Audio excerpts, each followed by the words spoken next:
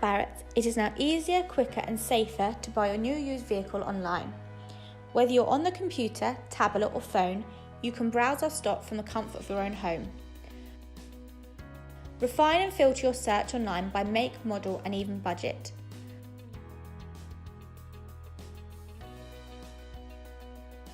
When browsing, you'll be able to see pictures, videos and a 360 view of the car you've selected. Your dedicated sales specialist will be on hand to send you a personalised walk-around video answering any questions you may have. You can use our digital finance calculator to tailor the car to a budget that suits you.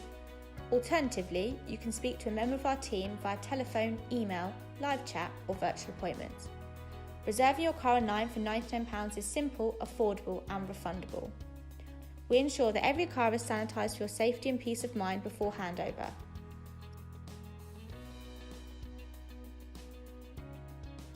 Barrett's, in partnership with Kent County Cricket Club.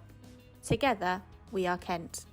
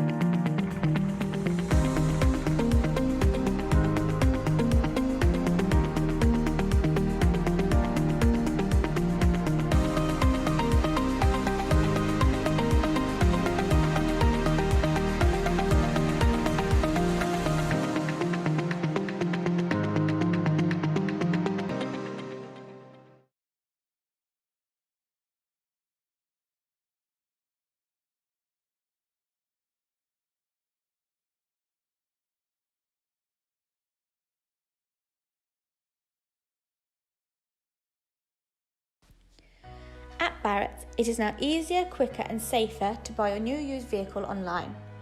Whether you're on the computer, tablet or phone, you can browse our stock from the comfort of your own home. Refine and filter your search online by make, model and even budget.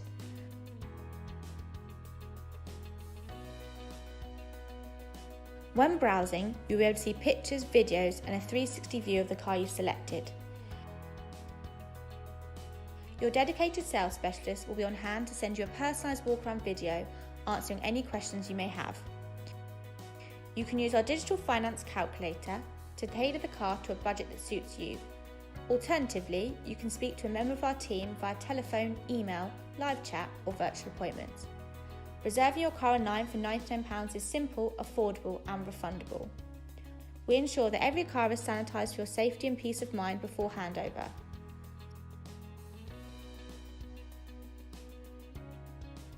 Barratt's, in partnership with Kent County Cricket Club. Together, we are Kent.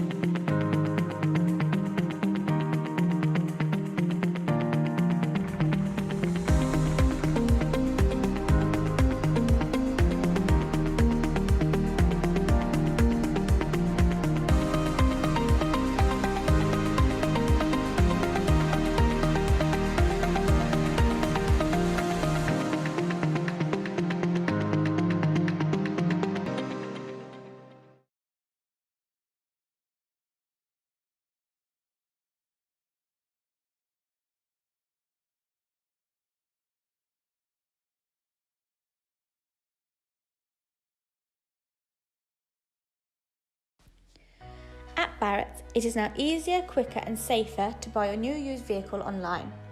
Whether you're on the computer, tablet or phone, you can browse our stock from the comfort of your own home.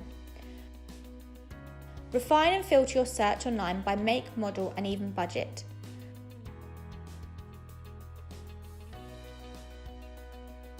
When browsing, you'll be able to see pictures, videos and a 360 view of the car you've selected. Your dedicated sales specialist will be on hand to send you a personalised walk-around video answering any questions you may have. You can use our digital finance calculator to tailor the car to a budget that suits you.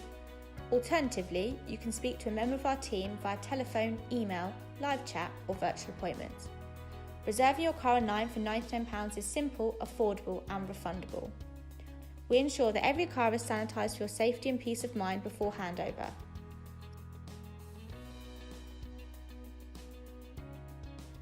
Barrett's, in partnership with Kent County Cricket Club. Together, we are Kent.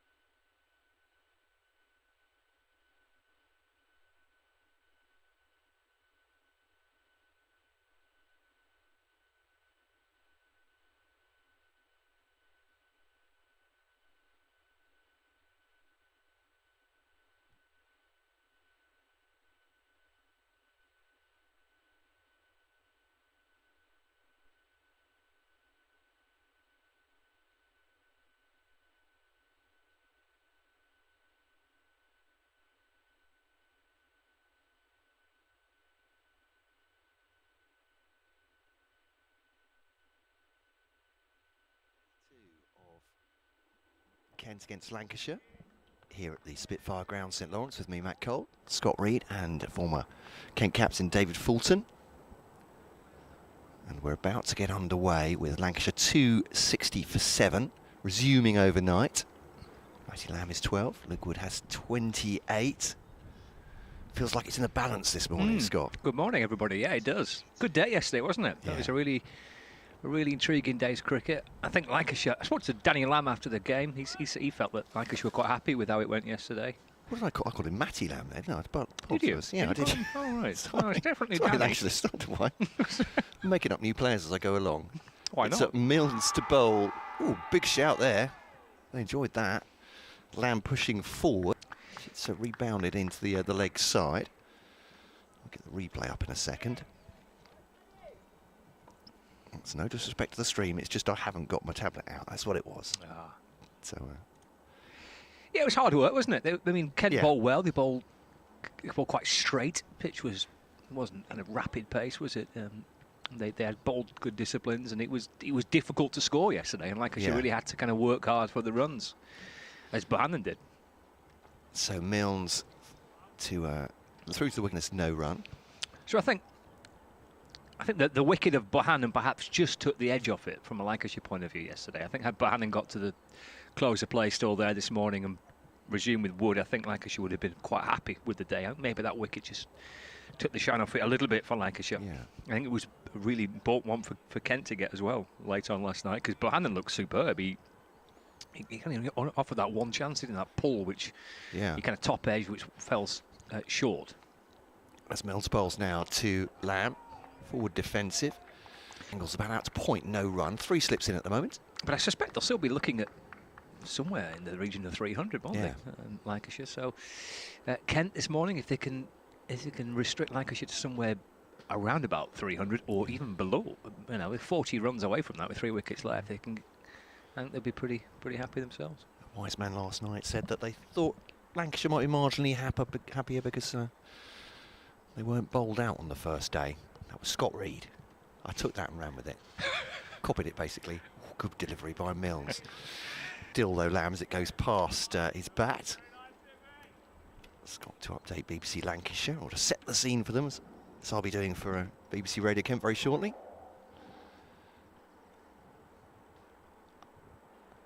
It is absolutely beautiful sunshine here. There's not a cloud in the sky. Some vapour trails from a jet to the left across above the flats at Freeman House to our left. Milnes bowls.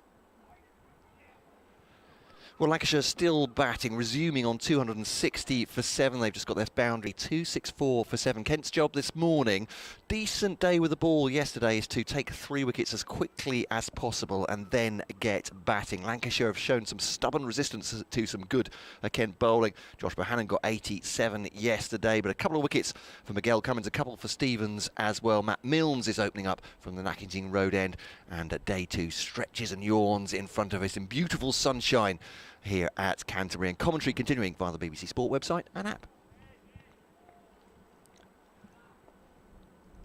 Milnes back to his mark at the Nackington Road end. Bit of an easterly breeze today as he bowls to Lamb, defends it, blocks it back at the butt, and there is no run. End of the over. Wood 28, Lamb 16 now with that 4 just angled through backward point. No great alarms all the way along the ground. And this Lancashire pair then continue. Got a revolving cast of 12th, 13th and 14th men for Kent. Nathan Gilchrist, I think it is, just bringing on something for one of the bowlers. Darren Stevens is to open up the pavilion end, so Kent going back to their opening pair, as it were, from yesterday. This ball 17 overs old, rather, in the starting the 98th over for Darren Stevens here. He has 2 for 35 from 22 overs and 11 maidens. He was being out-meaned by Milnes to start with yesterday. Milnes was very, very tight with the new ball.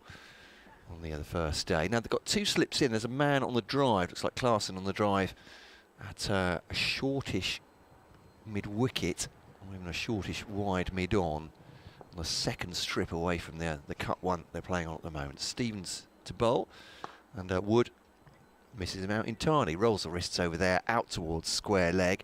It's going to be fielded, I think, by Milnes there, and they'll come through in the end for a gentle 2, Scott Reed. A start to the morning for me on a personal note. I've just spent a couple of minutes looking for my sunglasses.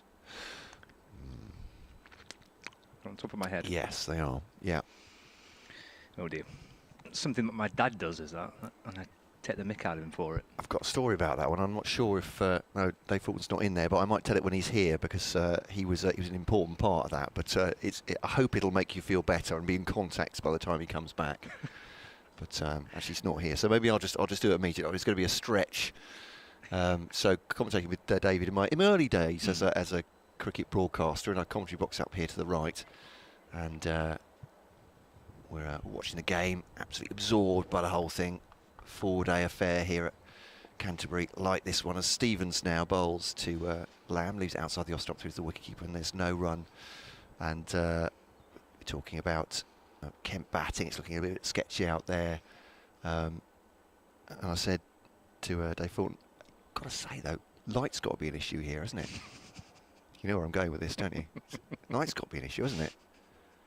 It doesn't look. It looks a bit gloomy out there, and he was just pointing. He was pointing at his face. I was, I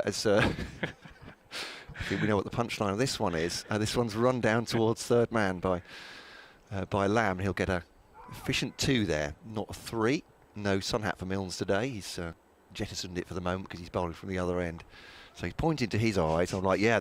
I thought he was saying, yeah, that's it. You'll be looking, won't they? They'll be, yeah. They're making signals to the umpire that they can't see. So he's like, no, Matt, you've still got your sunglasses on. It's not good, that is it? No. There we are. So I don't know if that makes you feel any better. He does a little bit, yeah. It does. Thank you for that. Here's Stevens outside the off stump, and there's no run by Lamb. I appreciate this. Appreciate the support. Thank you. There we go. Thank you very much. So it's very much a team, this, isn't it? I'm really. I feel like I'm part of a team as well now. You've dug me out. I do wonder if the listeners think they're in safe hands though, as we start off for the day with that. But no, we're in shaky hands. We're on very shaky ground. See if I can find my phone to look at any messages now. That's going to be the thing to do next. Is Stevens in bowling? That's a good delivery, very close to the off stump. Left by Lamb. He's not played it, I don't think. He's just tucked his bat behind his pad, but getting closer and closer to that off stump, and Stevens won't mind that, trying to work his magic. But good start actually by Lamb. He's looked very considered. He's played a couple of shots backward of square, just keeping them low, and kept the scoreboard ticking as well, 269 for 7. Yeah, great chance for him. Didn't play last week against Northamptonshire, but back into the team this week. So Stevens bowls left outside the off stump. It's the one back you need about, but he doesn't need to worry about over. 5 off it. Lancashire 269 for 7. Made a good start this morning. Wood has 31, Lamb 18. And ways to get in touch. KentCricket@gmail.com for your emails. Lancashire or Kent. KentCricket@gmail.com. Tweeting at BBC Lancs Cricket or at BBC Kent Sport. And you'll be very welcome. He's 25, Daniel Lamb. So you think someone at the age of 25 would probably have racked up quite a lot of first-class games by now, but he hasn't. This is just his 10th first-class match. So I suspect he will be looking at this season in particular as one where he will try and nail down a place in the Lancashire team. Made his first-class debut at Worcestershire back in 2018. So his debut came quite late for a player of 25, but has a great opportunity. He'll bowl as well. He'll bowl a little bit later in the day, as Wood turns his delivery from Milnes nicely enough through mid-wicket, and he'll come back for a couple mid-on. Goes at scamper after that, the old scoreboard. So Wood comes back for 2. He's up to 33, and Lancashire moved to 271 for 7. This is a solid start by Lancashire as well, isn't it? Kent's hopes would be that they would start to really worry the batsmen early on here. They look a little bit nervous and edgy, but actually they've looked pretty solid, these two, to start. And 300 plus, yeah. I think a pretty good job done, I would have thought, considering how difficult it was to bat yesterday. Well, I said to Josh Bannon last night, he kind of obviously we'll try and squeeze towards 300 if you can. He went, well, actually, no, we want more than that. So clearly the conversations in the Lancashire dressing room were to get a decent way north of 300. And there is still a bit of batting to come. Milnes into to Wood is left and through to the keeper. There's no run. Tom Bailey will come in next. He's got a decent first-class record, probably 4 or 5 50s to his name in first-class cricket. Let's have a look. He's got 5 50s to his name, averaging around about 20. So they'll certainly have 300 in mind. And Josh Barnum was saying last night that they want to get a decent way past it if they can. Shortish ball from Milnes, which was targeted, was set up a couple of short stuff last night, wasn't he, from Miguel Cummins in particular, and he ducked underneath all of them, and that one he just sways back and allows it to go through to the keeper, and there's no run. Just to know whether they're targeting because they think he will take it on or they think he won't. Does that make sense? Any sense at all? They've seen something on their analysis that says eventually he's going to have a shy at one, and that'll give us a chance, or is he slightly susceptible, I wonder, do they think? There comes Milnes again to Wood, back of a length delivery, which he works away off his hip out towards square leg for a sing. Takes him 4. He looked quite good at that one, for instance. I mean, maybe I'm stretching a point too far here, but that was he looked very comfortable with back of a length and just, as you say, playing it low into the offside, so onside, rather. Yeah, well, he didn't show any interest in playing at the short stuff last night, did he? But it seems he's been targeted more, is what I'm saying, from the Kent bowlers. So. Well, he'll probably give a bit out. So whether they get in their early striking or not, I don't know. But he'll serve some up himself when he's bowling. Lamb waiting. He's angled onto the pads. He wants a little cheeky single here. That's good running, actually. Just a little clip into the onside, and straight away they felt that there was one there, and they've managed to get a single. So Lamb moves up to 19. 2-7-3 for 7. Lancashire. What did David Batty call it? Getting a retaliation in first, I think, is the Leeds midfielder. An early strike. Yeah. Leaving one on. That's a footballing term, isn't it? When you leave one on someone. So maybe they're trying to do that with Luke Wood, because he won't be shy of dishing it out himself a little bit later on. 2 slips in place. Wood's batted very nicely for his 34. Milnes comes in and bowls, and it's left by Wood and taken by Ollie Robinson, taking it low in front of Flip. It's the end of the over. It's a 273 for 7. Lamb has 19 and Wood on 34. I thought it was a really good day's cricket yesterday. Yeah, it really was. And it was probably just about even, maybe Lancashire a fraction ahead. But it's good stuff to watch. So I think this pitch is certainly the way it's played the first day has been a good one. It's not been easy to bowl on, if you know what I mean. It's not been easy to bat on either, if that makes sense. Well, they bowled quite. You had to work hard for it. They did, yeah. I mean, the ball swung a little bit, didn't it, yesterday morning? Yeah, absolutely, yeah. And they bowled quite tight, straight lines to Lancashire. They just made scoring opportunities really difficult, and that was reflected, I think, on the numbers that in Bohannon's innings. He took a lot of deliveries, didn't he, to get to his 87, 211 balls to score 87 runs. Stevens now bowls to Lamb, leaves that through the wicketkeeper, and there's no run. I'm fascinated by this particular battle because Lamb's been, I think, left the last 3 of the previous Stevens over. Stevens, as I said, he'll nibble away. It's the one's back is the problem. Well, can be anyway. Perhaps Lamb will deal with it. Oh, it's an edge, and there we go. And that's just one bounce through to Zach Crawley at second slip.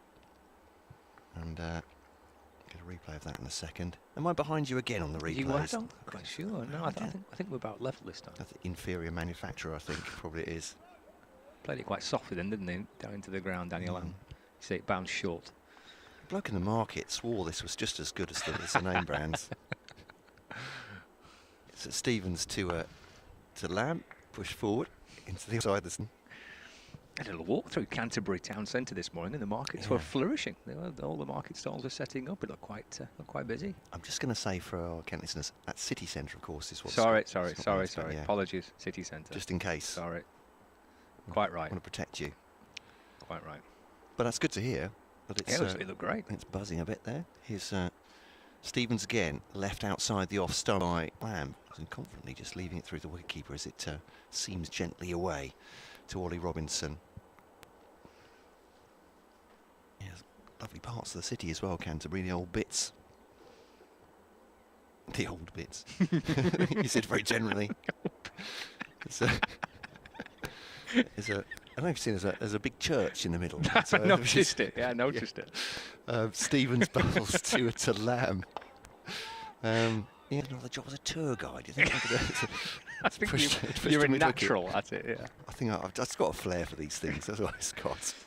It was shrouded in scaffolding was the cathedral. Wasn't it? We're doing quite a bit of work on it. There you go. Cathedral, that was the word I was looking for.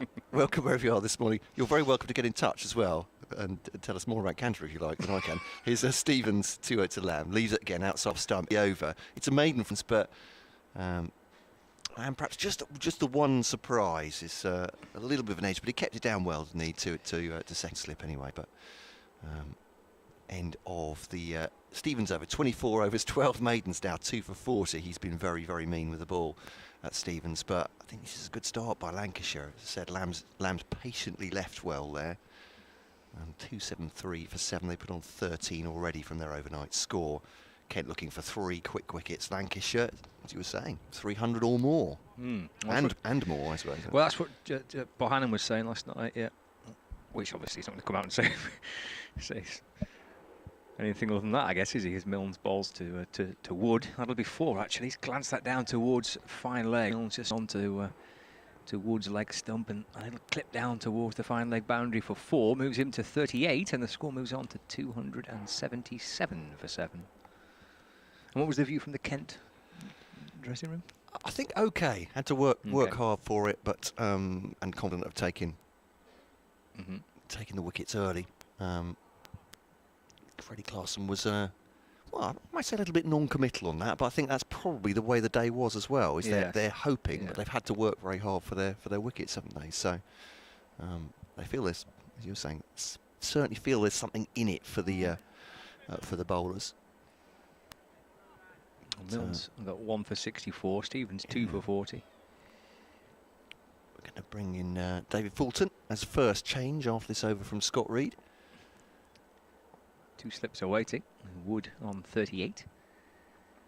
And will blaze forward and defends up to, back on the picked up by Milnes off his own bowling, and there is no run.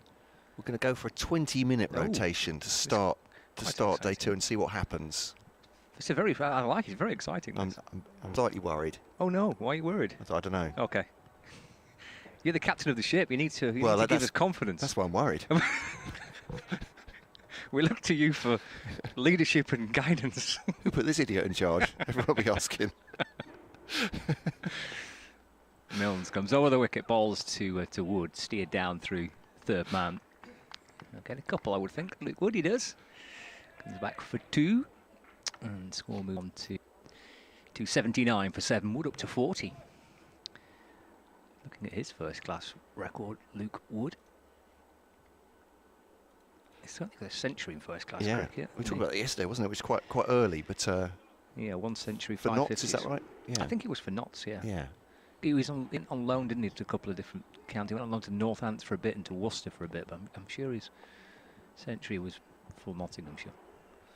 Milnes to Luke Wood, just presses forward in defence, squeezing the ball out into the offside. There's no run. 14 not out, 279 for 7.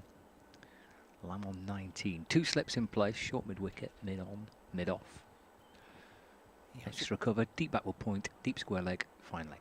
I was just reading a potted biography of him, and I think it was a fairly swashbuckling innings, that 100 as well. I think there was a number of centuries in it.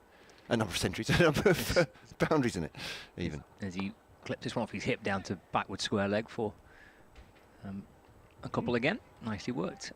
As he picked up in the deep. You've seen David Fulton doing some side stretch. He didn't ring up for his current. He's come on to bowl. He's taking it on to a whole new level here. He's getting the oxygen flowing. This is serious stuff, though, isn't it? Yeah, this is going to be an impressive opening spell. I can tell already. This is going to be pretty good. As I said, it's levelling up, as one of our leaders said recently. Is the aim. Right. But I'm afraid it's Scott that's going to be replaced at this point, so you have to wait until after the top of the hour. final ball of the over. 2 sips crouched down. Milnes comes around the wicket to Wood. It's pushed up to mid-off, and that's the end of the over. Remains on 42, Lamb on 19, 281 for 7. And thanks to Scott Reed, Matt Cole and Dave Fulton will be joining us very shortly. Former Kent captain, of course, and you know, like proper broadcaster. So we'll get him on. It's set very shortly. Just a brief chat between the. He's got all sorts of leads there. There we go.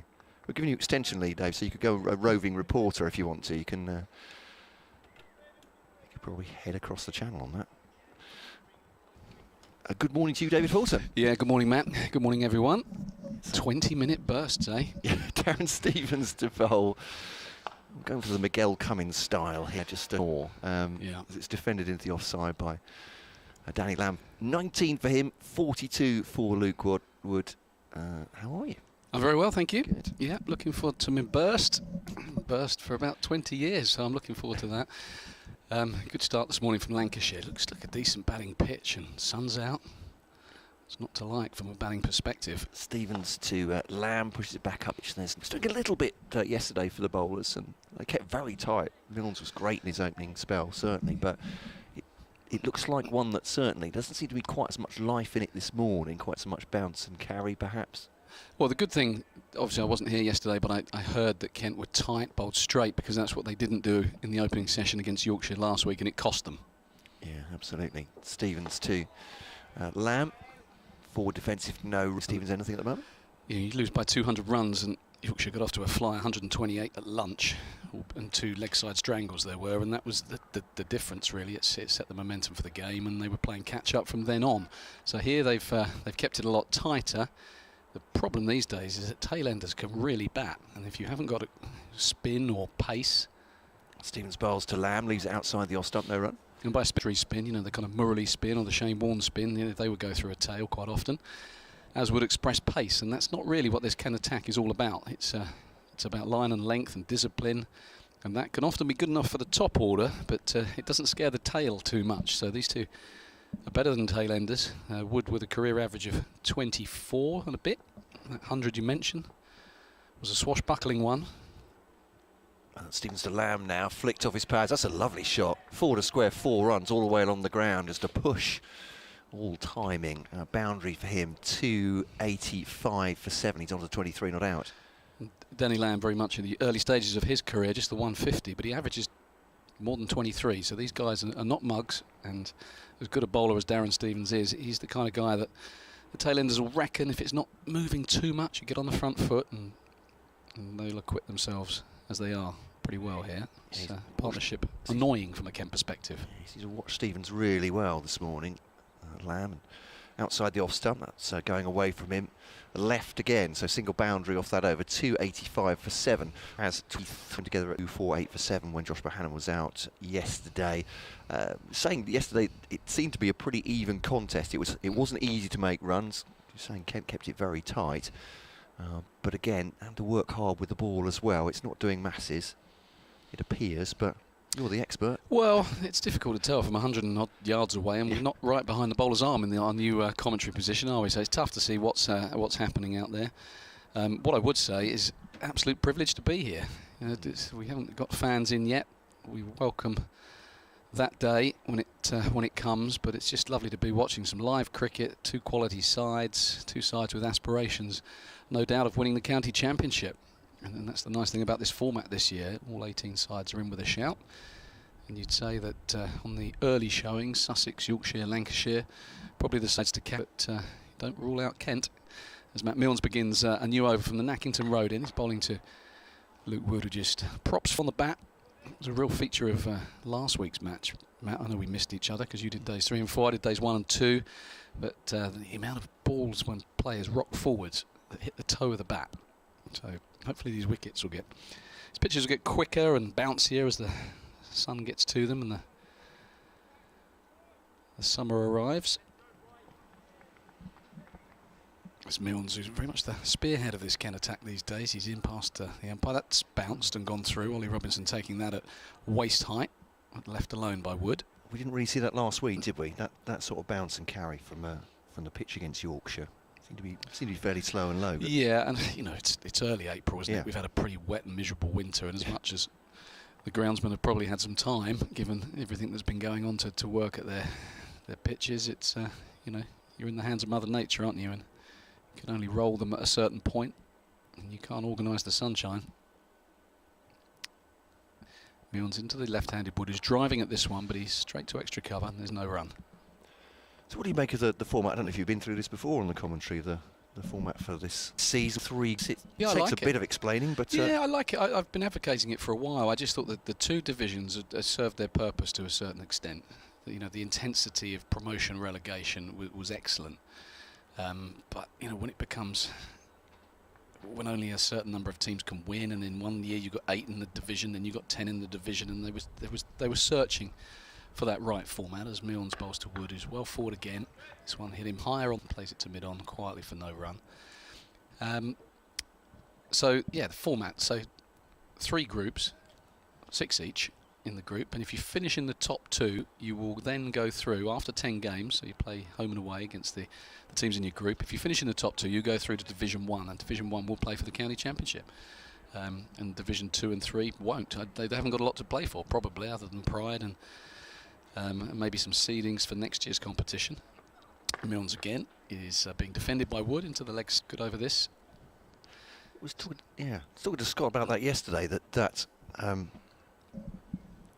top division, as it were, the top 2 from each of the 3 groups, does look exciting. But I think we're all thinking our team's going to be in there. But if you are in the Division 2 or 3, is there a danger of that? Yeah, but then yes, but then I guess it's late in the season. There's an opportunity to blood some youngsters, which used to happen in the day of 18 counties in one division. You know, if you weren't challenging. Milnes is bowling, Wood is driving. He's beaten extra cover. It wasn't quite where he intended. It was a kind of thick stroke leading edge, and they're going to get at least 2, and they're going to come back for a 3rd. So Luke Wood is going to move on to 45, and that rather spoils an excellent Milnes. He only runs from it off that last ball. Lancashire moving along quite serenely this morning, 288 for 7. Yeah, but you're right about those divisions 2 and 3. If you find yourself in there, but don't forget, these days players have got so much to play for. You know, there's the next contract. I would imagine that if you finish, say you won Division 2, you know, no one's going to get an open top bus parade around Canterbury if Kent win top Division 2. Let's make no mistake about it. But it might impact seedings for the following year, which shouldn't be overlooked. And players' professional pride. There's still plenty on it from an individual perspective. But yes, you're not playing for the county championship. And I guess what you wouldn't really want to be is in Division 3, because I'm not sure we've had a 3rd division of county cricket before. I could be wrong. We split into 2, but to be in Division 3, that's a group of 6 that you don't really want to be in. So, and that's no disrespect. There'll probably be some good teams that end up there. Stevens to bowl to Wood then, the left-hander, defends it back at the bowler, and there's no run. 2 slips in now. Heineken and Zach Crawley are there.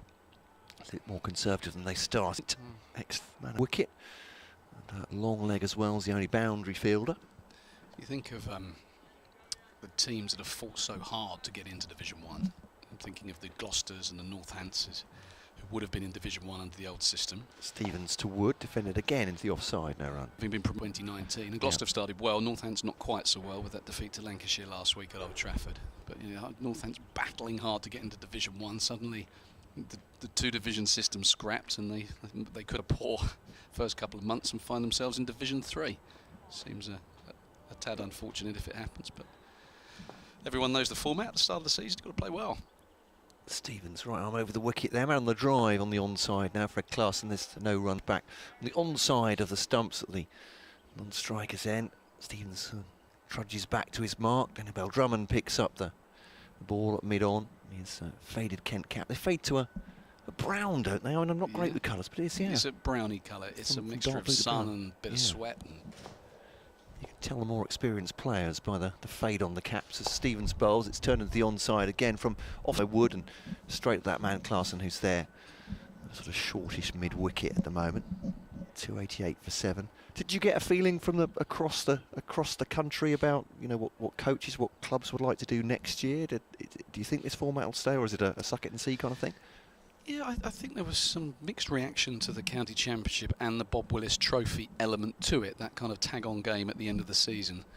Stevens bowls to Wood now, drives, good pick up from Stevens on his blow through, with the right hand throws it to the wicket keeper, no run. Because last year obviously there was no County Championship, so to play a Bob Willis Trophy final at Lords as a kind of showpiece event in what had been a truncated season seemed like a really good idea, and I think most people welcomed it.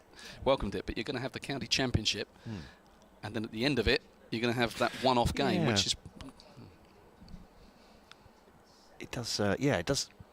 I would agree. Scott was saying yesterday that perhaps the winners of Divisions 2 and 3 ought to have a playoff, a bit like a plate final or whatever, just to put something on the end of the season, because, as you say, top of Division 1 are going to be the county champions, and that's going to be the prize, surely, through to the wicket. Yeah. Well, that's a good idea. I like that. I think any games that can be meaningful at the end of the season, and for Divisions 2 and 3, yeah, absolutely. So end of the Stevens over. It's a maiden for him. 26 overs, 13 of them, half his overs maidens, 2 for 44, but no breakthrough for Kent this morning. Going to update our BBC Radio Kent listeners right now with that news.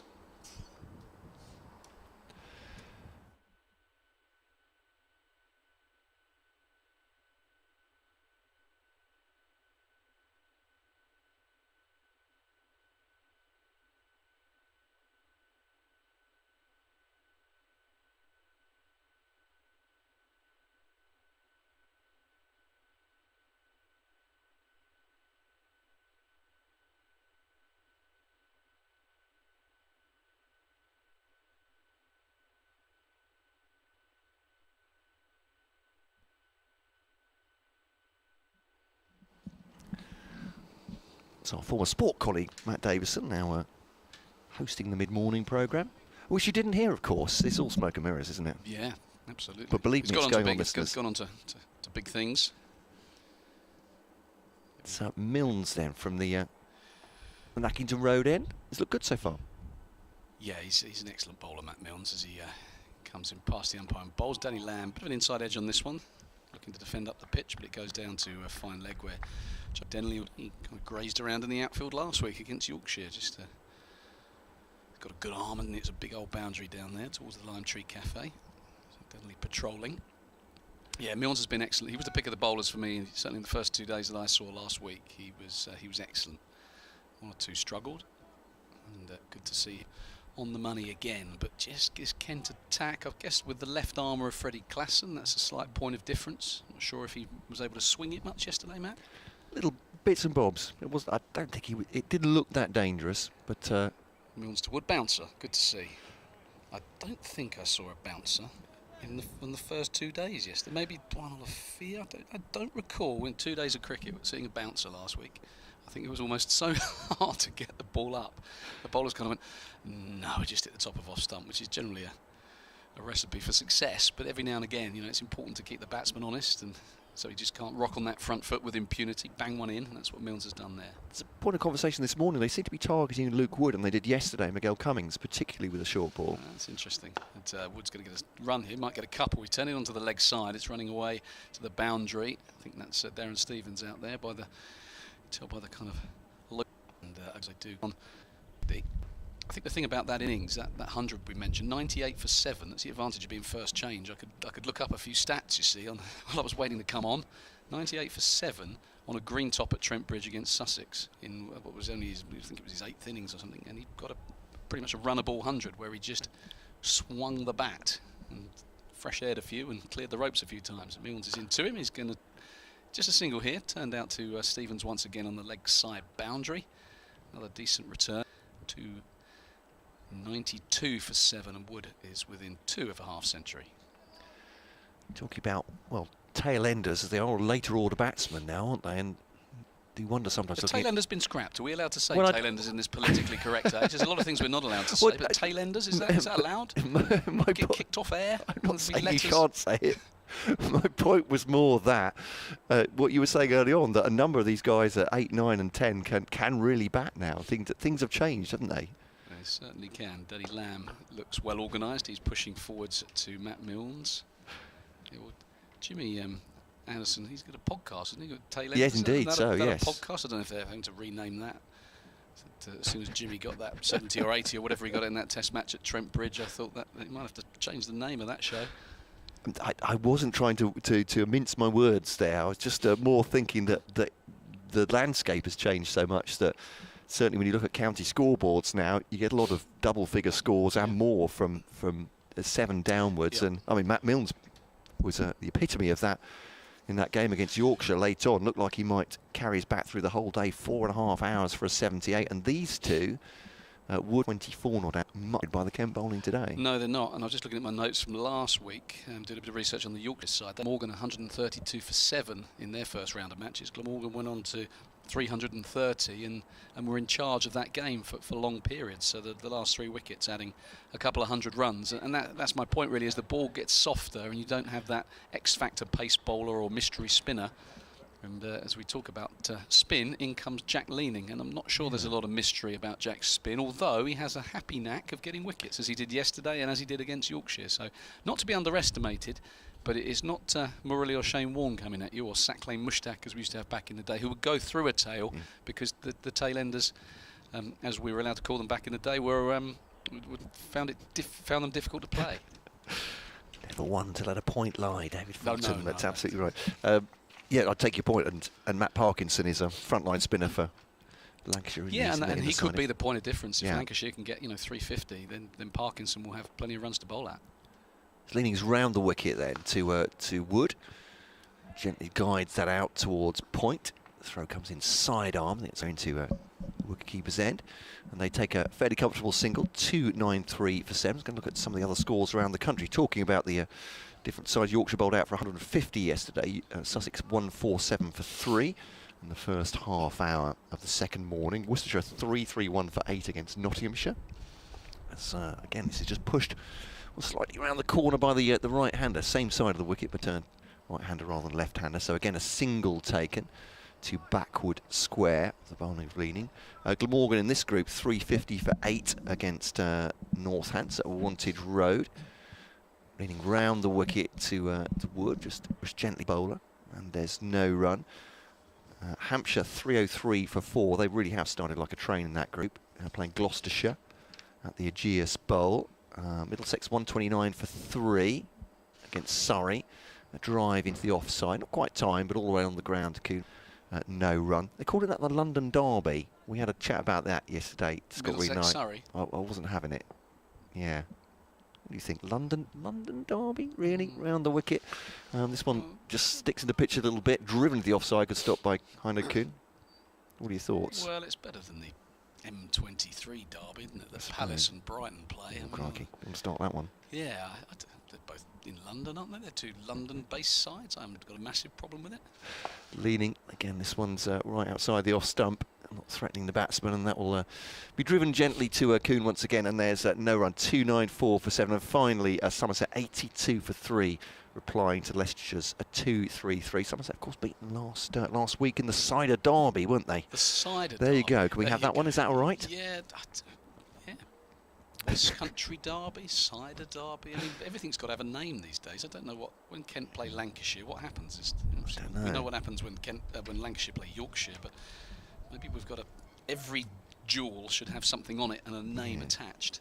Well, perhaps like they should have a tree meet. So there, for instance, Kent against Lancashire. I'm not sure what that would be. What the two sides having common geographically or thematically. The only thing I can think that unites these two sides, certainly from my day, was the Chevalier Taylor painting, which was of Kent, Lancashire from 1906, and that got sold, I believe, at Sotheby's for more than £500,000 back in the day. I think about 100 years later, 2006, and I think that was the year we turned a profit, and most of it was from the painting. But that was a fantastic picture. It hung in the long room for a lot of years. It's now just outside the long room. Anyone lucky enough to get to Lord's, do check it out. Beautiful piece of art, and it made Kent a few bob as well, selling it to the MCC. As Cummins is on for the Nackington Road in, replacing Matt Milnes. Danny Lamb just dabs that down to third man. It's a single, bring it to strike. I think I should probably have exited at that last over. I've forgotten this 20-minute turnaround. So you set the parameters. I did, and now we're talking about bursting, and you've had one over too many, haven't you? And now I've messed it up. So often that happens. We should have changed before you start this over. But Scott, you're more than welcome to come in, and I will exit. I will shift across. Are we gonna change these as well, or are we gonna? have you got the capacity to reach this far, Scott? That's what I'm asking. It's sort of a rather visual thing, this, listeners. Yeah. Bear with us. It's all going so terribly well. Okay, so the captain of the ship, Mr. Matt Cole, is going to depart. Scott Reed's going to come in, but in the meantime, Miguel Cummins is bowling Wood. A little bit of bounce in that one. Tall Bayesian hitting a back of a length, and Wood up on his toes, defending back down the pitch. So after an initial burst and then a couple of overs where he laboured a touch, Matt has ventured back to the seats. That's what happens if you have one too many. One too many overs, not one too many, anything else. That's a whole different subject. As Cummins turns again, easy run up, and he's back of a length, and Luke Wood pushing into the offside. There is no run. Good morning, Scott. Good morning, Dave. It's difficult to have one too many, isn't it, now, because everything's shot. My wife, she won't thank me for saying this, turned 50 this week, and we went down the pub and had a pub dinner outside overlooking, we live on the coast in Whitstable, overlooking the sea, and it was beautiful, and we had a beer outside, but it was freezing. It was like this. There wasn't a cloud in the sky. The wind was off the east, and we were wrapped. I came down late because I've been coaching, and she said, could you bring a blanket? I said, you're 50, not 80. What's going on? He lets it go through. Came up the hill. But I quite like the enthusiasm for going out, making the most of the fact that you can eat and drink outside. Yes. I was straight out last week myself. the first possible opportunity to find a booking, to find somewhere to go and have something to eat and drink. All those pictures on social media, weren't there, of just people sitting there with a beer on a table with 5 coats on. Just because you can. Yeah. So Luke Wood just one away from 50, and he's going to get it. He turns it into the leg side. Aaron Stevens is going to field, and that is a very 116 balls, 5 boundaries. 6th time he's gone to first class 50, in addition to that 100 that we mentioned earlier against Sussex at Trent Bridge a few years back. He's played quite beautifully. He has. He's first for Lancashire as well, for Luke Wood. First 50 since he joined the club, and he's played really well, hasn't he? I think he's judged the situation well last night when Bohannon was dismissed late on. His partnership, I thought, with Lamb is quite calm and steady. Yeah, 248 for 7 when these two came together. They've progressed the score to 290. And that completes a tidy over from Cummins, a couple of runs off it. And we'll go into that 50. Is he permanently with Lancashire? He is, He's not, because he's been on loan so much. Whenever he goes, I always think, is he on loan? Is he moved permanently? No, it's a permanent one, this. So, yeah, it's a good signing. At Worcester for a loan spell, hadn't he? At Northants, I think, for a loan spell. It may have been elsewhere, but yeah, they picked him up. I think he is a good signing. Obviously, gives you the left arm option, doesn't he? And he can bat, clearly. Well, also, I mean, he's got white ball pedigree, hasn't he? He's famously won the T20 Blast with 2 different counties. Right. I think, Nottinghamshire and Worcester, was it? Yeah. It was, yeah. You know, so he's got that experience. He's a winner, and you're right. When it swings, he can be a handful. And as we're seeing here, bowlers who can kind of come in at 8 and 9 and get 50s and 100s are worth their weight in gold. Yeah, he's done well so far. Impressive with the ball in the first 2 games of the season. He's leaning into Wood. It's pushed away into the offside. There's plenty in front of square on the offside at short extra cover mid-off. There's a deep extra cover, backward point, 1 slip, mid-on, mid-wicket and deep backward square leg. Leaning 1 for 7. Tosses this front foot again. Easy ball through the offside. No run. Yeah, patience game for Kent at the moment. They're not going to blast these 2 out. They're kind of almost hoping for a mistake. But leaning there's a lot to like about his off-spin. He's a bit better than part-time. Into Wood, short and wide, and it's chopped away by Wood side, but for no run. Sorry, Jack. It was a bit better than part-time as he dishes up a filthy long hop outside off stump. But up until that point, he'd been quite good. Yeah, spot on. But well, actually, last night I got a couple to turn away from Wood. A bit fuller and quicker this time. And that's eased away through square leg for a single. Luke Wood moves to 51. Lancashire to 297 for 7. So edging towards 300, which I guess would have been their kind of minimum target, really, when they resumed this morning to try and get to 300. Yeah, when you think they were 190 for 6 yesterday afternoon, evening, it's a pretty decent return from these 2. Over the wicket he comes to Lamb. That's worked off the pads, just clipped away through square leg for a single. Lamb to 27. And that's the 50 partnership as well between Luke Wood and Danny Lamb. 23 to Wood, 27 to Lamb. 106 balls and 70 minutes they've been batting together. It's the 4th 50 partnership of the innings for Lancashire. Leading brushes in past the umpire, back into Wood. And that's clipped into the onside, and there's no run. That completes the over, 298 for 7. Yeah, you mentioned the 50 partnerships. It was one of the features of Kent's bowling performance against Yorkshire. They started poorly. Yorkshire got off to a flying start, and then they really reeled it in after lunch and bowled nicely, but they couldn't get wickets in clusters. They haven't got the kind of attack that just kind of goes bang, bang, bang and just dismantles the side. You know, they chip away, but if batsmen are prepared to grind and acquit themselves, you feel that there's runs to be had on a slow pitch with not much in it against this Kent attack. Well, that was a description that Josh Bannon actually mentioned last night, Dave. He said that it was a bit of a grind. He was quite happy to kind of battle it out, grit it out, see it through. He took a long time to get going, but he said that they bowled quite straight and it was quite a slow pitch and it was difficult to score runs. Yeah. From a Kent perspective, is that, as I mentioned earlier, they seem to have learnt from last week where they were profligate and Adam Lyth got off to a flyer. They've hit their lengths and their lines a lot better, but Lancashire at the moment equal to it as Cummins is into Lamb, and it's a no ball. So that won't please Daniel Bell-Drummond. Skipper. I'm just thinking who might bowl well on this from a Lancashire perspective. I guess Matt Parkinson with that ball of the century that we saw and that was doing the rounds on social media. We also got another LBW decision, which I couldn't quite believe, but we won't dwell on that one. But he has a bit of X factor about him, as most wrist spinners do. As Cummins is in again and bowling to Lamb, who flicks into the leg side. There's no run. No, Jimmy Anderson, he was supposed to play this game. That's right, yeah. So wish Jimmy all the best. Niggly calf has resurfaced. I hope it's not too bad. Yeah, I saw him last week. He was doing very gentle laps around the outfield during, it might have been day 2 of the Northants game, and he was jogging with the Lancashire physio, and I thought, No, not a good sign. Not a good sign, no. And I guess when you've had something like that before, which kept him out for so long, you're going to be ultra careful and cautious about it. Cummins is full at this time. Lamb driving inside half of the bat, wicket again. I don't know if it's the same calf. I'm not sure, but I believe it's the same. It's just been described as a niggle, so I don't think it's anything too sinister. The last time he did his calf, am I right in thinking he had a bit of a niggle, came back, played at a point, and then it went again? So I guess they'll be really careful to make sure he's 100%. He did, yeah. He went again while he was playing for Lancashire. He was playing at Sebba School against Durham, and I think that calf injury ruled him out for a few weeks.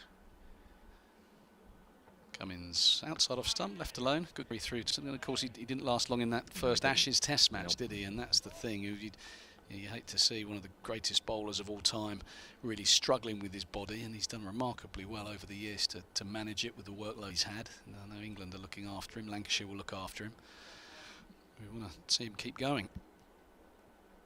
It hates the talk of retirement, doesn't he? When people start throwing those questions, it just gives you a look that says, yes, I probably wish I hadn't asked that. Yeah, don't mention his age neither. No, it's all right. We just mentioned Steve-O's age. Everyone's young compared to Steve-O, apart from me.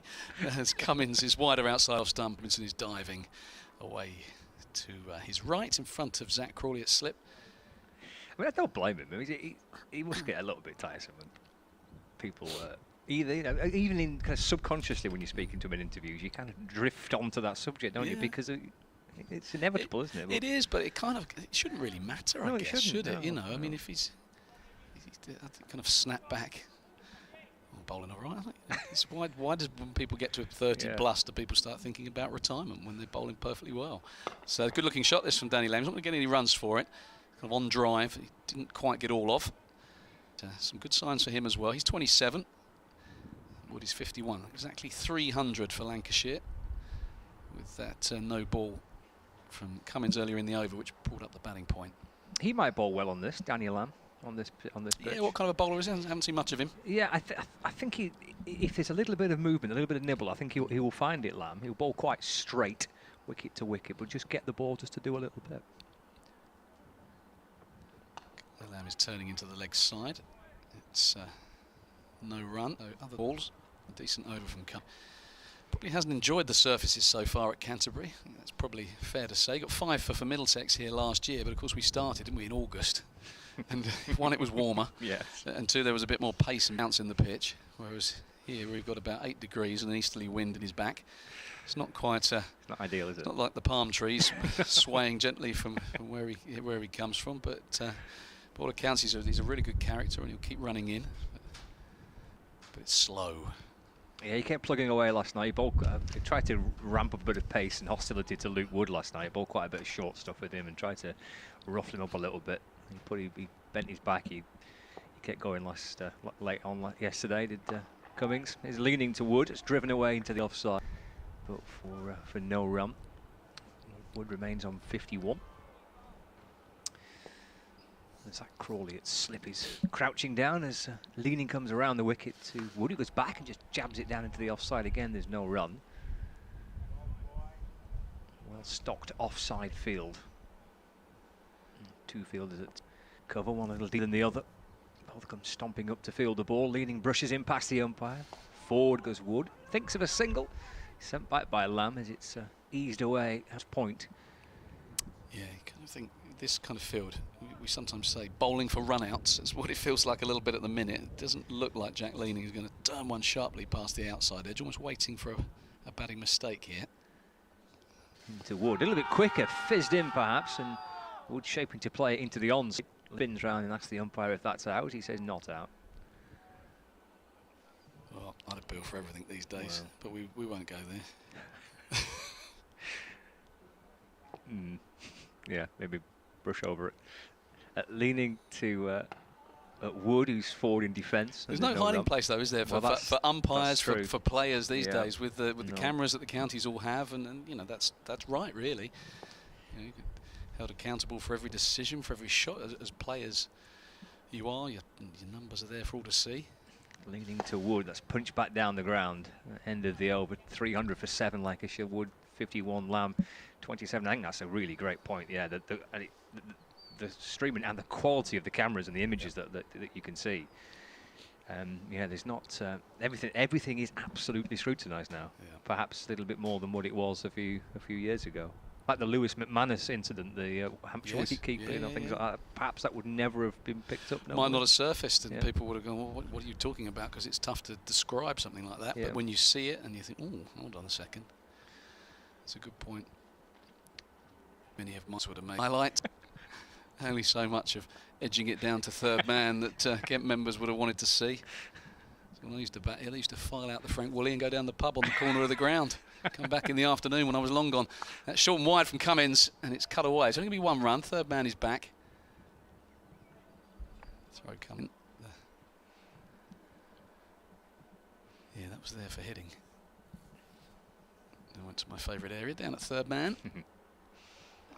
Ground looks a picture, doesn't it? It's so sad. I mean, we do have people watching because we've got the flats, of course, here on the left-hand side of the ground, down at the bottom of the ground.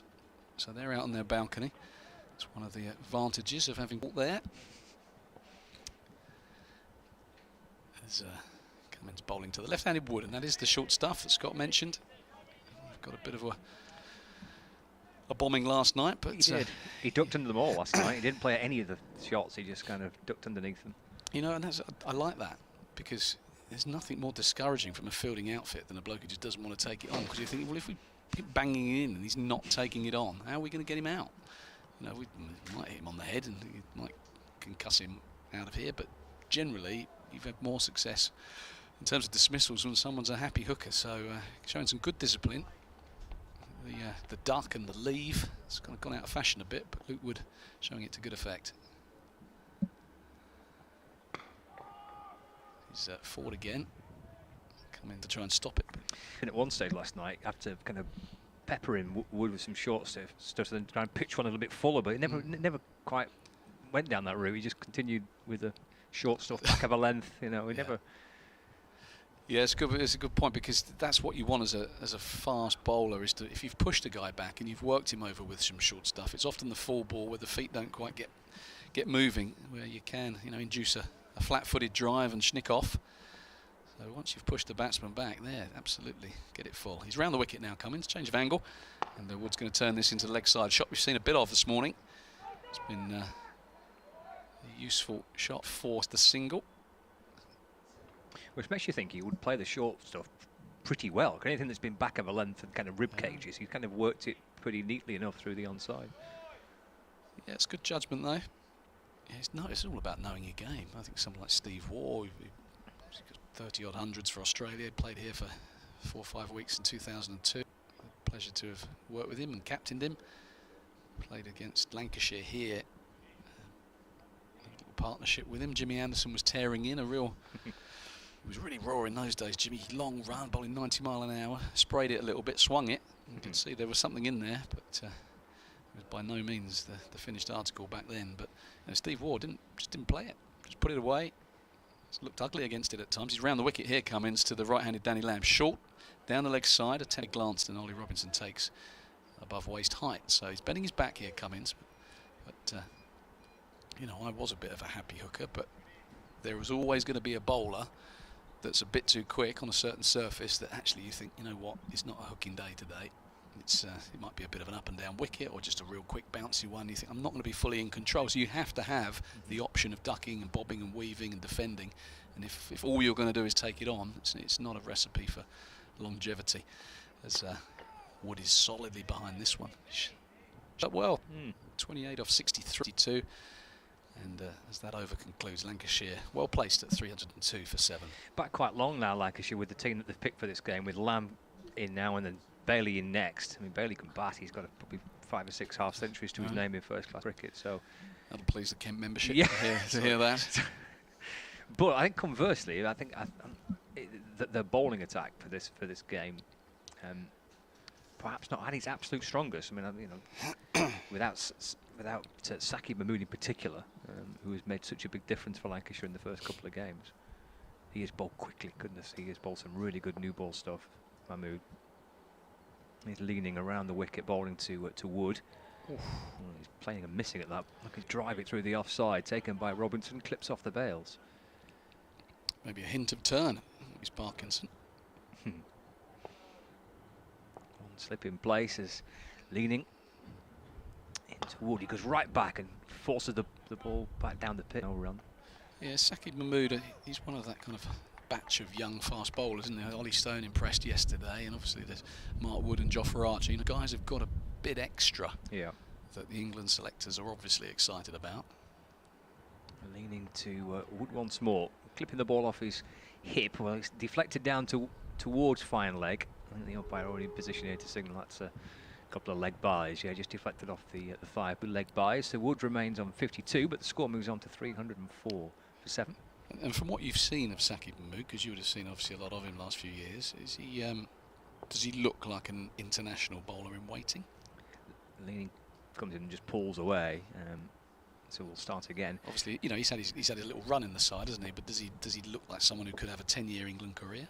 Well, I guess his biggest challenge as Leaning comes into Wood again, eased away behind square for a leg by 305 for 7. You want to fit, really. Yeah. He's had there was a period where he was playing kind of more, or being part of the Lions more than he was playing for Lancashire, and then the bits and pieces he had with Lancashire, he then brought down and got an injury. I think probably the first 18 months of his career he had problems with his back. So I think it's just good to see him fit and strong and bowling well and bowling quickly. And Leaning is in, and that's worked away into the onside by Lamb, but for no run. But I would say I've constantly had him in and around there, various setups for a few years. So clearly they feel at this. And he's obviously a very skillful bowler. Leaning, tossing this one up to Lamb. It's drilled up to mid-on. He wants a single. Throw comes in towards the stumps. Oh, no. Oh, buzzers. Yeah, everyone loves buzzers. They'll come back for another one. They're only going to get one more, because Danny Lamb, because of sharps, he was running so fast, he went about 20 metres past the non-striker's stumps and then had to turn about 5 there, but he's only going to get 2 for it. They do shuttle like that with the strength and conditioning coaches. I'm going to do an over, I think, and then I'm going to get Matt Cole back in. We're all about the bursts today, and the skipper is limbering up, ready to come and attack the crease.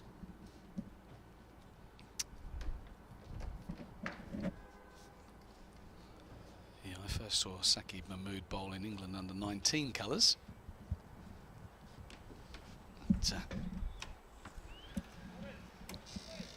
Very fine prospect, that's for certain. And of course, Jimmy Anderson and Stuart Broader going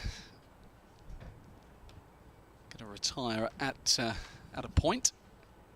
Although we won't mention that just yet because they've got a bit of life left in them. But am I making way, Matt? Am I off? Not yet. Not I yet. think. I think you'll be update. making way for Scott. I think is the. Is that the plan? Yeah. Okay. Yeah. I think when he's done his update. I'll keep going as long as you like. But if if it's bursts you want, then no. If you want a Dave Fulton type kind of digging in innings, then no one really needs that. Well, Kent have many times, Dave, as you know, as our listeners know as well. But a helmet coming out. Is that Jordan Cox with a helmet under his arm? So yeah. Jack Leaning has obviously turned a couple, and they're thinking we'll get someone in. Either that, or there's a short leg going into. Yeah, here we go. So the short stuff is going to resume. Scott Reed mentioned that they went quite hard at Luke Wood last night, and he just ducked out the way of it. So I don't know if there's a bit of a reputation that Luke, is not so keen on the short stuff, but he's played it.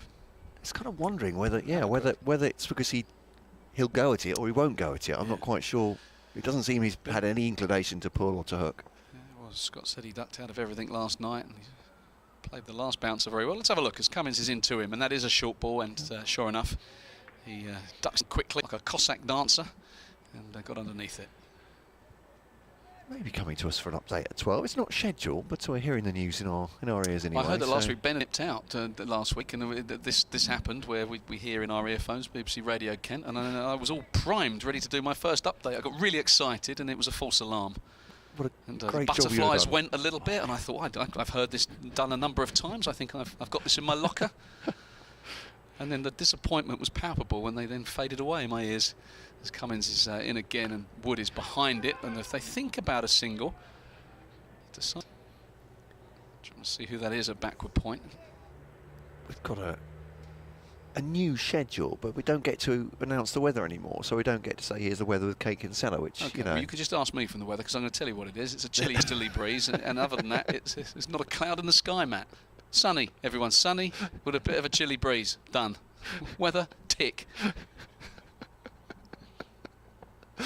Well, there you go. There you go. Seems like a simple job, the way you describe it. I think it is today. Not always the case. Cummins is back of a length, and he's flicked this away, Luke Wood. He's going to get a boundary for it. So neither wasn't really a short ball. It was back of a length, but it was misdirected, and Wood is going to get another boundary. He's 56, 311 for 7, Lancashire. He's just texted me as I left this morning. Laurie appeared out the front side of our house. She said she's working from home today. She said not one but 2 set of scaffolders around the back and front of the house today. Not our house either. So she said, hope you're enjoying the cricket in slightly barbed way. Glad to be out today. Cummins, but this is a good short ball, better on a throat height, and Wood is up on his toes, decides not to duck it, knocks it down into the leg side, and there's no run. Just going to make a quick call to the office here. Yeah, it's okay. I'm quite enjoying the tunes. It's my era, and yours. Bit early for Scott, I reckon. This bit of a erasure. Cummins is in. Oh, good short ball. Luke Wood decides to duck underneath that one. One's underneath, and one was it missed me? But, another decent over from Lancashire. 260 for 7 overnight. Now 311 for 7. Not the morning that Kent would have wanted. First hour very much belonging to the visitors. Not a cloud in the sky. And batting looks like enjoyable work at the moment.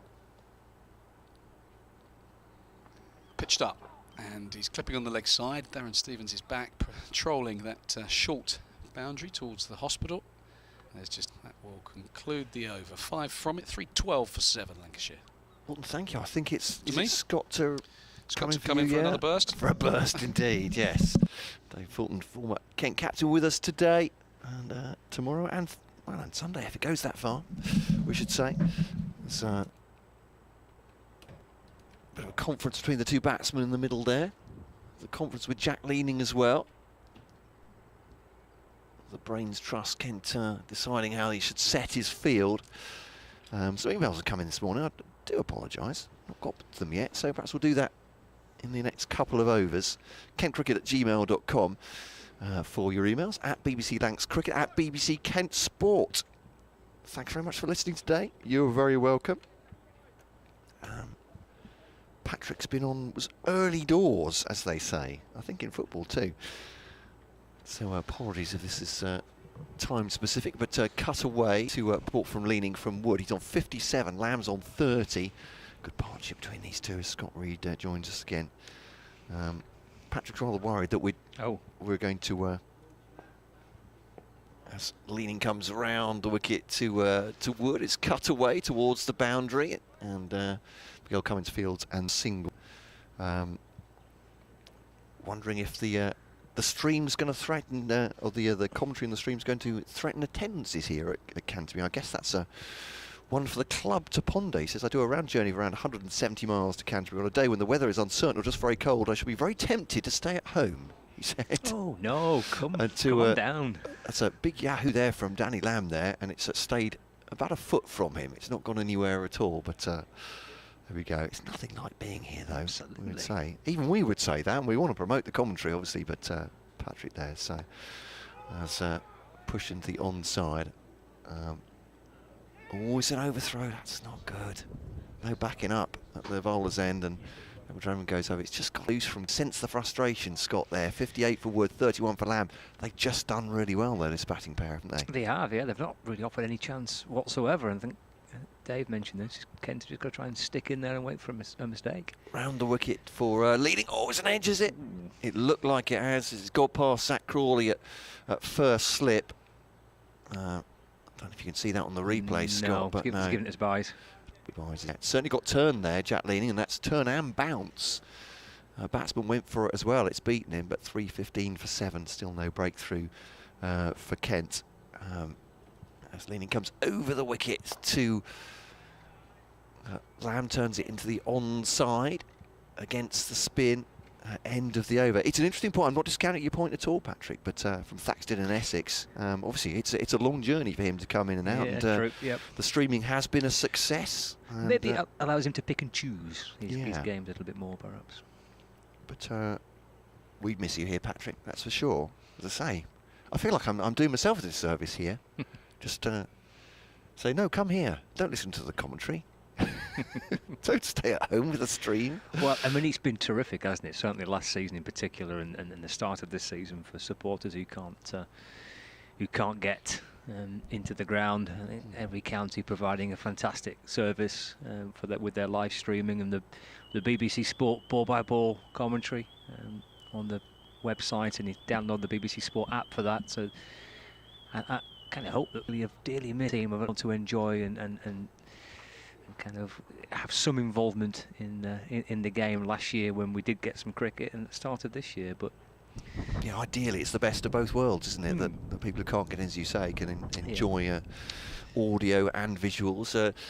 Sometimes just audio when people are at work, and perhaps they're going back into the office, and they have to maybe look at the highlights every few overs on a wicket falls, perhaps on the Kent website, but listening to it with the earpiece even. Yeah, pretending they're working. I mean, accompanying they're working. Yeah, on the QT, not let the boss see. It's great though, isn't it? We approve of that. We've all done that. Actually, to be fair, when I'm at work, I don't need an excuse, do I? No, that's the wonderful thing about working in this business, isn't it? But it's Clarkson. Through to the wicketkeeper to Ollie Robinson, takes that outside the off stump. Starts his 19th over, 1 for 54 so far. So, but Patrick, it's a good point, and obviously this is something that clubs will have to think about if attendances do suffer because of the quality of the streaming and of course the commentary when we're at here as well. I just think that I'll come back to it.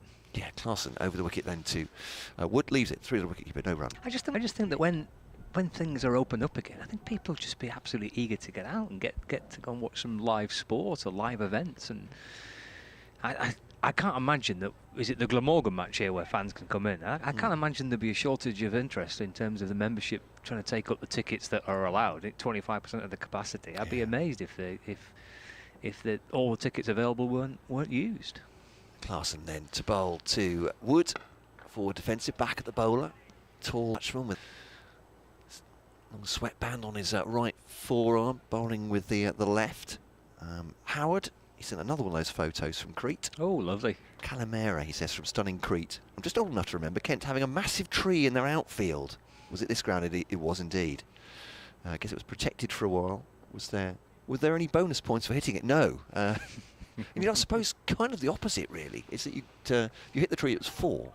So through the wicketkeeper, and there's no run. So I suppose if you were trying to clear the tree and hit a leaf, you docked 2 by the time you got to the boundary. There is, we talked about this in the last game match, but of course Lancashire listeners weren't listening to the Yorkshire game. Surprise, surprise. Not unless some sort of masochism. Yeah. But there is a new lime tree. Yes, the old one went. It was poorly in the late 90s. We were told by Christine, former committee member, pushed back at the bowl of this one from Clarkson through 5 balls with no runs from it. I'm pretty sure it was struck by lightning in the early 2000s. Might even have been 2000, and then was taken down. There is a new lime tree which we can see, but it's not in the playing surface. Yeah, the gods of the behind the railings. But yeah, it was an imposing tree at Cow Corner from the far end. Or this for the right hand. Luke Wood shoulders arms to that one. Maiden from Classen, 1 for 54, 19 overs, and 3 maidens. So yes, no longer inside the ground, I suppose, technically, in the wider ground with the flats to our left. Have the new one as part of their gardens, as I said, and it's doing very well. We're pleased to know. Although I don't know, I'm not a gardener, so it looks all right though. It looks in fine fettle. It does. I'm just continuing with these. Sean, the Red Rose Postie in Torquay. I'm a relocated Lancastrian, he says, now living in Torquay. Currently listen to every Lancashire match while walking my rounds. I've been playing out of my pocket so others get the benefit of your dulcet tones. There you are, Scott Reed. You're being paraded around Torquay. In Devon, yeah. There you go. Superb. Every game. I've put myself forward for extra duties on match days so I don't get the opportunity at home to listen in peace. It can be found on occasion at 6 p.m. Still posting. His leaning starts a fresh over. Lamb just cuts this one down to backward point for a single. Moves up to 32. Score moves up 3-7. Further to the missing sunglasses discussed earlier. Yeah, yeah. Not a good start. There were some confessions this morning on the sunglasses being lost, ending up on the head. Being on the head. He said, I thought I'd offer my support with this tale. I was chatting away with my mum a few weeks back when I frantically started patting my pockets down, becoming more and more vexed.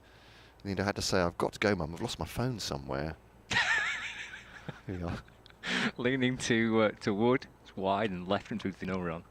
She said she quite rightly offered the opinion that it might be in my hand, given that's what we were talking on. Oh dear. That's the best of us. Yeah, it's not good. Thank you for that. Thank you for your support as well, Sean, I would say. Wood goes back and defends his next delivery from Jack Leaning in his no run.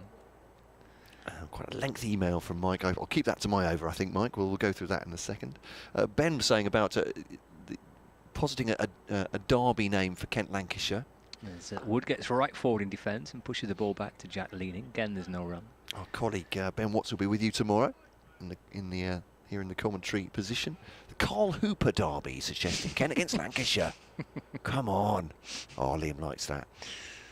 Leaning again, it's a quicker delivery, full of length, and he brings his bat down, Luke Wood, and sends it back towards the bowler. No run, 1 ball left of the over, 2 slips are in place. 16 for 7. Liam's onto the laptop. I think he's already getting the marketing, the photos worked out there. Yeah, trophy worked out, certainly. Wood defending. A puff of dust comes up as he pushes it just outside his off stump, and it's the end of the over. 368. Lamb versus Mrs. Lloyd derby, he's saying, because I believe that David Lloyd's wife is from Kent. Is she? Oh, so she's from Kent, right? Could be the Lloyd's derby. He's also asking about David Fulton's weather update. Oh, he's not here to listen to this now, but do all county cricketers rate themselves as weathermen? He's not far off there, I think.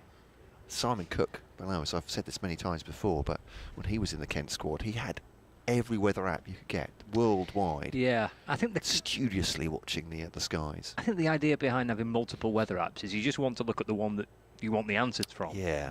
The others you just ignore because they don't want to give you the answer you want. So you need to have lots of options to find the right answer.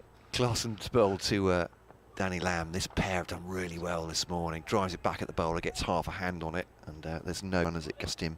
I mean, Simon Cook, I would never level this out, but one or two bowlers who aren't averse to a bit of rain for a bit of feet up, I would suggest, on the county circuit. Not terribly disappointed if they've been through some hard yards and there's a shower or two and they get to rest the weary limbs. Clarkson to Lamb back up the pitch. 16 for 7. This is a great partnership for Lancashire, isn't it? Yeah, terrific. Pretty chanceless this morning. This has been absolutely ideal kind of hour and 20 minutes really for Lancashire. They've ticked along at a very pleasant rate. Scores have advanced up to 300 and beyond, looking at upwards of 350 now.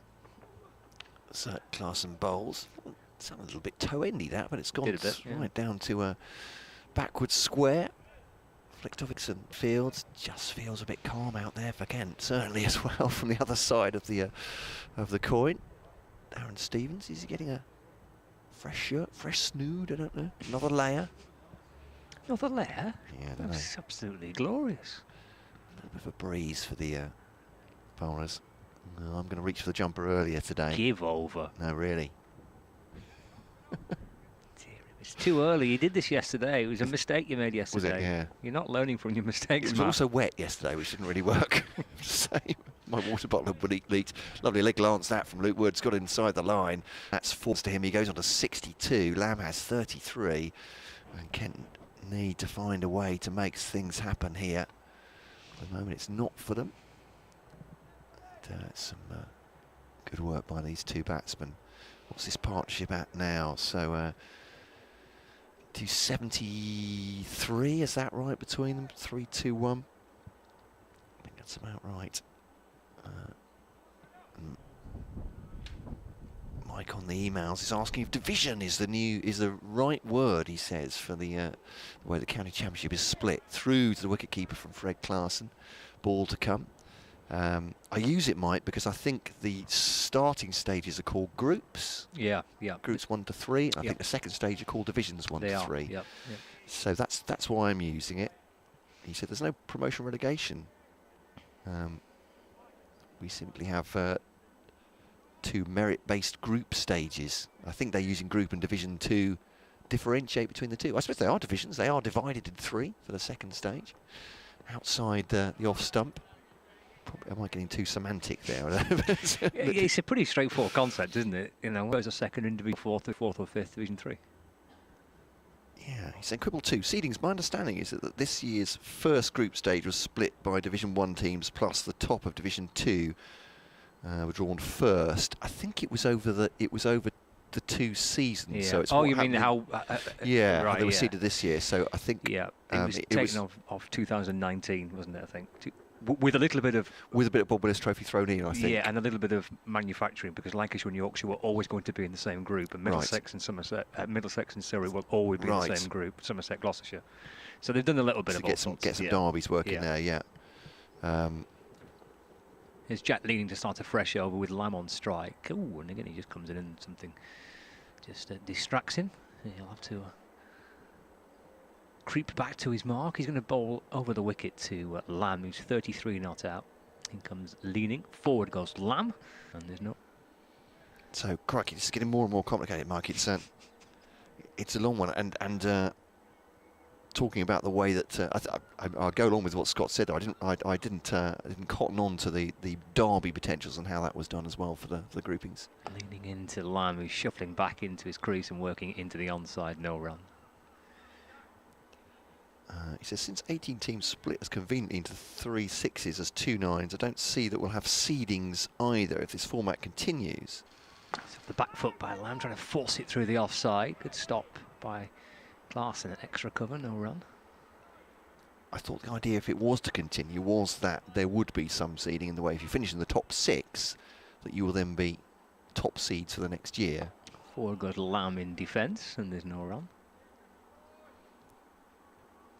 So I agree there needs to be something that gives an incentive to teams not in Group 1 in the second stage. Those who can't win the championship. You were talking about that, Scott, yesterday, weren't you? Leaning to Lamb, whipped into the onside, actually through mid-on. Fields gets a safety. Mike's talking further on about what I was maybe suggesting is that there's some sort of promotion and relegation in the second, in the division stage, if that makes sense. If you finish top of the second group. Leaning to Wood. The back foot punched into extra cover. End of the 3:22 for 7. Wood 2:34. To give some incentive so that you effectively become a top seed if you win. Perhaps if you win the Division 2 when they're split up. And Mike's saying perhaps there could be playoffs between those teams. So yeah, I'm not. Yeah, it might be. If it does continue with this format, it might just. And I agree. I think it would be potentially quite nice to have something more on those teams that are in Division 2 and Division 3. So maybe something that could be worked out in time. Yeah, absolutely. He was talking, I think, as we were earlier on, swing and a miss there. First full shot for a while from Danny Lamb through to the wicketkeeper. There's no run. Ollie Robinson reacted to that one, the wicketkeeper. That ball from Fred Clarkson beating the outside edge. So let's be honest, how much interest is there in the last few matches of the seasons for the last 3, 4, 5 teams in the regular Division 2, equivalent to most of Group 3 this year, or Division 3. It's a good point. Dave Fulton saying, well, they're professional cricketers. They will be playing for pride and for contracts through to the wicketkeeper. But I take your point, Mike.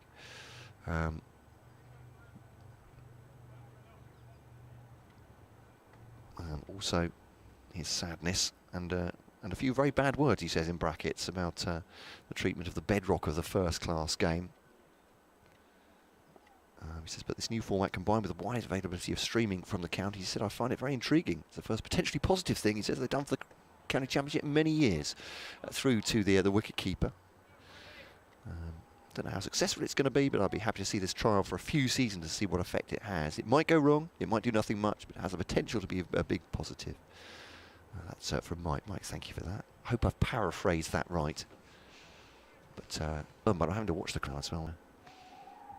It's not so bad. Bright sunshine here, and Clarkson to Lamb. He's done a great job, these two. Frustrating Kent, 3-2-2 for 7. They've gone through their third batting bonus point. Scott now looking for a fourth, and was it Josh Bohannon you were talking to yesterday was saying, yeah, 300. But yeah, 300 plus, more. He did, yeah. It was the minimum really for him. I said he'd be pretty confident of squeezing up to 300 was the phrase I used. He said, oh no, we want to go beyond that. Clarkson bowling to a lovely cut, that is, from Lamb. That's race boundary square. A little bit short from Clarkson outside the off stump, and no chance for leaning. That's going rattling into the seats on the hospital side of the ground. 4 more. Lancashire 3-2-6 for 7. Phil actually saying, talking about our earlier email, long round trips for some Kent fans to get here, and would the stream affect it? He says, in relation to the stream affecting attendance, I'd actually expected the opposite to occur, he says.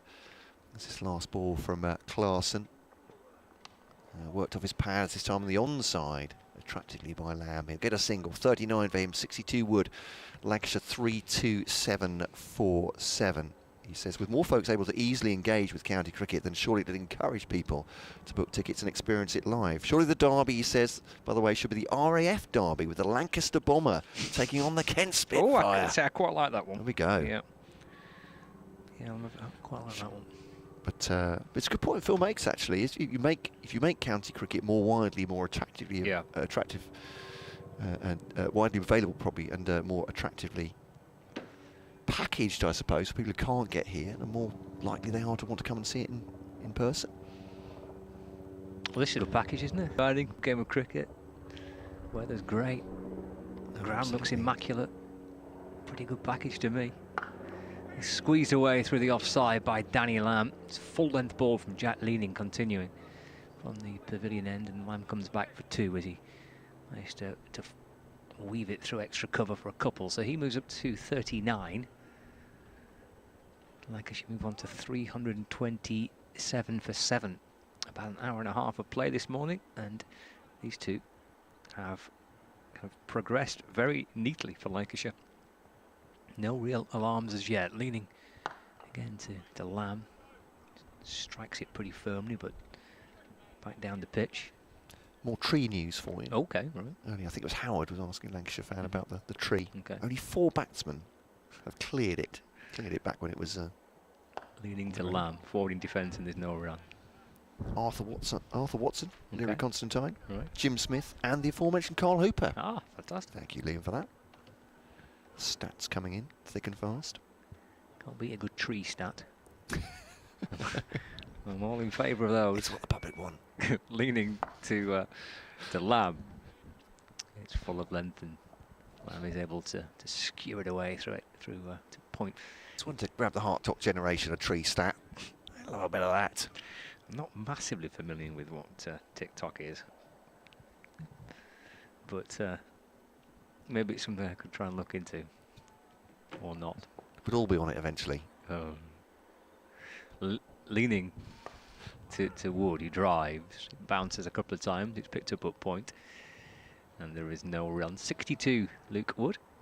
Lancashire 330 for 7, with just over half an hour remaining until lunch on the second day. Jack Leaning bombing his off spin to the left-hander Luke Wood, who's playing right forward and steering the ball safely back along the ground, picked up by Leaning off his own bowling. Another over chalked off for Jack Leaning. He's bowled 15 overs now in the innings, 1 for 28.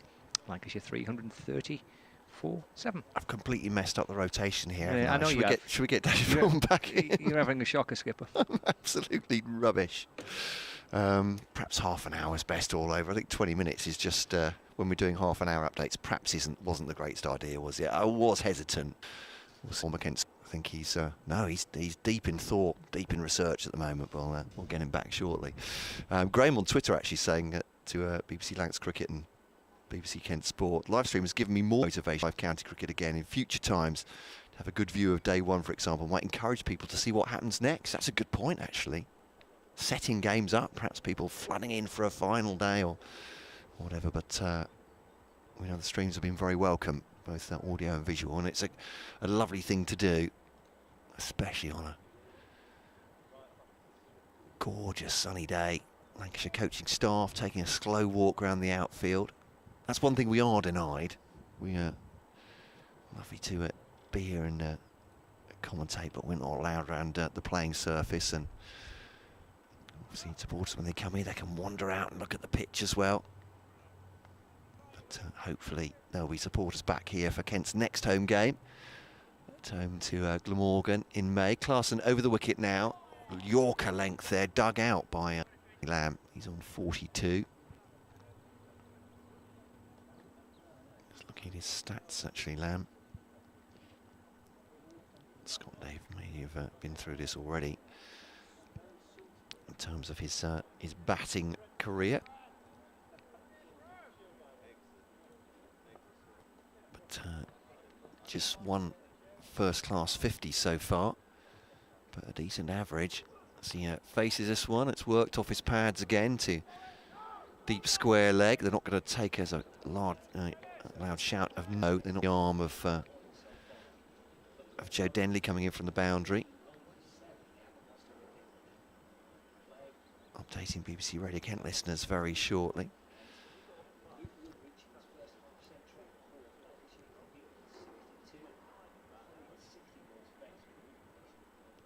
So Lamb with a clear career average, as Dave was saying, of just over 23, but just the one first-class 50. So Luke Wood has already got his first for Lancashire. 62 not out for him. Lamb's on 43. It's Luke Wood, the left-hander, who will face Clarkson now. Updating BBC Radio Kent listeners. Not been great news for them this morning. Just want a breakthrough. It's Clarkson pushed back up the pitch past the bowler. And no run.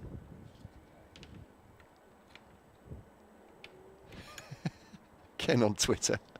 At BBC Kent Sport, at BBC Lancs Sport. It says, challenge to do a commentary without mentioning the Kent tree, or the question about who's hit it over the tree. You're actually right, Ken. It comes up again and again. I think it's a charming fast bird that Cooper stored himself. I would. Does it not bear repeating, Ken? Perhaps it does. It's a short ball is taken on actually by Wood this time. Keeps it down really well. Rolls the wrist over. That's 4 runs through me. That's a great shot. Well, he's ducked out of the way of the short ones from the quicker bowlers. But he's taken on that one from Klaasen. 4 more for him. He's on to 66. But again, obviously we're talking to it, listeners from different counties as well. I'll ask you about it, Ken, so you understand why we're doing it. But but I take your point. I think I mentioned the tree once and I got away with it. To paraphrase Monty Python. Is pushed forward by Wood. Sticky down to Darren Stevens, but pretty well controlled actually on the outside. But it's his 8th wicket record for Lancashire is 158. Oh, Chances of that being beaten based on the first down foul, pretty good, I'd say. Well, Kent striving, struggling and failing to take a wicket this morning. Their task was to take the 3 remaining wickets that Lancashire had in their first innings as quickly as possible. Not one has fallen in an hour and a half plus of this second morning. Danny Lamb 43, Luke Wood 67 not out. Numbers 8 and 9 in this Lancashire batting lineup. They've rotated their bowlers. They put the spin of Jack Leaning on, but nothing working for Kent. Pitch seems to be flattening out, but these batsmen have just coped really, really well with all that Kent have thrown at them so far. They really, really need some wickets here. Otherwise, as Yorkshire did against them last week, Lancashire are going to get 300 plus and put pressure on them in their first innings. Lancashire 3, 6 for 7 in the bright sunshine here at Canterbury. Commentary continuing via the BBC Sport website and app.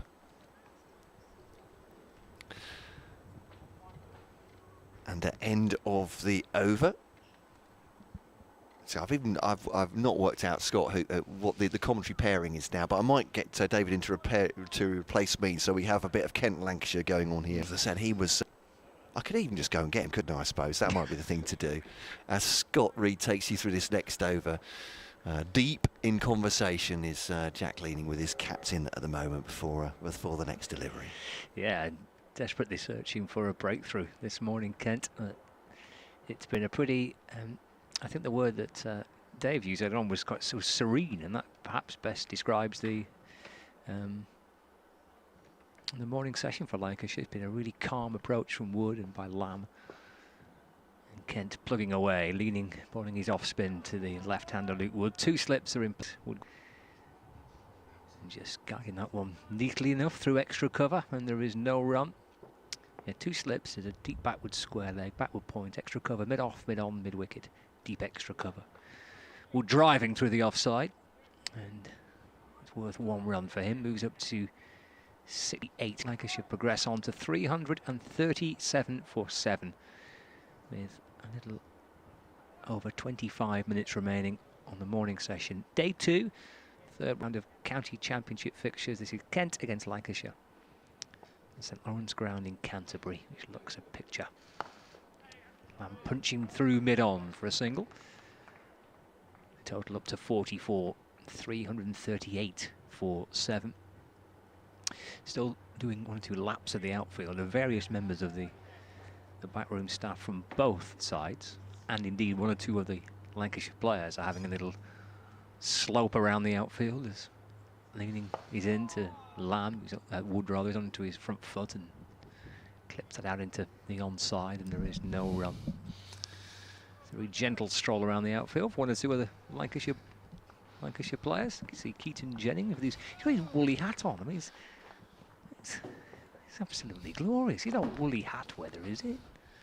He's leaning around the wicket to Wood, just tapped away into mid-wicket, and there's no run. Dave's back alongside me. Yeah. Balmy summer's day for most Lancastrian Scott, isn't it? Although Keaton not strictly from. Well, he's even further north, isn't he? Well, from Durham, but via South Africa well, initially. That's true. I suppose Durban-based he would be.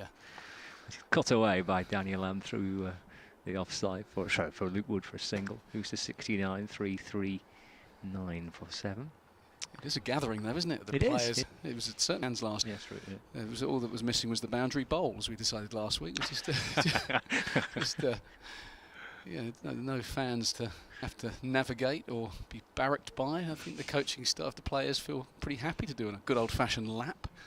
The club cricketers everywhere will be lapping this weekend, no doubt. Absolutely. Superstitions. You go one way for wickets and another way for runs and all that nonsense. Good way to get your steps up, isn't it? Yeah. I'd never could buy into the superstition stuff. Did you never have any yourself? No. Really. Well, I did when I was going through a particularly bad trot once. I bought something from the club shop, and the Right. lady behind the till gave me a penny change. She said, "That'd be your lucky penny." And things got so bad, I took the penny out with me to the middle, and I got 100. Ah. And I thought, that penny is coming with me everywhere. The Klassen is in to new over, and it's a big shout, but didn't swing back enough. Wood been sliding down the leg side, but the slip fielders and Ollie Robinson have head on hands on head would be a better way around. Yes, I had the lucky penny, and I made sure that lucky penny came out with me every innings, every subsequent innings that season, and yeah, I didn't get any runs after that. It was absolute nonsense. But little did she tell me it was a lucky penny, but only for one game. But I got dropped a couple of times, so it was quite lucky. As Klassen is bowling a Yorker, which worked yesterday. I got rid of a Yorker yesterday, was I reading? I think that's right. Yes, LBW. LBW with a Yorker. He tried to repeat the dose, but would equal to it. What's the most bizarre superstition that you've seen in a dressing room? Oh, that's a good question. Well, I said last week, Ed Smith used to line all his bats up. Right. All faded about 5 or 6 Slasengers, and they would all have to be next to each other, facing, joining, and at the same height as Klassen is clipped. So that's in the gap, and it could go for 4. It does. Another boundary to Luke Wood. Mining this morning moves to 73. Lancashire 43 for 7, and this partnership marches on. Yeah, so Ed used to have all his bats. He used to talk about his karma, and used to have all the bats kind of lined up. It was kind of a feng shui thing, I don't know. Obviously Steve Hall had the red rag, didn't he, famously. Trevor Ward used to have all his bats numbered, so he'd have kind of R1, which is red ball 1, and W2, that was his white ball bat 2.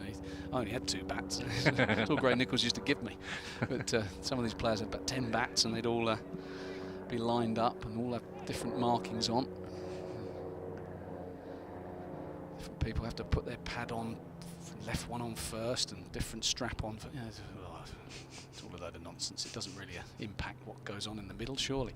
So Klassen is pushed confident Wood into the pitch, back to him. Is the lining up of bats just someone being neat and tidy, or is that just a superstition? No, I think it was superstition, because you'd twiddle a bat round and he wouldn't be in any way happy about it. Oh, right. Okay. That was, the guys used to have lots of fun. Ed changed by the door, so on the way out to field, or you just turn, there'd be 5 bats be facing him, and then when he'd come back, he'd have 3 of them round the wrong way, which he wouldn't be happy about.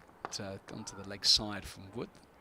Fielded at mid-wicket. There's the run. Then, when you had a partnership, you had to stay seated in the same positions. If you had a partnership here, so the Lancashire players, for instance, would be sat there. And this partnership is going so well that you don't move, because this has been this is where we've sat, and things have been lucky for us.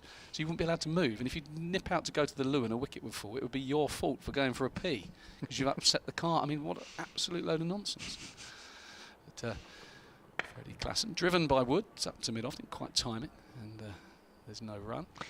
I think I'm right in saying that Dane Villas has a little kind of super quirk where he can't go out to bat if he knows that his bag is unzipped.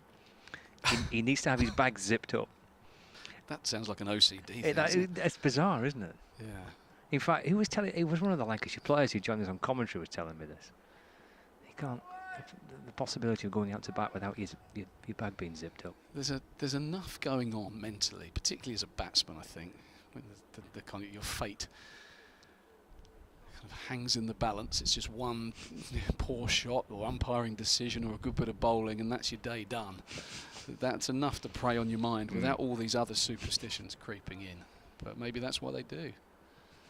I guess different personalities, isn't it? People react different sometimes ways. Just used to pick up any old bat. If the days later on in my career when I was given more than 2 bats, and just that will do. Walk out, use that one. These two are edging towards the century partnership here, not too far away. Yeah, they play very well. 5 away from putting on 100 runs between them. Yeah, and it's a tough one for Daniel Bell Drummond, in terms of what you do as a captain. Do you stay patient? Do you dry up the runs? That's what they've tried to do throughout this Lancashire innings, but there comes a point where you need a bit of a rabbit out of a hat, a bowling change or a little different fielding plan, just to try and magic a wicket. But looking tricky out there. He's leaning to Lamb. He poured the ball, goes through to the keeper. There's no run. And subtle changes, leaning round the wicket to the right-hander, just with that angle, might produce the error. It's a straight ball, but just went across Danny Lamb. slip and a leg slip in place, leaning back into Lamb. It's tucked away into the offside, no run.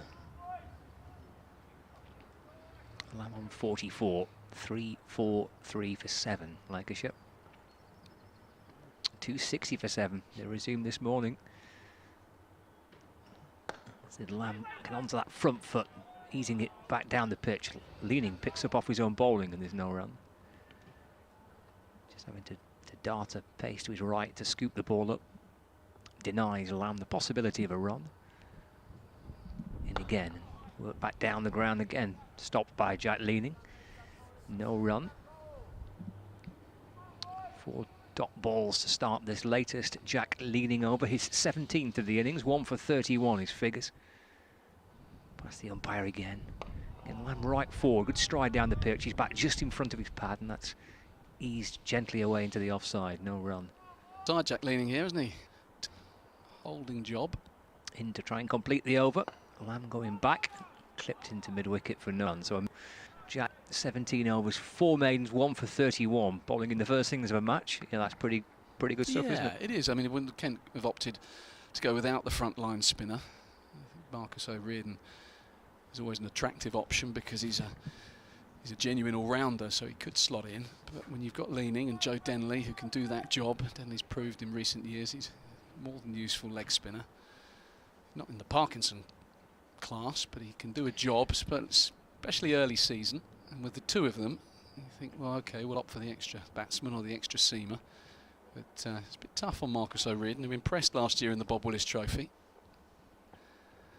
Especially with Klassen creating some footmarks for the off-spinner. So Klassen fields off his own bowl. Surprised that Denley's not had a bowl this morning? Well, I think you give seamers first crack, don't you? And then perhaps leaning was a bit more economical yesterday, and they just don't want Lancashire to get away. Yep. But whilst Lancashire, smashing it to all parts, there's a sense that they're getting away slowly. And 4 days is a long time, and Kent need wickets. So perhaps the leg spin option of Denley, it might be more expensive, but it might offer some wicket taking opportunities. Wood is pushing forwards, and it's extra cover run. The Lamb is 44, Wood is 73. Lancashire 343 for 7, and from 190 for 6. This is a very healthy position for the visitors. Has this been a feature in the last couple of years, lower order resistance? Well, it's certainly something that they've talked about trying to improve, definitely. And in particular, the partnerships. That's been something they've mentioned for the last couple of seasons. They're consistently putting together partnerships. Fuller ball from Klassen. No hint of swing from low on the bat in the bowler fields. So I think this game will be, I suspect, quite pleasing for Glenn Chappell and for Mark Chilton, Dave Velas. That this is the 4th partnership of at least 50. And edging towards a second century partnership in the innings. I think that will please Lancashire a lot.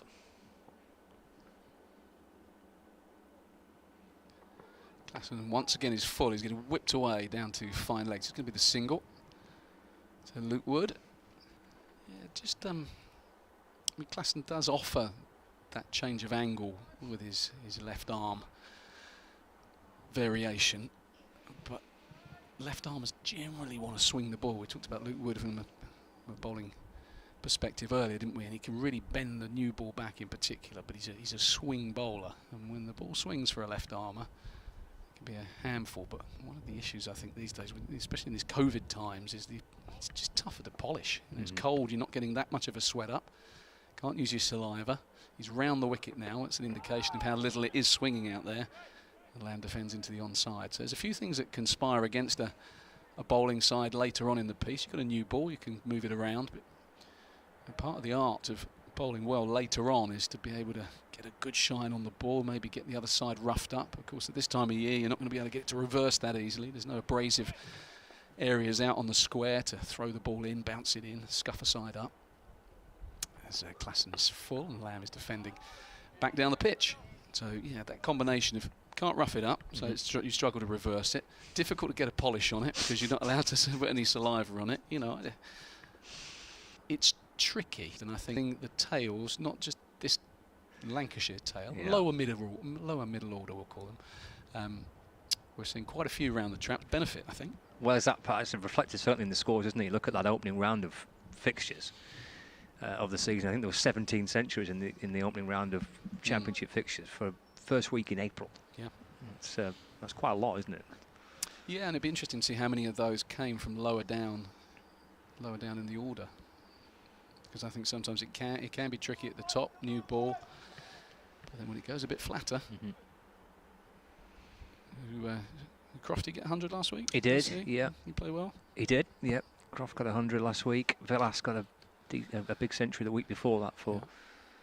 So kind of top order, but middle ordery, you know. Leading continues Croft around the wood. No, 4 was he? 4 or he 5? was at 4, yeah. VS at 5 or 6. So yeah, so we think 5's quite a good spot to bat early season. 344 for 7. 12 minutes left of the morning session. Leaning bowling to Wood, that's driven into the offside. Stopped by Jack Leaning on bowling. That's what was so impressive about Adam Lyth last week. 90 odd and 100 and 100 first week of the season. If you're churning out early season hundreds as an opening batsman, you're playing well. Leaning to Wood. Oh, almost beats his defences there. He's off the back foot. Caught between going forward and back, I think, in the end. Wood, and ball disappears just down towards the leg side. There's no run. Yeah, I'd be interested. Kent's best chance here probably as Luke Wood starts to approach 3 figures. Might start getting a little twitchy. He does funny things to you in the milestones, particularly when you're not used to getting them. Leaning to Wood. That's played nicely though through the offside for no run. Before I got my first class 100, I remember being stuck on 97 against Lancashire here at Canterbury over about 13 overs. Gary Keady throwing it in the rough, and Wazim and Peter Martin, and cut away for at least a single for Wood out towards the point boundary. 75 to him now. 345 for 7. Yeah, Keady's just throwing it in the footholes and kicking it away, and then wazzing impossible away, and then played all rate one. So desperate to get a run, I've been marooned. They've been stuck for such a long time. They're trying to squirt one through the leg side, got out. Leaning around the wicket to Danny Alam, the right-hander, down on one knee, trying to ball, but deflects off his bat down towards the short fine leg. It's the end of the jack. Lancashire 345 for 7. Yeah, good over from Leaning, just the 1 run from it, but Lancashire won't mind. Setting their stall out to bat long, bat big. They can push up towards 400, possibly even beyond. They are bossing this game, there is no question. Yeah, it's about the perfect morning, isn't it, really, for Lancs? Yeah. Yeah, I guess the only thing that could have been better is probably a slightly quicker scoring rate, but with a lot of time left. The forecast is good, isn't it? It is, yeah. Yep. Not going to warm up much, but it's going to be bright. I have to say, the ground does look a picture. It's beautiful here. Klassen begins a new over. And he's banging it in, and that's a great shot. Just swatted away by Luke Wood. It was banged in, didn't even really stood up, smashed it wide of mid-on. And very handily, the Lancashire coaching staff, I think I can't see that, just underneath where they are, of course, these days in the Les Ames stand, just throw it back. No crowd, but they're doing the job. Century partnership, that as well. Yeah, terrific effort. That was just dismissed, wasn't it? It was, yeah. Banged in. I mean, Klassen is not great pace, but he's quick enough. He's a tall man. What answer has he got? This is a better length, and Wood is going to get a single, just pushed into the offside. No point fielder. He's back on the fence. It's Joe Denley, and a single. Yeah, it was kind of banged in, but he just sat up there nicely for him, didn't he? He had all the time in the world to play it. So he swatted out through mid-wicket. 350 up now for Lancs as well. It's another batting bonus point.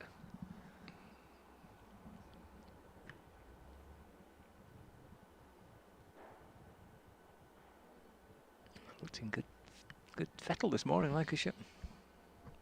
Been quite a calm approach as well, hasn't it? I think they've been too concerned about trying to score quickly. There's no need to particularly score too quickly, is there? I guess there's so much time left. You get the field out, you can pick up your singles, and you get the odd boundary like we've just seen. This one is, it could be out. No, it's dropped short, and that is rather summed up Kent's morning. Good delivery from Klassen around the wicket, genuine edge from them. There's just the one slip. It's Zach Crawley, and I think it fell agonisingly short, about a foot short of him.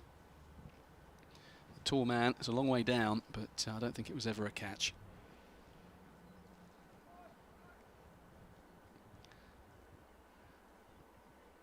But that is the closest, Scott, I think we've come to having a wicket.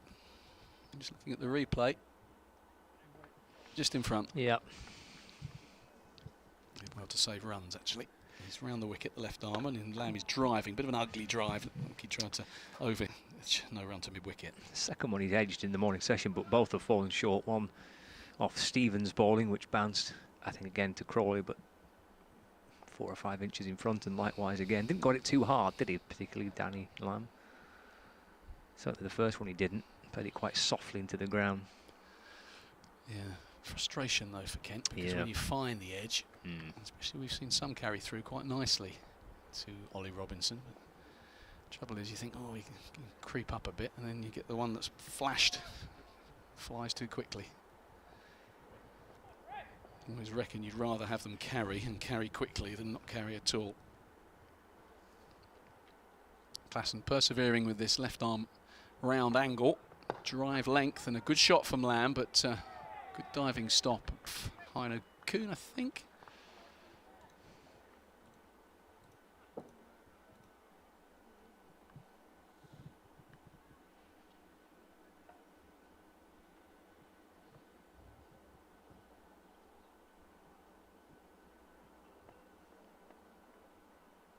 Ball left in this over, 5 already from it. This is a driving ball, and once again Lamb just the drive, and again at mid-off. No run that over, 350 for 7. Just had a little scooch around the ground, shall we? Heading up to lunch on the second day. Starting the group that Lancashire and Kent are in, so Group 3. Sussex against Yorkshire. Reminder that Yorkshire with 150 all out. Well, Sussex are now 212 for 6. And Tom Haynes made 86. 12 for 7. I think they might just have lost another one. Oh, okay. Leading by 62. And Northamptonshire against Glamorgan. Glamorgan made 407. Northampton for 1. In reply, Middlesex against Kent. 167 for 5. Middlesex replying to series total of 154 all out. Lead by 13. Somerset are 148 for 4 against Leicestershire, who were bowled out for 233. Tom Abel, 59 not out, the Somerset captain. Hampshire are still batting on. As Leaning comes around the wicket and bowls to Wood, who's pushing into the offside. There's no run. 368 for 5, Hampshire. They get glossy a GS bowl. Yeah, hundreds for Holland and Allsop yesterday. They've started the season well. They have, haven't they? Hampshire got a lot of runs at the start of the season. Played well so far. And they also have Carl Abbott and Ahmed Abbas in their teams. They've got some firepower as well. Handy, isn't it? We're just turning it into mid-wicket. It's always good when you see what we saw last week with Mohammed Abbas, who'd bowled something like 6 overs and taken 6 for 2 or something ludicrous. Remember when Dave Masters took like an 8 for 12 for Leicester against Essex, I think once. It might have even been the other way round, Essex against Leicester. Just you look again and say, have I read that right? Yeah. That was Mohammed Abbas at his best last week. Yeah, but that was good to watch. Yeah, there'll be a force to be reckoned with. What's happening here? Are we wanting that Ball change, is it, or no? What's happening? I think it's just a field change. I think they may want another man around the bat, perhaps. Yeah. I think they're going for wanting another helmet. I think, albeit it has basically ground to a complete halt, hasn't it? Yeah. I wonder. My first instinct was, are they looking to get the ball changed? Because when nothing happens, it's basically you just kind of think, this ball is doing absolutely diddly squat. Is there any chance of getting it changed, umpire? And they take a look at it and go, no, and throw it back to you. But we did get the ball changed a couple of times last week in a similar situation when nothing was happening. The problem was the new one didn't do much either. But it was bizarre because it was changed, I think, in the 75th over. So we were 5 away from the new ball and Kent weren't happy with it. Got it changed. But yeah, this is a slightly unnecessary Well, I say unnecessary. It's important that the close fielder gets his pads and his helmet on, but I would have thought we could have kind of preempted this and had it ready. I know what my wife would have said. If this had been one of my sons going out to school in the morning and hadn't got their stuff ready, it would have been some. The temperature would have gone up a bit in the Shea Fulton. So I would just strap on the pads and put a bit of extra protective gear on. So let's have a look again at those other scores. Worcestershire 381 for 9 against Nottinghamshire. With runs for Jake Libby in that game, made 117. Jack Leach is at 36 not out. Ed Barnard made 58 as well for Worcestershire. Warwickshire is 73 for 2. They're applying to an Essex total of 295 all out. And finally, Durham against Derbyshire. Is Bellingham still going? He is. 220 not out. Started the season well, hasn't he? David Bellingham. It's a 387 for 6, Durham, against Derbyshire at Chesterley Street. I think this will be the last over now. Kind of making sure of it, aren't they? Think so. Don't want Lancashire to creep 2 runs further ahead. We'll slow things down a touch. What is the over rating? It'll be pretty healthy. She'll be a quick bit of spin, haven't we, with leaning into his 19th. Here he is, bowling to Wood. He's squeezed away through the offside. There's no one. There's 2 slips and a 4. The directors of cricket, Paul Downton and Paul Allett, former England teammates, having a little stroll. I guess the former England teammates, they must have overlapped, I would think. Leaning around the wicket to Wood, who watches this ball. Tied off keeper, no run. Certainly would have done battle against each other a few times. Just having a little perambulation, all very civilised. It is, isn't it? Yeah. Paul Allett sporting a little bit of a mullet, looking like an ageing rocker. A COVID haircut. Leaning to Wood. And that's again way back fielded by Leaning off his own bowling. There's no run. When he takes his cap off, I've been told, I was given this as a comparison. I think he looks a little bit like Hulk Hogan. Remember? Hulk Hogan in his prime with a long kind of white flowy hair. Yeah. He's a kind of large, intimidating figure as well. I just think he wouldn't kind of. You say the wrong thing in the commentary box, kind of body slam you to the deck. I think he's bounce you off the ropes or something. He's probably got a little bit of that in his locker. Final ball, I suspect, of the morning session after a ridiculously long over. That is indeed the final ball, and we disappear for lunch. And Lancashire have enjoyed a very, very good morning session.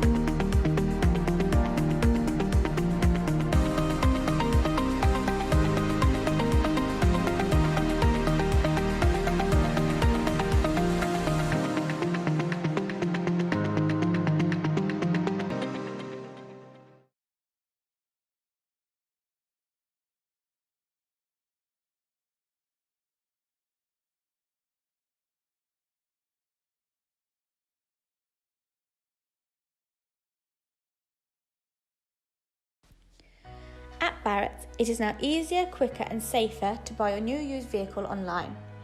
Whether you're on the computer, tablet or phone, you can browse our stock from the comfort of your own home. Refine and filter your search online by make, model and even budget.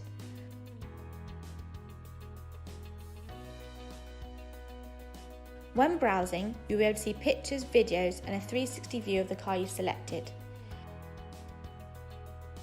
Your dedicated sales specialist will be on hand to send you a personalised walk-around video answering any questions you may have. You can use our digital finance calculator to tailor the car to a budget that suits you. Alternatively, you can speak to a member of our team via telephone, email, live chat or virtual appointments. Reserving your car online for £99 is simple, affordable and refundable. We ensure that every car is sanitised for your safety and peace of mind before handover.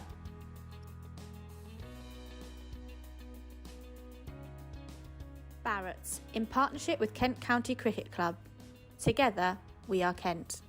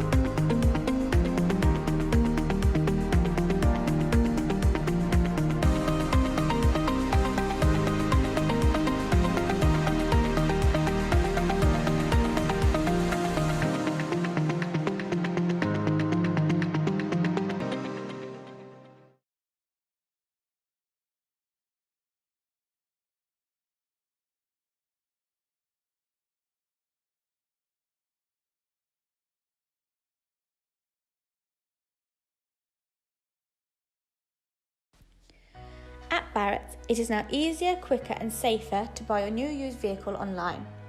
Whether you're on the computer, tablet or phone, you can browse our stock from the comfort of your own home. Refine and filter your search online by make, model and even budget.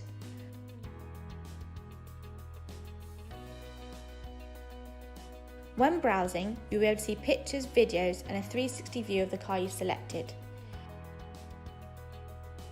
Your dedicated sales specialist will be on hand to send you a personalised walk-around video answering any questions you may have. You can use our digital finance calculator to tailor the car to a budget that suits you. Alternatively, you can speak to a member of our team via telephone, email, live chat or virtual appointments. Reserving your car online for £99 is simple, affordable and refundable. We ensure that every car is sanitised for your safety and peace of mind before handover.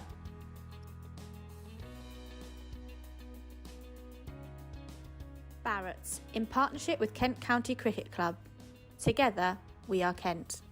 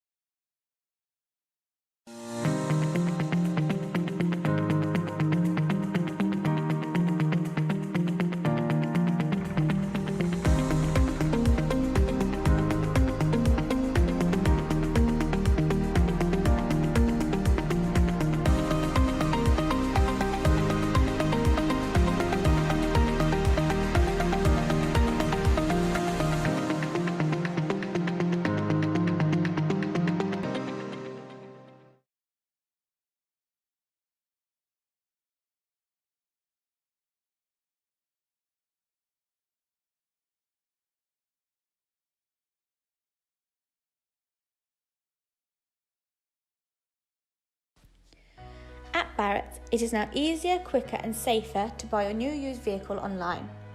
Whether you're on the computer, tablet or phone, you can browse our stock from the comfort of your own home. Refine and filter your search online by make, model and even budget.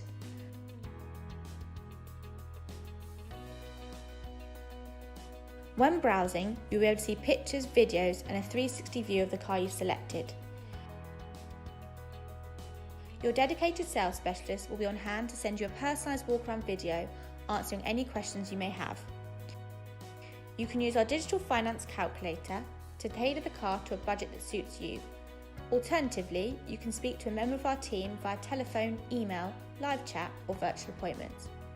Reserving your car online for £99 is simple, affordable and refundable.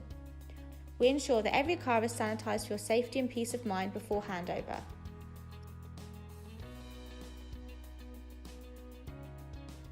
Barrett's, in partnership with Kent County Cricket Club. Together, we are Kent.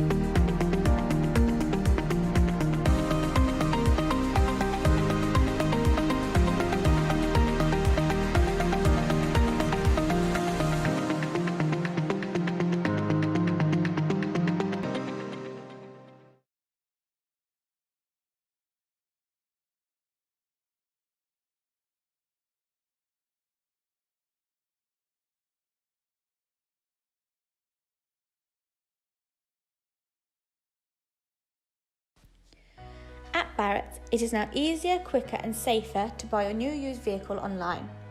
Whether you're on the computer, tablet or phone, you can browse our stock from the comfort of your own home. Refine and filter your search online by make, model and even budget.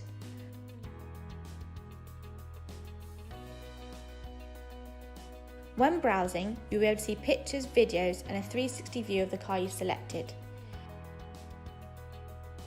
Your dedicated sales specialist will be on hand to send you a personalised walk-around video answering any questions you may have. You can use our digital finance calculator to tailor the car to a budget that suits you. Alternatively, you can speak to a member of our team via telephone, email, live chat or virtual appointments. Reserving your car online for £99 is simple, affordable and refundable. We ensure that every car is sanitised for your safety and peace of mind before handover.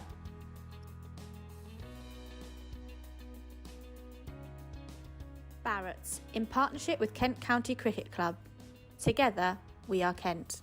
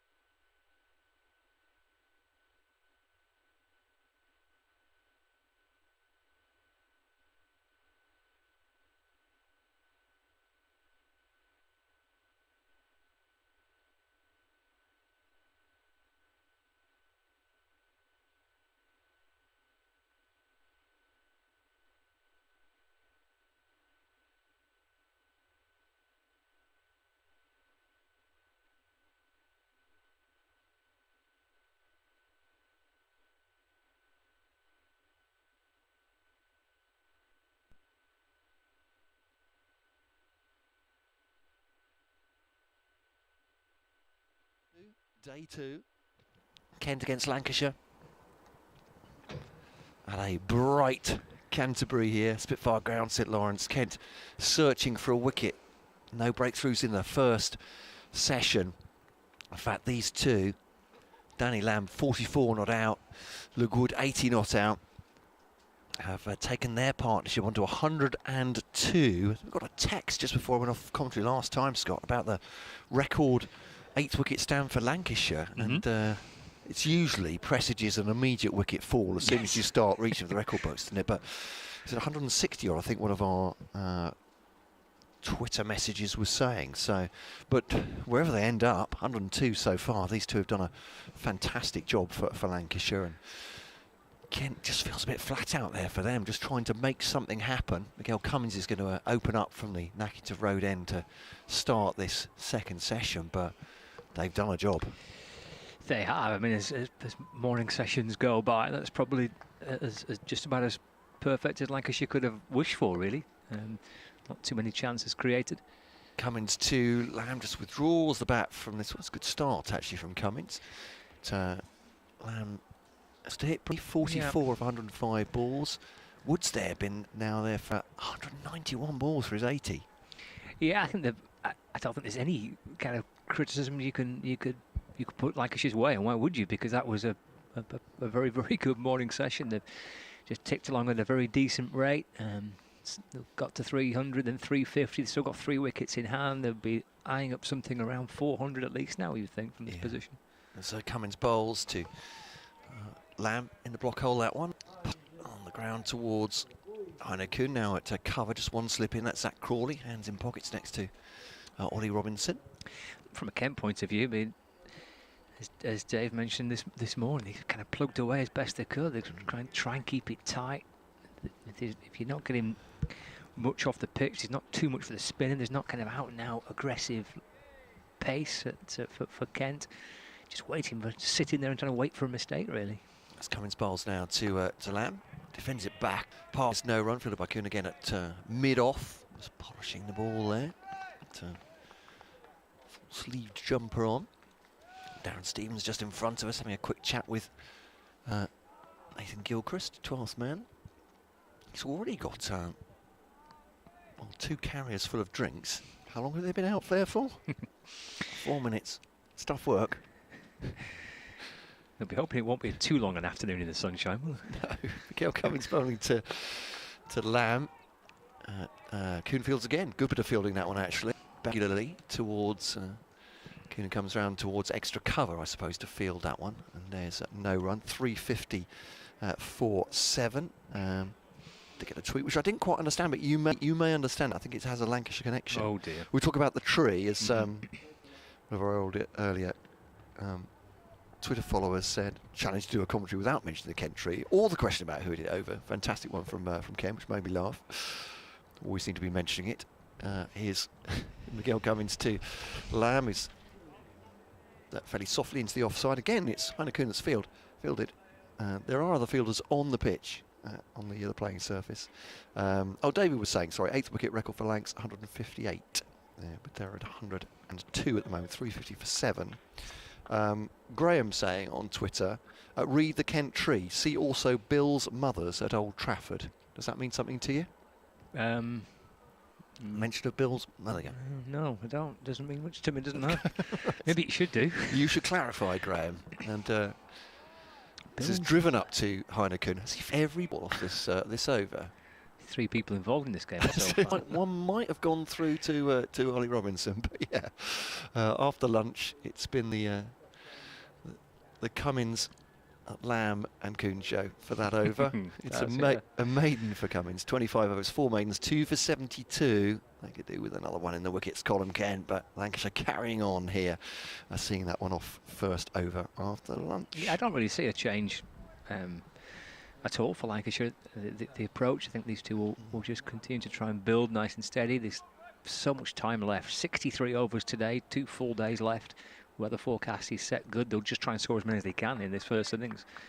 The more they get here, the more pressure they can put on Kent when they come out to bat. They've got the leg spinner in the team, Matt Parkinson, so that again they want the pitch to try and tire out a little bit more for him. They want more runs on the board for him to work with slightly more attacking fields, all that type of thing. So, yeah, I think Lancashire will be quite content to tick away as they have done so far. Can Leaning get a breakthrough here for Kent, but he's bowling to Wood, who's going back and cutting the ball.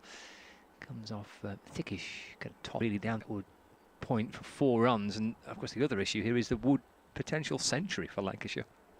84 to him now. He's got 1 first-class century to his name. I was going to ask, so it'd be second of his career. It would, yeah. But first for Lancashire. First for Lancashire, yeah. His first 50 for Lancashire this as well. And yeah, his previous century, his only first-class century so far, was for Nottinghamshire against Sussex in 2015.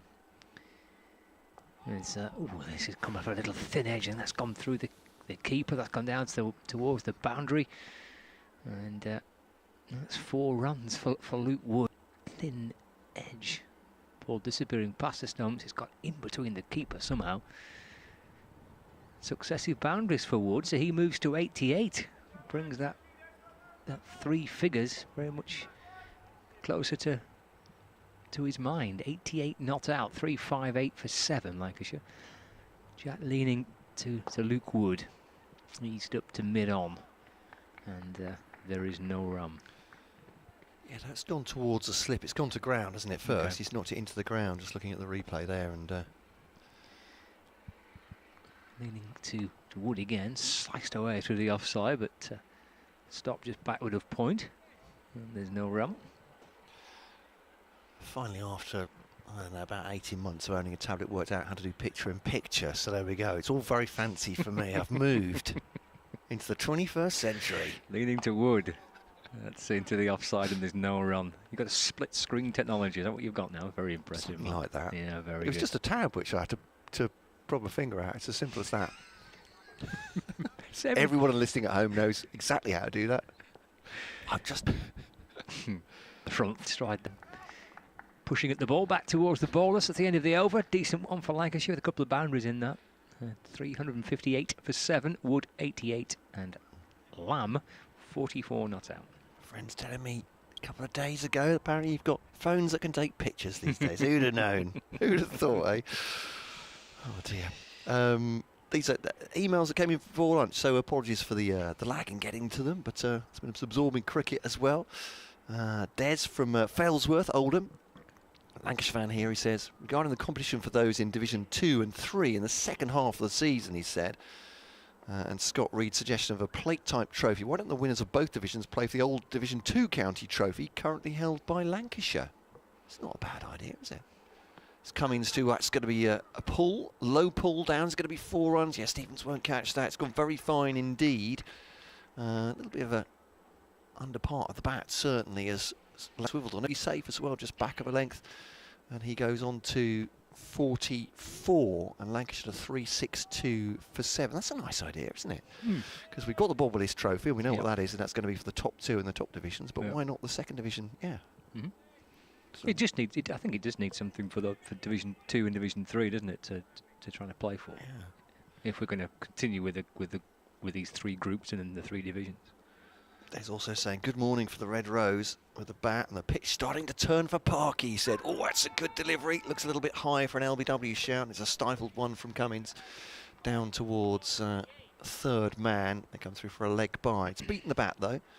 You showed some good pace there, Cummings. It's gone rather through the batsman almost, that one. As by replays, eventually, I mean, I found out how to do this, but the replays, sometime in coming from out, I have no idea why. Scott Reed's got the better equipment there. He made it awkward for the leg weight, little high, and going down leg. It looked like eventually, but well, this partnership's worth 115 now, I think, isn't it? Which equals the highest 8th wicket partnership for Lancashire against Kent. There we go. So. Setting a new record with the next run. Wood faces, leaves it, bounce over line, through to the wicket keeper. So Des, thank you very much for that. suggestions on how to make the second part of the county championship as it is this season more exciting for those teams. Brian in Liverpool saying 15 degrees here, expecting 19 later. Oh, lovely. Enjoying the live stream. Thank you very much for that.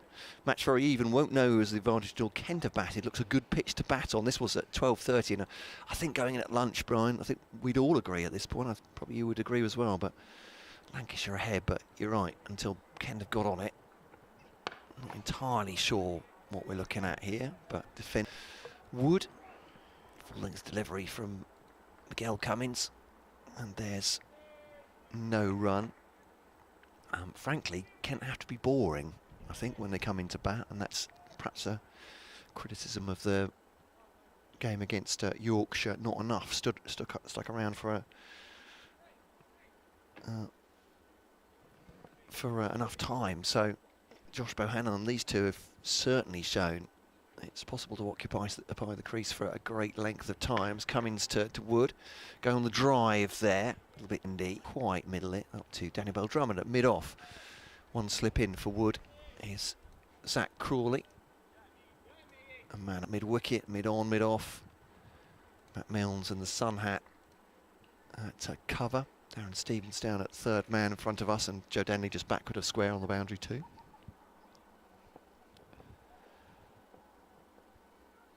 So Cummins then from this Nackington Road end down the slight slope, rising delivery, straightened or made him go tall there, Luke Wood, to push the ball off his chest down into the ground.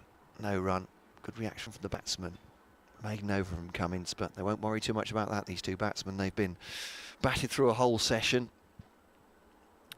Wood more than that as well. End of the over, 3-6-3 for 7.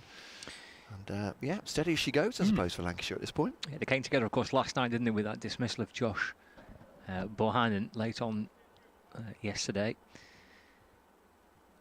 Got pretty safely to stumps at the close of play, and then a very calm approach this morning between Lamb and Wood. So Daniel Lamb's on strike. Jack Leaning will start his 21st over, 1 for 40. With a leg slip, short extra cover, mid-wicket, deep mid-wicket, mid-on, mid-off, backward square leg, deep point. And Lamb onto the front foot, as we've seen when he's been facing Jack Leaning, and just guides that one safely in the onside, no run. So Leaning it will be then, first over of the afternoon session from the Pavilion end, bowling a little flatter. This is pulled, and that beats the man at backward square leg, and that's 4 runs for Daniel. Takes him to 45 at 48 not out. Lancashire move on to 367, and that's a new record partnership for the 8th wicket for Lancashire against Kent.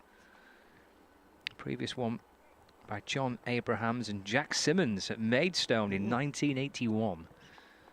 Thanks to Ken and to Chris, who both sent me that little message with those details. Well, from Abrahams and Simmons, it's now Lamb and Wood. 367 for 7. Lamb, a couple of runs away from a half century. He has reached 50 before for Lancashire in the county championship as he plays forward. And there is no run.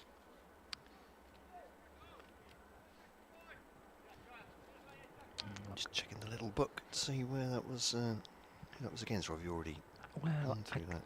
Derbyshire. There we are. Liverpool 2020. Squirted away through the offside by Lamb for a single. It moves to 49. Score moves on to 3-6-8 for 7. Brings Wood back on strike. I was going for Colwyn Bay. I don't know where I got Colwyn Bay from. I think he might have got some wickets in a game at Colwyn Bay a few years ago. Maybe his best bowling figures, but well, he's one away from a second half century first-class cricket. Wood, his mind focused now on the prospect of 3 figures. Short leg of the slip in place. Cutting that away through the offside. There is a man on the point boundary. So just a single to Luke Wood. He moves to 89 not out. Lancashire now 647. So yeah, one more for the 50 then. Yep. A little tap of the bat. This might do it for him, actually. It does.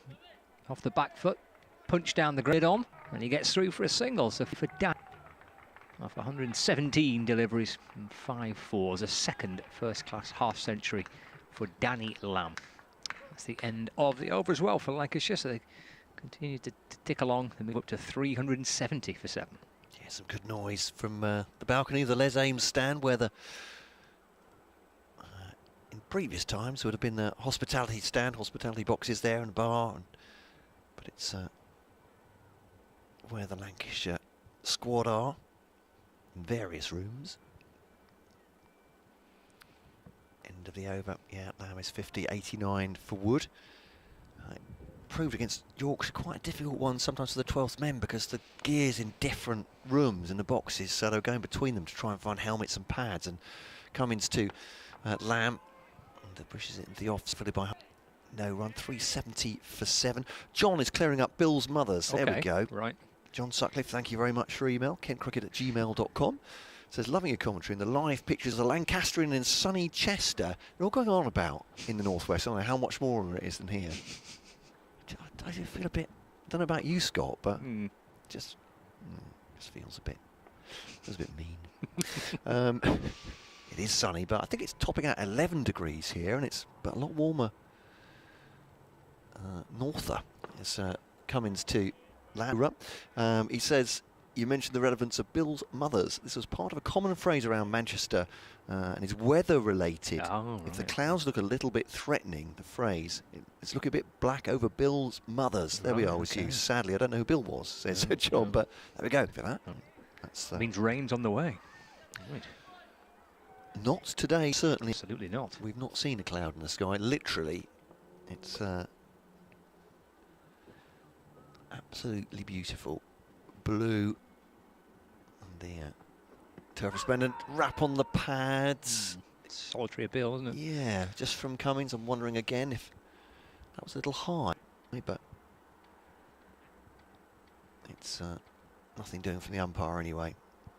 I don't know if you caught the replay of that one. Mine's gone through too quickly on this occasion. Well, he got no help, did he, from the keeper or from the slip? So no, that's basically true. Anybody else on the outfield? It kind of tells a story, doesn't it? Perhaps on that one, but so dot ball anyway. Leg by, sorry, they're taking a leg by. They have gone through on that. Has hit the pad and gone through. Wood on 89 will face then, hoping for his first century for Lancashire, just to keep things going really. Good lift there outside this for the Lancashire batsman. Rich is back on the emails. Rich back again, he says, good suggestion on the Division 2 Cup. Surely we want to keep that cup in the vaults at Old Trafford, he says. But you won't be thinking you'll be in Division 2, will you? You'll be in trying to pace set here. Can't let the Tykes get one up on you, that's for sure. Well, Sussex, the team to catch in a minute, aren't they? I was going to say what's going on there at the in that game, but it's a Cummins that I'm not sure he quite intended it to go there. Would perhaps just open the face down round. Joe Denley at backward point, single taken, 372 for 7. Have they won a game, Sussex? I thought they not drawn their opening 2, but they're certainly setting the pace against Sussex against Yorkshire in the game, aren't they? I think the live league table. Live league table. Very exciting. Like a bit of that. Yeah, has Sussex top as it stands. 41 points. Lancashire second with 40 points. They've just been bowled out, I think, if I'm right in saying that. 221 all out. Yes, but a lead of 71 against Yorkshire. Here's a Cummins to bowl to Lamb. Defends again the offside. Fielding. The end of the over with Lancashire 372 for 7, and this partnership goes on and on and on. Yeah, so 71 lead, yeah, absolutely for Sussex. So leading the live league table, then you say? Like a live. I mean, it seems ridiculous. We're only the third game in, aren't we? 10 group game, group fixture, but there's a live league table. Keeping the excitement up even now. Aren't you doing a 2 o'clock? Oh, you have. Thank you. Just, sorry, I should have said that more subtly off there. I'm not very good at that, really. I'd like everyone to be part of everything, really. I think Dave Fulton's going to come in shortly as well. So we'll say goodbye to Scott for the moment and his live league table. But whether or not Sussex are top at the moment, great position for Lancashire here. And Kent, I think I'm fair in saying that this will be the most overs Jack Leading has got through for Kent in an innings. 21 he's got through so far, 1 for 47. Round the wicket now to Wood. Big puff of dust as he goes to drive that one. Keep a bit of contact with ground as well. Cut out towards backward point, fielded by, looks like Jordan Cox there, and there's no run. Kent with a slip in there, forward short leg as well. Cox might be under the lid there. Cut away towards the offside boundary, on the bounce, fielded by Miguel, who launches that towards Ollie Robinson, and they'll get themselves a single. 3 for 7. I'll be asking David Fulton very shortly, what exactly do you do as a captain at this point? Driven up to straight, tumbling stop by Darren at mid-off. Off the bat of Danny Lamb. He has 50, 91 for Wood.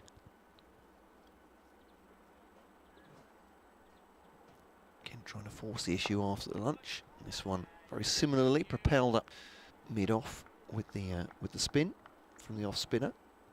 Jack Leaning.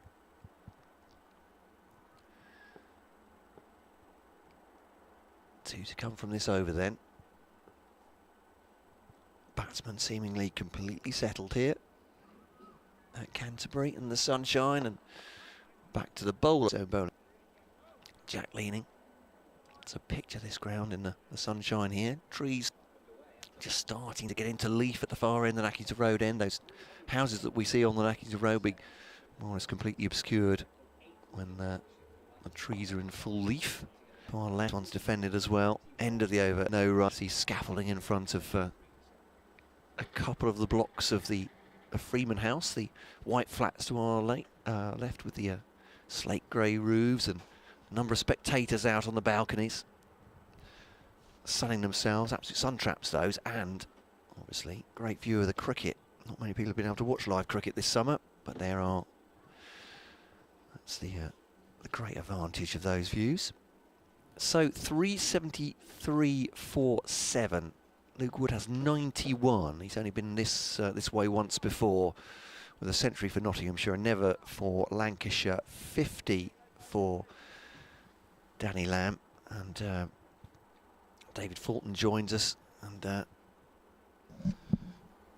yeah, I'm sure you've been in this position as a captain, trying to make something happen as a bowling side for Kent, and it's tricky for them. Cummins in, I'll get on to that in a second. Bowls to the to Wood, push back up the pitch to mid-off, fielded by Daniel Baldrama. No run. Yeah, early commentary change after lunch. Double Kent. Bowling change, commentary change that smacks of desperation at the moment, as Kent looked desperately to get a wicket. Yeah, not easy. I mean, slow pitch. Ball is. Did they take the new ball on 80 overs last night? So the ball is. Doesn't say up on the board just at the moment, but it's plenty old enough. It's not doing much. These two have just bedded in, haven't they? 91 and 50 respectively. As Cummins bowls to Wood, just rolls the wrists over that, and it's out toward the leg. Leisurely for them. Leaning field, single taken. 374 for 7. Yeah, I made the observation last week against Yorkshire that I think the lack of crowd. These are the days. These are the parts of a session when you really miss the crowd, because it's just a lack of intensity that's difficult to kind of dredge up from within inside oneself when there's not much happening. It's a slow, low pitch. The ball is old. The batsmen are well set, and it's a grind, and it's tough. You know, when the ball's flying around to all parts, and it's a new ball, and you're on top of a game, then you can create that momentum and that intensity yourselves. Cummins to Lamb, defends that to wide this time, fielded by Matt Mills. No run. And that's where you're looking for your characters in the team to keep being bubbly, the ball keep flashing into the keeper. It's almost like you just need to think of an analogy like, I don't know, a boat race where the kind of cox is determining at what speed you kind of you stroke And you just want someone out there, it might be the keeper, who's the Cox, to kind of say, come on guys, you just got to up it a bit. The tempo needs to change. The fielding just needs a bit more energy. And that's tough to do when the opposition are on top. And there is also a kind of an element of patience that you need too. So it's finding that balance. But not much is happening for the Kent fielders at the moment. Just the one slip in and a in and out field. It's Cummins once more for the Nackington Road end and pulled away aggressively by with Matt Milnes at mid-wicket. Doesn't quite get all of it, high up on the bat. Yeah, so I don't think Jack Leaning's bowled more than 22 overs in an innings for Kent as yet, so he's seen a lot of it today. Would you be turning to Joe Denley at this point? Yeah, or there's possibly. a reason why they haven't? Well, he has had one or two little back issues, hasn't he, during pre-season. They might not want to overwork him. He might be a little stiff. He only bowled, what, 8 yesterday? Cummins to Lamb, leaves that. He takes his side, but it's started moving after it's left the batsman, I think. Safe leave. But I think what it does say, when Jack Leaning is bowling as many overs as he is, there's not much happening for others. And sometimes as a captain you think, well, rather than bowl your frontline bowlers into the ground when there's not much happening, we'll just let Jack Leaning take the brunt of the workload. Is Cummins then, straight drive, back down the ground. Good fielding from Danny Bell-Drummond, actually. Captain's exambling and sun there. And that's what they need. Every run, and sometimes a little bit of fielding like that can ignite a fielding side. So they're looking for a brilliant bit of fielding, great catch, run out perhaps. But, just looking at the kind of body language, it's just... It's not suggesting for 1 minute it's going through the motions, because it's not, but it's just trying to find that spark and where's this wicket going to come from. You know, I was a big believer and tried to put it into practice, which is that you want every fibre of your being to kind of wish the demise on the batsman. So it's like you want every ball that is being bowled at them, that you want that collective 11 of you out there against 2 to just think you're not going to get a run and we are coming at you and we are going to get you, and you want that ball after ball after ball so that the batsman can kind of feel that pressure. It becomes palpable, and if you're joining the dots up and you've got a little bit of intensity in your fielding, it could be tough for the batting side. But at the minute that's missing, I think, and you know, and we're looking from 150 yards away, so it's. But you get an idea even from here.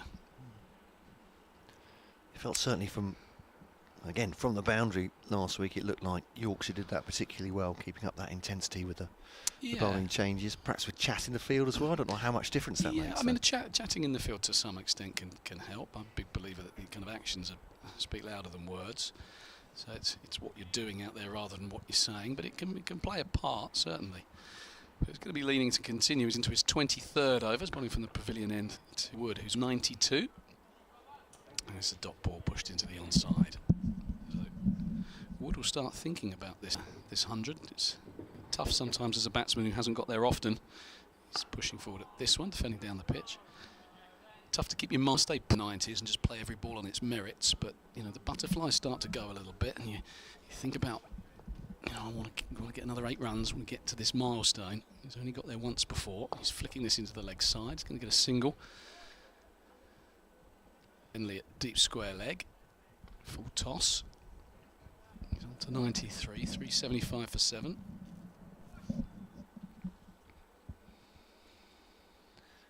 Certainly Lancashire's ambitions last night to go well beyond 300 are bearing fruit now. Round the wicket on that, trying on the outside edge, maybe straighten the odd one up onto the stumps. Yeah, I mean, they've surpassed probably what they would have hoped when they started this morning at 260 for 7, you know, 375 for 7. They probably would have taken 350, and he's sweeping here, Danny Lamb. It's a good shot, he's going to get a boundary. Man, his back fence is in front of square, not at a conventional sweep position, and I think that was just a good old-fashioned sweep shot. Down and won the early and picked the gap. Good effect. He's 54, 379 for 7. I think what it should do from a Kent batting perspective is show that there are no demons in this pitch. I mean, it will be a different kettle of fish with the new ball and with a big total on the board. You expect the Lancashire bowlers to run in and to have that intensity. But if you can get through the new ball, it looks like a pretty decent batting surface, leaning full, and he's got driven through the offside this time by Lamb. It's running away towards the Lime Tree Cafe. I think Denley's going to reel it in, but they might get three. They probably won't take on Joe Denley's arm. It's a good one. And they settle for two. Again, batsmen, I'd say, in need of a score. And characteristically, the ones who haven't really been firing so far this season, Daniel Bell-Drummond, Joe Denley, Zach Crawley as well, who's had a great 2020, obviously. Yes. Yeah, you think they were due. You like to think that your batsmen are due, but you also, by the same token, want your batsmen in form, which they're possibly not. And obviously Jack Leaning's coming off a pair as well. Got a few against Northants, but a pair last week against his old county, so he'll be pretty keen to get back to run-scoring ways. So I think Jordan Cox has looked in good fettle. Ollie Robinson's played nicely. Steve-O's got some runs, but yeah, your engine room of kind of Crawley, Denley, Leaning a key, and you want Daniel to get some runs. He's such a talented player. We said it last week. Such a talented player. But just looks a different player in white ball cricket. You know, just confidence, isn't it? Confidence and belief that you've done it before, you'll do it again. And I'm not saying he's bereft of confidence with the red ball, but he just, a score will do him the world of good. It's sort of reversed to what perhaps people expected at the start of his career, that as a red ball player he looked, there's nothing wrong with his white ball cricket, but as a red ball player he looked startlingly good at the start of his career, didn't he? And perhaps, obviously England kept a very close eye on him, but hasn't quite worked out. His average still mid-30s, isn't it? Perhaps hasn't produced what he would have expected from his red ball career so far. Darren Stephen just moves slightly round the clock to third man here, slip in as well as leading edge there, but won't bounce to Heino Kuhn at cover out towards the bound. Denley comes in and Lamb comes on to strike. Wood on to 94 though. Yeah, it's not quite in control of that shot. Yeah, Daniel's average 32.17. Yeah. So he's a better player than that. I think there is some debate whether he's an out-and-out open batsman. I think trying to find your best spot in the order, and no doubt in recent years being an opening batsman at Canterbury last 4 or 5 years has been difficult. A lot of the runs have been scored by the middle order, lower order. Just nip around early and it examines your technique. I've always thought Test cricket would probably suit him better. Cummins to Lamb. There's packed fielded by Klaassen. Close in. Test cricket, the pitches seem to be flatter, the bowling's quicker, and I think all of that would suit him. The problem is you've got to earn the right to get there. Still yet to bat Kent, obviously, and being held up by Lancashire, 382 for 7. Their 8th wicket record partnership, as Scott was saying, 158, and thanks to my earlier emailers for alerting us to that. So at 406, that's where these pair will get to all-time records. Latches onto that with a hook away. Does Lamb comes down towards deep backward square, fielded by Denley.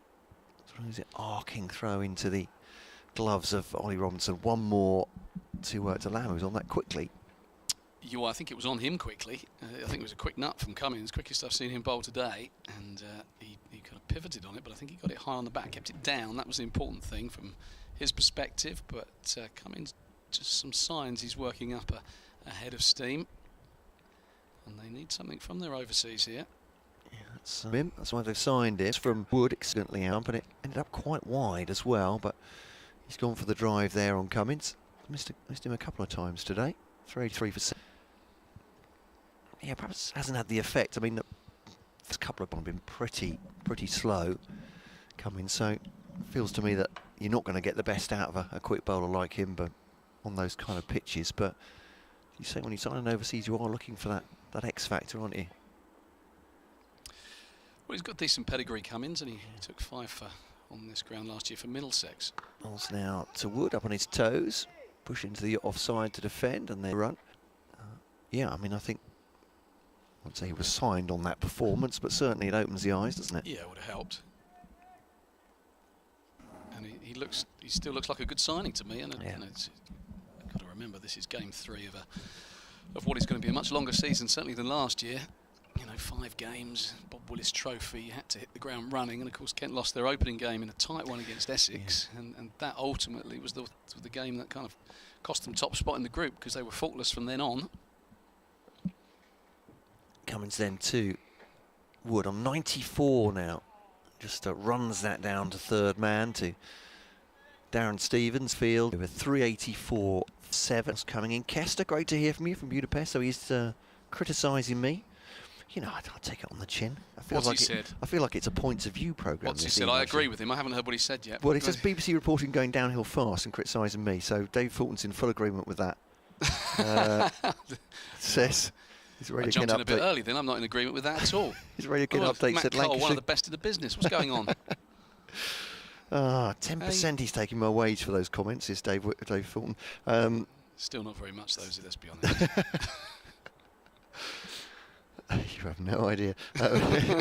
Said Matt Cole said Lancashire could be heading for a score of 300 plus in one of his updates when Lancashire are already at 330 or so. I was wishing the score backwards, obviously, there, Kester. Shocking, he says. What's happened to the standards? He says, we know what you meant. Never made a mistake, Kester. As Leaning continues, he's into 20 over. He says you weren't reporting on exchange rates, fortunately, said. Worry now, surely, as you may be talking of 400 plus in the next update.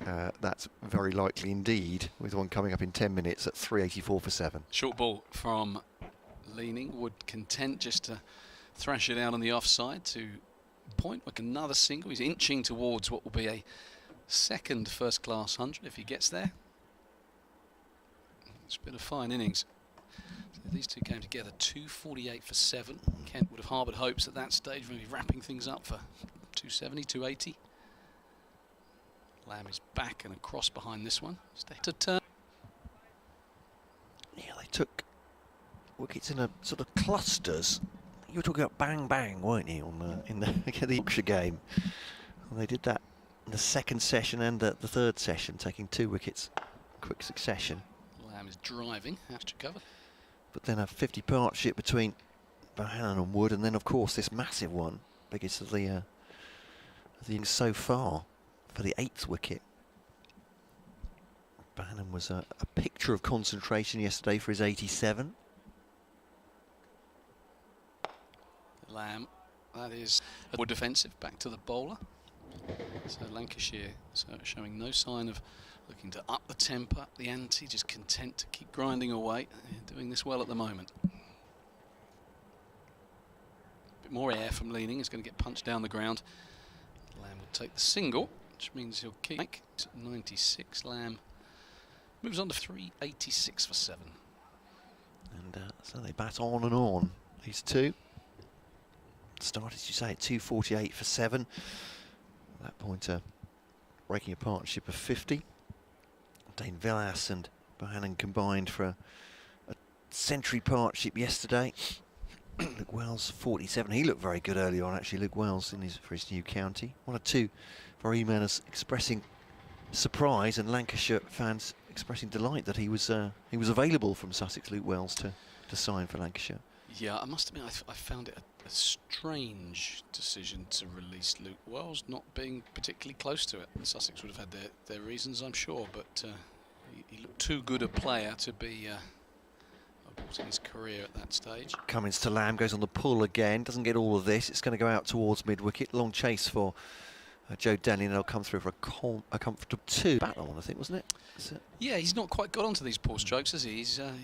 I like the technique. He's got high hands, he's hitting down on the ball, so he's not kind of flapping them up in the air. He's just a fraction, I suppose he's probably a couple of inches away from the middle of the bat, makes all the difference. If he catches one, it will disappear to where the Lancashire coaching staff of the players are kicking a football around. That's how relaxed they are. It would be Glenn Chappell, a decent footballer in his day. No European Super League for him to compete for in the city of Manchester. Cummins to Lamb, just dabs this down backward point, and they'll take a 61 he has. Wood on 96 now. Boundary away from his first Lancashire century. Yeah, little triangles they're playing there. It's very modern, isn't it? Tiki-taka out there. Tiki-taka, although Chappell hang on to the ball far too long. I don't think Pep would be particularly happy about that. Is he a United fan? I'm looking at Scott, you'll know. Liverpool fan. Blimey. A bit of ball juggling there. Yeah. Mark Chilton is a Man United fan, I think. I catch the eye perhaps on the live stream. Maybe Jurgen Klopp's watching this one. Yeah, well, I remember watching Somerset warm up years ago, and Peter Trigo, formerly of this parish, of course, scored one of the great goals. It was a great team goal in those little kind of fielding goals that they have, you know, the ones they throw the ball into. So tiny goal, full-length diving header, glancing, kind of Andy Gray in his pomp for those listeners who are old enough to remember. And we didn't have a camera on it. It's Cummins now to Wood, just past the fielder at mid-wicket. Set off for one. It won't be the 4 to get him his century, but it will be 2 more. TA now, 3-9-1-4-7. Any mention of Peter Trigo in football, of course, will trigger my Peter Trigo story. Margate. Who had that on the... Yes, absolutely. Who had that on the bingo card? Who had 233 on the second day? But, yeah, saw him score a goal for Margate, playing in goal. From a freak inside his own half, inside the centre circle. Trigo doing Trigo things. Got him on the radio the next day, absolutely right. Here's Cummins round the wicket to Wood. Oh, goes looking for that one outside the off stump. I'm not sure 90. Getting out well outside his stumps there. Yeah, I thought he nicked that for a second. We were quite a long way away. Yeah. So Adam Lyth get out similarly, actually, dabbling at a wideish one for 97. I know he got his 102nd time around, but 97 in the first innings, and just played a little kind of wafty. An errant drive. Plays on the mind. I mean, you've been there a few times, haven't you? Yeah, I've been there. Got out in the 90s. It does. Sorry, I didn't mean that. I meant that you've been going towards 100 a few times, trying to intrude on personal grief. And so he's go for this wide one again, even wider perhaps. Wally Rob on one knee, trying to drive someone to the offside. I think there are signs. Certainly, Luke Wood wants this over with. Yeah, it's tricky. I mean, Cummins is doing it well. He's hanging it outside the off stump. He's inviting the drive, but he's thrown it wider. So if you're going to come and get the 100, you're going to, I'm not going to bowl at your hip and let you turn it into the leg side. He'd probably do exactly that now. But hang it outside his off stump, make him have a big drive at it. We've got the sweeper back, so he's trying to nail it through extra cover for 4. Last bowl of the over. Will Luke Wood do it this time? No, he leaves it very sensibly through to Winston again. End of 9-1 for 7. Lamb 61. Wood has 98 not out. This partnership got underway at 2:48 for 7, so 143 the partnership standing at the moment. As our old friend Trevor Ward always used to say, you get to 90, it's 3 hits. 3 hits from 90. And he holds the record for the most 90s, I think, in the history of Kent cricket. He quite often got out going for the 3-hit theory. But yeah, you don't want to hang around too long. Good in theory, I suppose. Good in theory. I mean, there isn't. Here's Joe Denley. He's going to be a bowling change. So he said, was he fit to bowl? It's been a long time. It's taken a long time for him to be introduced. Let's see if he has an immediate impact.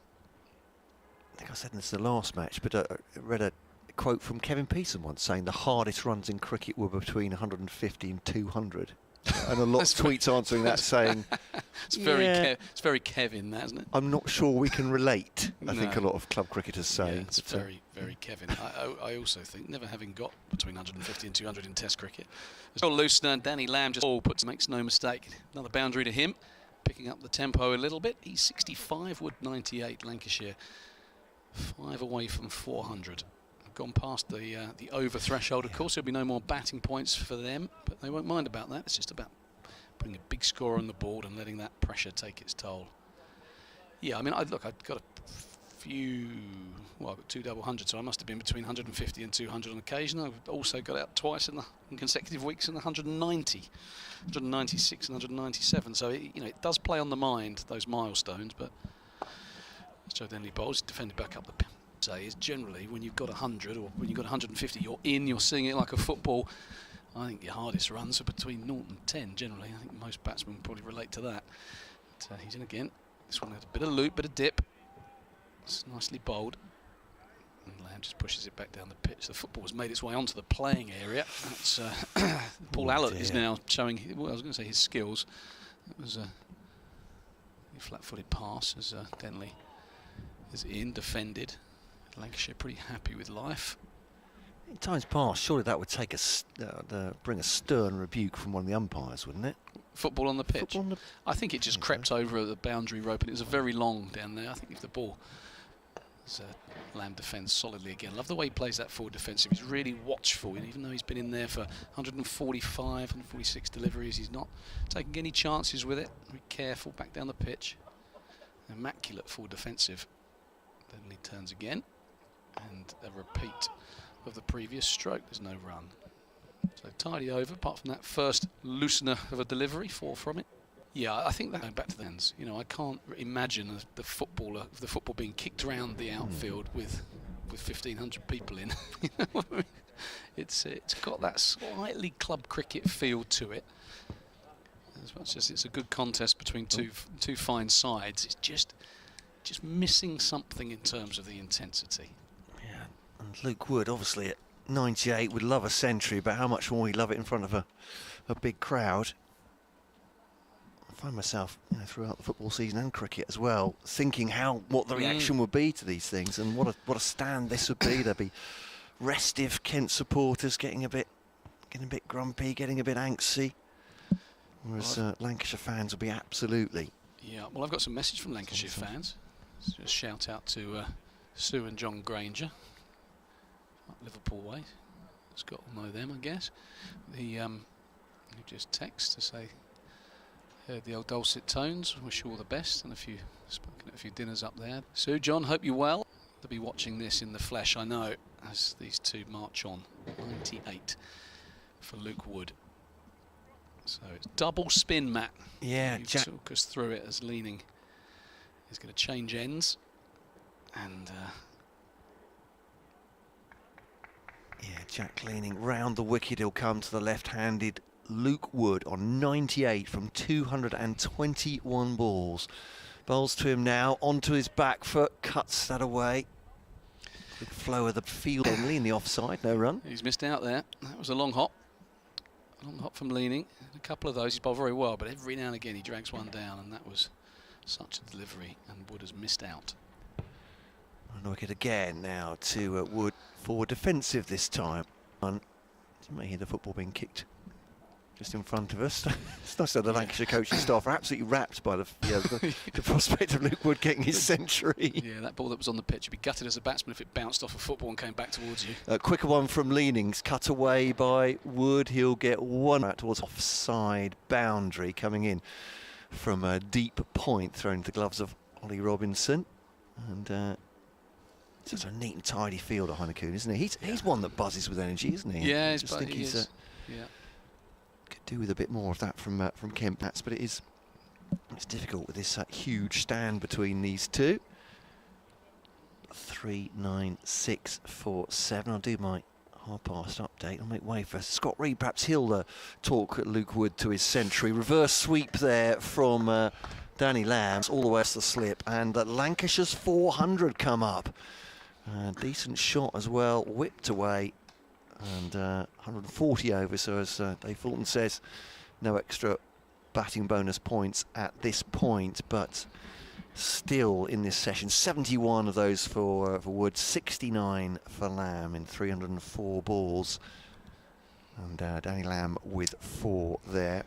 Yeah, good shot from Danny Lamb. It's important that they just keep this scoreboard ticking over. He's batting nicely. 150 Partridge getting very close to that 8th wicket order, switching to the offside by Lamb with soft hands.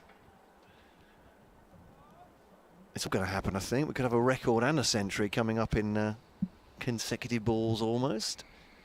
Over the wicket comes Leaning. Again, it's the reverse from Lamb. He's done it again. Slightly squarer this time. 4 more. 4 for 7 off the over. And far from keeping it tight. More runs coming there. Updating our regular listeners right now. Playing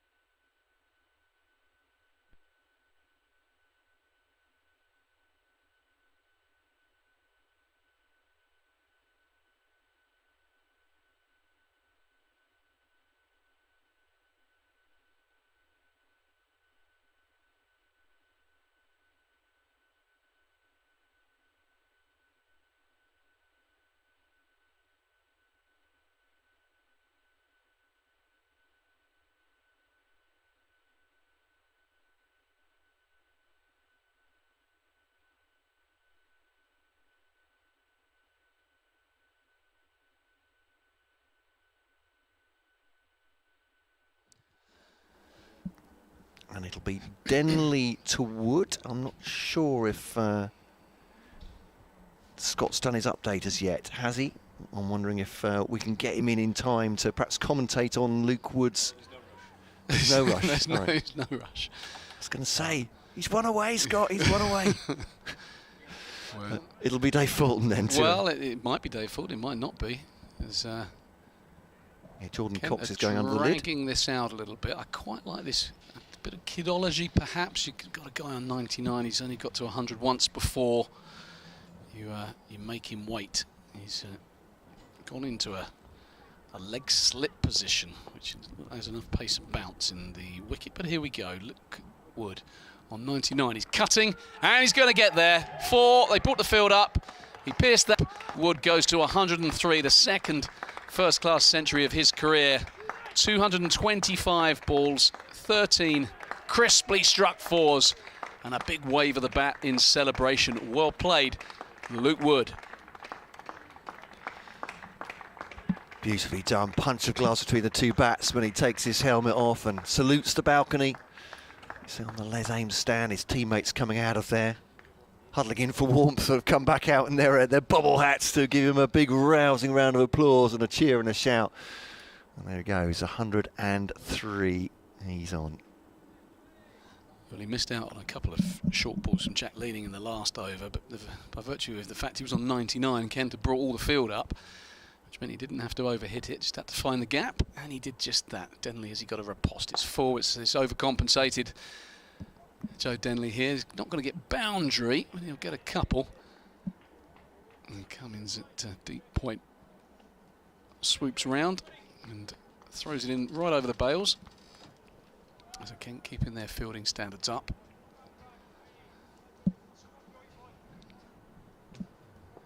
And Matt's going to make way. Scott's coming in. And Wood pushes forward. There's no run. I guess Kent will be hoping here that perhaps Luke Wood, having gone to his 100, his concentration being terrific. He's all behind the stump. I was going to break my Ponzi go 100. Especially a tail ender is not used to getting there that often. Sometimes it can go to your head. I've seen many a tail ender get out between 100 and 110. This is wide outside from death, and Wood leaves well alone. So no sign at the moment that Luke Wood intends to throw this away, but he's played quite beautifully, Scott Reed. He has indeed. Yeah, I'm sure he enjoyed that. Special moment for Luke Wood. Denley, and again, another short wide one. Has crashed through the offside. He's going to get another boundary. And perhaps we're seeing why Joe Denley wasn't into the attack earlier. Jack Leaning has been so economical. He's bowled 25 overs, 1 for 66. Denley going at 4.5s, 45 from his 10 overs. And there's some good stuff in there, but there's a 4-ball and over at the moment. And that's what Kent can ill afford, as they're staring 414 for 7 squarely in the face. Record 8th wicket partnership for Lancashire in first-class cricket. Who does it surpass? Lyon and Ratcliffe against Warwickshire in 1979. Yeah.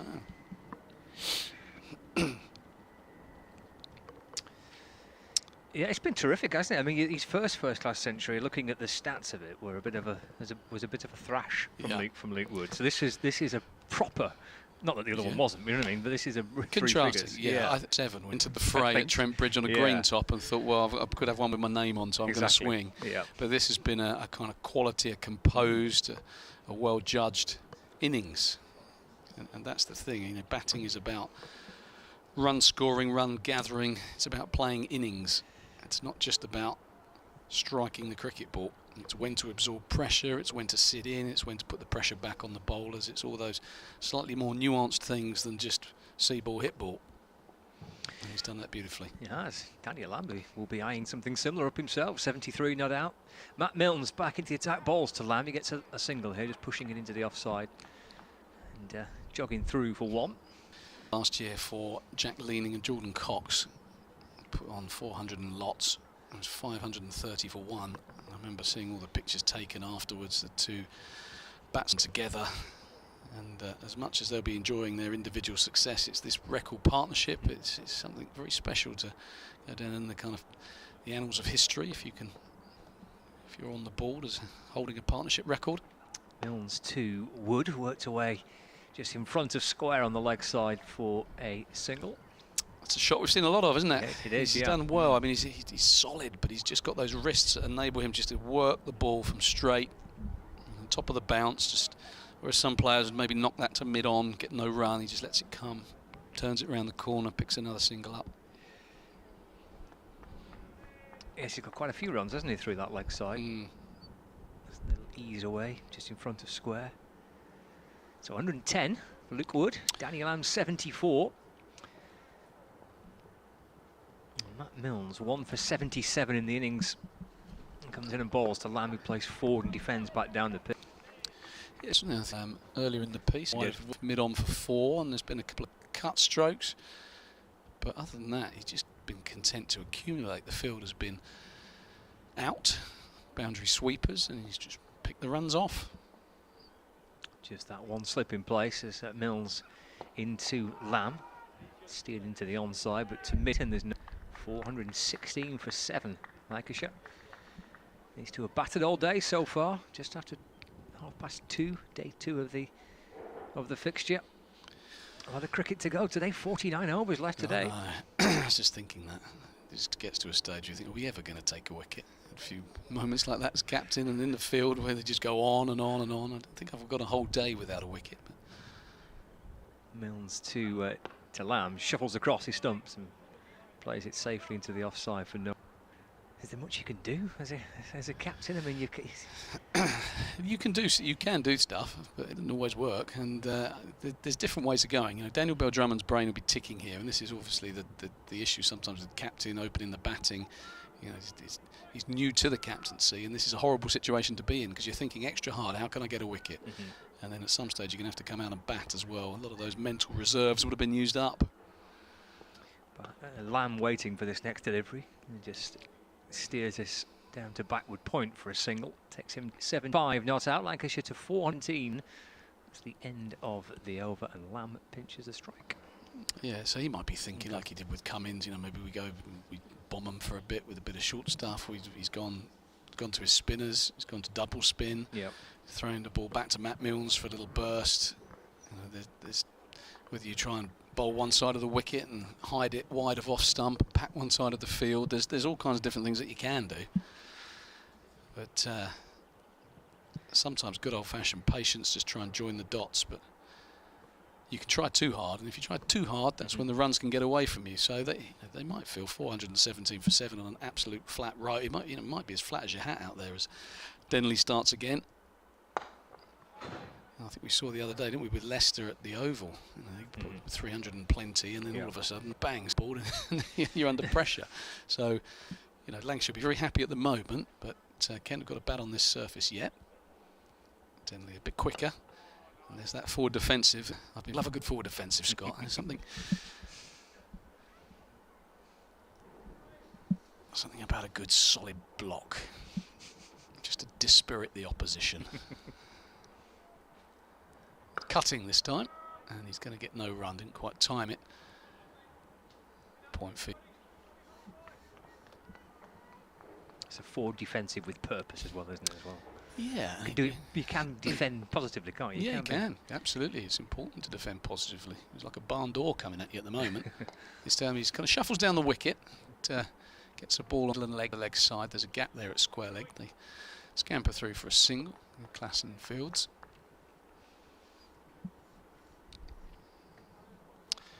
Wood back hasn't faced for a while. He'll have had time to digest that 100 mentally. Stay as present as you can when you've gone past a milestone. He's clipping this into the leg side. He's going to get another single. It is tough sometimes. You can let your mind wander, you know. What your mates be saying, you know. Let them know I've got 100. You've got to put all that to one side and keep going. Well bowled by Denley, but half appeal, but he was shuffling down the wicket, Danny Lamb, trying to flick that one away into the leg side. Perhaps a hint of spin. We're not behind the bomb here to tell just how much the ball's gripping. For certain is that Joe Denley is no Matt Parkinson, and that's not meant disrespectfully. I was chatting to Dave Villas about reaching 100 and his mindset about going on to get bigger scores. He has a fabulous record of going from 100 to 150 and then to 200. Yeah. I think he's got 22 first-class centuries. He's never got out for less than 120 when he's got to 100. Okay. And half the time he's gone on to reach 150, and a third of the time he's gone on to reach 200. He's got a fantastic record of converting to big scores. It's impressive. And he says the way he looks at it is quite simply that it's the easiest time to bat. He's in. It's the anti-Kevin Peterson It's theory. the complete opposite. Yeah, I heard. That's why I heard you chatting it with. Yeah, with I must say I don't often agree with what Kev said. He's a batting genius, of that there's no doubt. But I can't believe the hardest runs are between 150 and 200. Surely that's the best time to bat. I'm with Vias on this one. Milnes into to Luke Wood. That's short and that's pulled, and that will be 4 runs. He's taken on a short ball, but he is 115 not out, so he'll be feeling a little bit more confident about it. Was that uppish? I didn't really see it fly off the bat. It looked like it was going to be up because it was a short bounce. So it was a high bounce, so that he kind of went up on. I thought for a moment it might have interested. Is that coming down there at fine leg? But it's another boundary. Yeah, look, I think is what I tried to say to myself was on the few occasions that I did go past 100 was that. You think of all the times that you get knocked over cheaply. You know, you have many more bad days as a batter than you do good days. So the trick is to make your good days really good days, because then it compensates. Milnes bowling to Wood. That squares him up a little. It comes off a thickish edge down to third man for 425 for 7. You think how difficult it is at times, especially as an opening batsman, to kind of get to 20 when the ball's nipping around. So, you know, if you find yourself 120, 130, you don't pat yourself on the back. You think about just going on, because it's a lot easier when you get 130 than it is when you've got 0. Yeah, that's the Dane Villas theory, which it does make sense to. Yeah. Milnes into it to Lamb. It's pulled through square leg for a single for Lamb. 725 for 7. Brings Wood back on strike.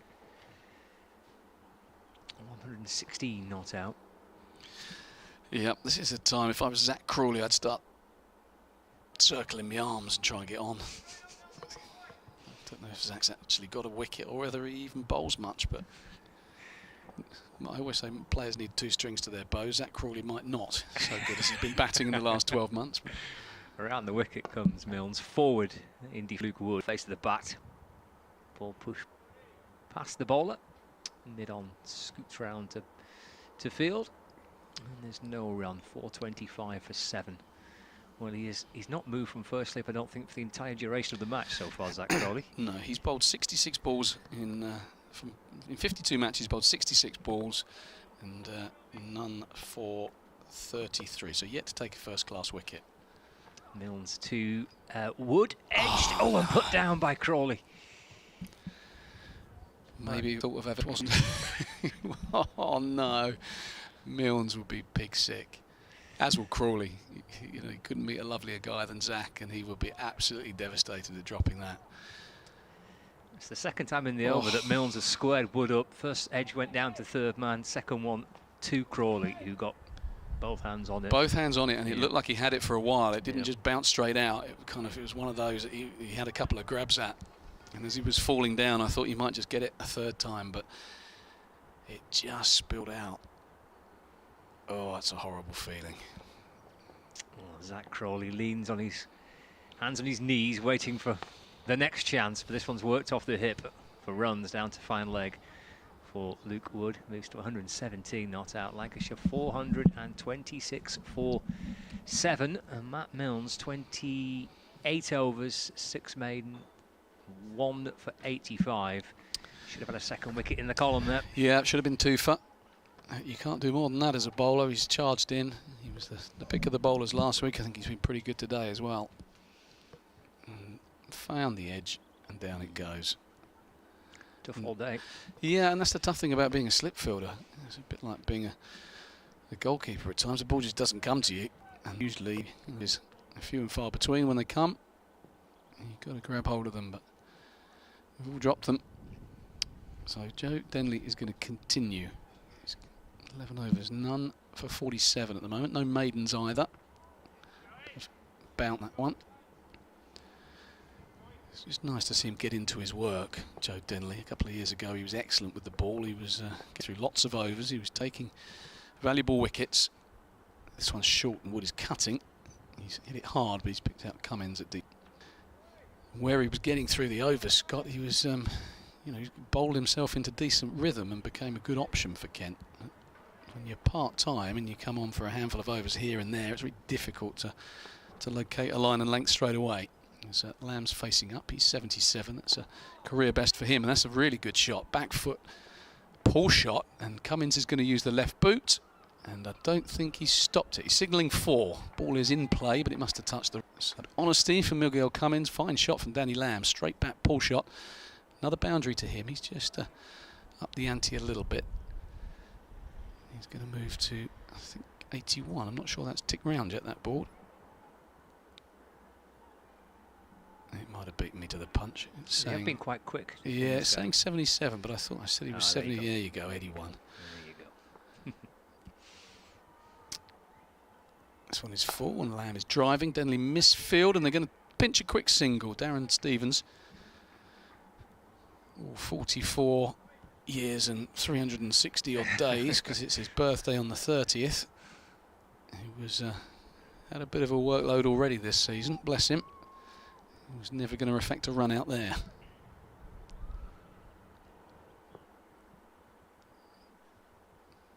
Wood, once again, those wrists to the 4, flicking around the corner.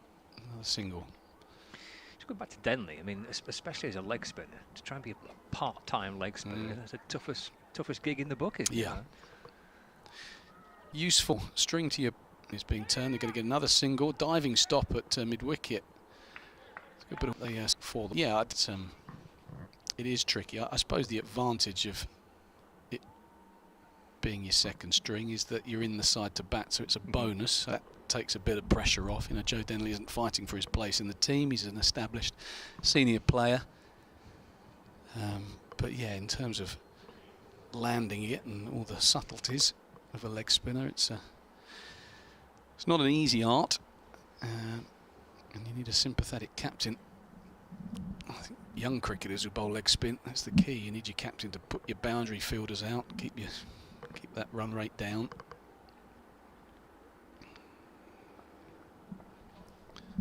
See a bit of Parkinson at some point, I would think today. Yep. I'm waiting for this next over from Matt Milnes. In and balls to him. Lamb in and there's no run. 83 not out. 434 for 7. Again, to be hoping they see him with his pads on quite soon. He's down to bat 11, which we will bat 11 only because Tom Bailey's a more than useful number 10. So they'll be keen to see Parkinson with his pads on. We won't be too keen to see him bowling with declared by Lancashire's total, which is a distinct possibility the way things are going. Lamb just settles into his crease. Milnes in and bowls. He gets in behind and defends up to... There's no run. Would you ever, even for a second as a captain, think about that? Think about Lancashire declaring, saying, right, let's just sit in here, just try and slow it down as much as we can and wait for them to pull out? Or would that never enter your mind as a captain?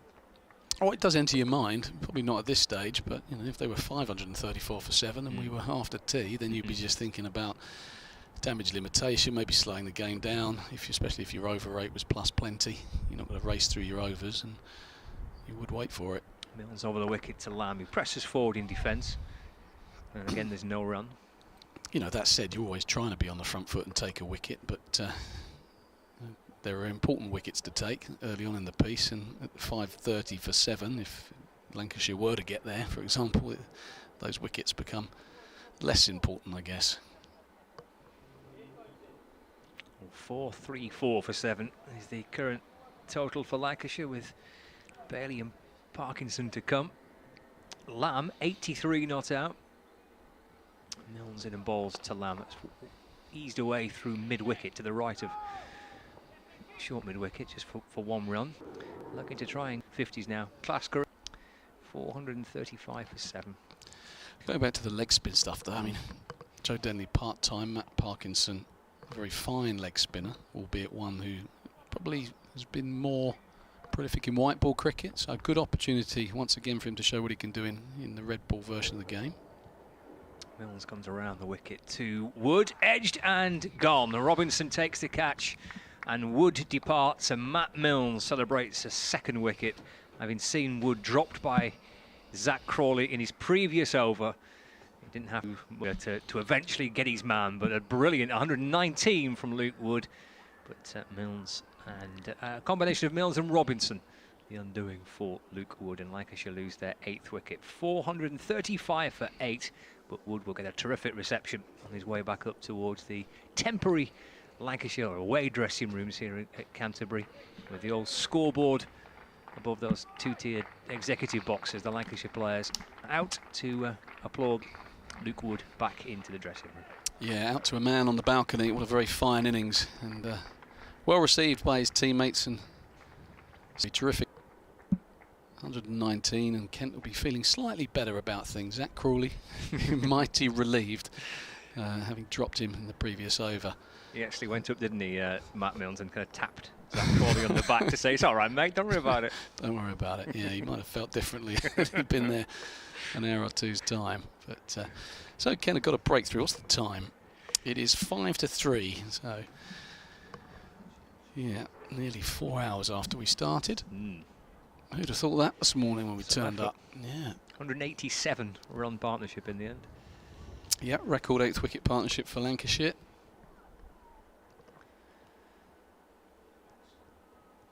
He's taken some getting that wicket today, but breakthrough has been made for Kent, much needed for Kent. Just for their own sanity. For all our sanity. Yes, just seeing a breakthrough. Tom Bailey, the new batsman. Yeah, he might have a bit of pad rash. He's had those pads on for 4 hours. That might be a record for him as well, I would think. It's a fair point, yeah. Yeah, that's when you go and lose your off stump first ball and think, damn. They were making batting look so easy. That said, it can go the other way as well. The last thing Kent need now is Bailey to hang around for an hour or so. So Milnes has got his tail up. The field is, where's Daniel Bell-Drummond off to? Looks like he might be going into a third slip. So Kent in a hurry to try and wrap this up. The field is a wide mid-on, 2 men back on the leg side. One at fine leg, orthodox fine leg. One at kind of a deep square leg, perhaps. I know something about Tom Bailey's hook shot. 3 slips, backward point, extra cover mid-off. Milnes is in here. Bailey plays forward, just squeezing it out into the offside. No run. Is the of the over. 29 overs, 2 for 86. Matt Milnes, 435 for 8. Lancashire. Bailey, the new batsman, on 0, and Danny Lamb on 4. So if you're just joining us, breaking news on the Spitfire Ground, wicket. Nearly 4 hours we waited for it. Maybe they'd be like London buses, Scott. What do you reckon? I think it was an important job though for Bailey here and for Matt Parkinson. Danny Lamb has played quite beautifully for 84, and they want to see him through to a maiden first-class 100. So you know they're not going to kind of give it away, even in this position of strength. No, I don't think Lancashire will change their approach at all, will they? They very rarely do, the Lankies. Just try and grind you into the dirt, if I remember. Well, that was kind of how Glenn Chappell captained the team, wasn't it?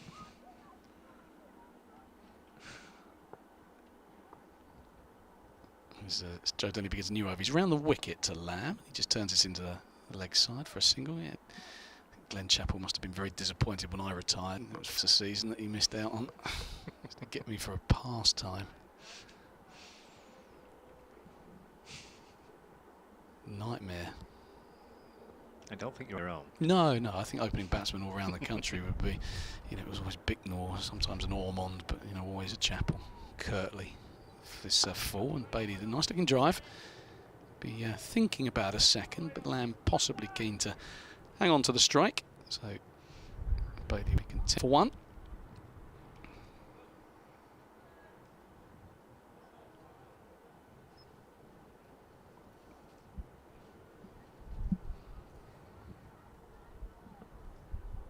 Danny Lamb, 15 away from what would be his first-class century. He just will start to think about that now. Denley's into him. He's on the back foot, and I thought we was going to say there's runs to be had on the Daniel Bone. Really deep there at a kind of straight mid-wicket, and if he'd not hit it or timed it quite so well, he would have been afforded an easy one. Driving, and it's time to extra cover, as does the... Well,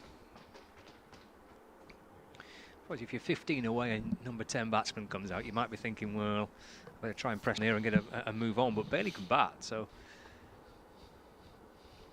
Yeah, it's a good point. Where's... what's Parky's batting like? In? Don't think it's his strong suit. No, I'm gathering that, but, you know, would Lamb change his approach, do you think? Would he think he's going to get knocked over, or would he back in to hang around? I think he might just squeeze on the gas a little bit quicker. Fair enough.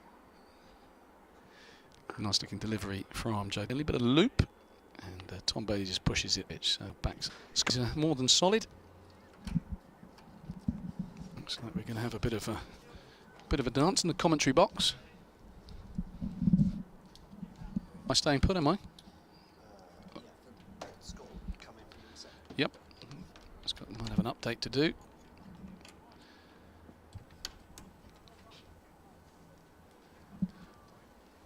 Beautiful day here at the Spitfire Ground. Not a cloud in the sky, a little chilly. The sun has moved away from our commentary position. I was just thinking about shooting off and grabbing the coat. But I'm going to stick out my commentary stint. Scott Reed's taking a dim view of that. He did, I put him a jumper at lunch and he was, no, don't put it on now. Yeah. Quite wide, but Milne's outside the off-stump. I don't know why I'm paying any attention to him, to be honest, but if you're cold, you're cold. It's a northern thing.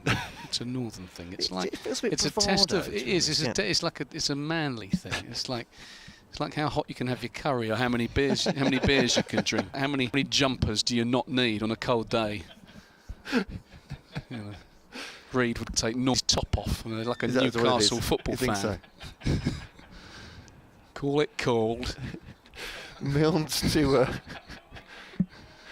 careful with mid-wicket. We had snow first game of the season. He'd be saying snow, and I was in my vest. I don't think we really need to establish that Scott Reed was harder than me to start with, do we? I think that's pretty much a given. Mate, I put on last week at the Yorkshire game, I had every jumper and 2 coats.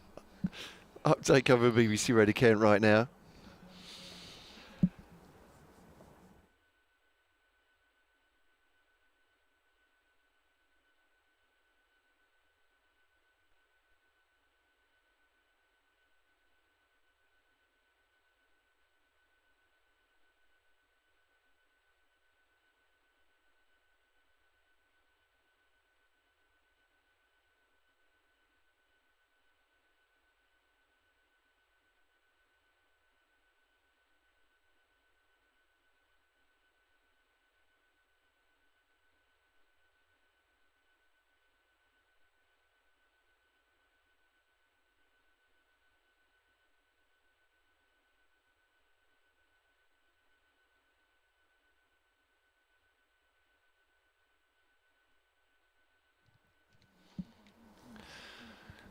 I mean, I tried to dress it up, but it's not been a great day, has it, for Kent? Put it that way. But that wicket at last. But yeah, yep. I've even asked for a scarf, by the way. I've been donated a scarf by Kent for this afternoon. So, in terms of temperature, I'm treated here. Well, these velvet seats and a scarf for the afternoon. They do. Yeah, I've got a scarf. I've got 2 coats. Good man. And I've got 1 more jumper. So. It's experience. But that drop from Crawley, he'll be very glad that didn't last very long, because that was agonising, wasn't it? You wait for, well, I mean, it's not a London bus situation, but he waited so long at slip, hasn't he? And it's got to be difficult, the concentration, that, for a start, isn't it? Yeah, it made that point at the time. You know, if you think back to Cape Town, where he took those great catches to win that Test match when Ben Stokes was flying in. That's quite a nice time to be, because everything was happening. Every ball looked like taking a wicket. So you're really in the game at slip. Whereas today, by contrast, nothing was happening. Milnes to Lamb. It's an attractive-looking straight drive, isn't it? It's actually, yeah, you're right. Lull. It's got a pro in your mind too, but fortunately for him, I suppose, he doesn't have to think about too long. Not too many runs added. But what an innings that is. All sorts of records been broken today. Luke Wood's 2nd century's first for Lancashire. That's his career high, isn't it, as well? 119, I think. Lamb's got 86 not out. It's a career high for him. 8th wicket record partnership for Lancashire as well. Make no bones about it. They've welcomed that wicket, Ken, but it is an imposing first innings score, and just feels a bit like last week, Dave Fulton, that Yorkshire did a similar thing, didn't get this many runs, did it, in the first innings. Kent are going to have to bat well and really concentrate for them to save it. Yeah, you don't lose too many games when you put 430 plus on the board, and that can be quite dispiriting from a Kent perspective, because you kind of, we're probably not winning this from here, but there's still plenty of cricket to be played, and Kent can give a good account of themselves. I've played in games where teams have got 500 and we've gone past them, and we've got 500 and teams have gone past us. So that it can happen that it's just a really good pitch, and bat dominates ball. So we'll see how Kent respond. What you know from this Lancashire side is that they've, the likes of Bailey with the new ball and Parkinson with his leg breaks, they're going to ask some challenging questions, and Kent have a few batters who are a bit short of runs. But as I said earlier, they're due. The likes of Zach Crawley is too good a player to be due for too long, you'd think. Same with Daniel, same with Joe Denley. So, someone's got to play well, but what I always say is it's an opportunity to do something pretty special. It's going to be a change of bowling. Freddie Klassen back into the attack. His left arm round the wicket, bowling to a new bat. Top 1. Danny Lamb is 86. 438 for 8. I should mention I've taken a bit of criticism today, but if there are plaudits being thrown around for taking wickets, I think that ball was one of the few I haven't seen over the first 2 days. I went took a phone call, was out on the stairs. Klassen is bowling to Bailey, who angles that around, and Kent media team probably listening to this. Matt Coulson Moore get him round the back of the stand, not watching.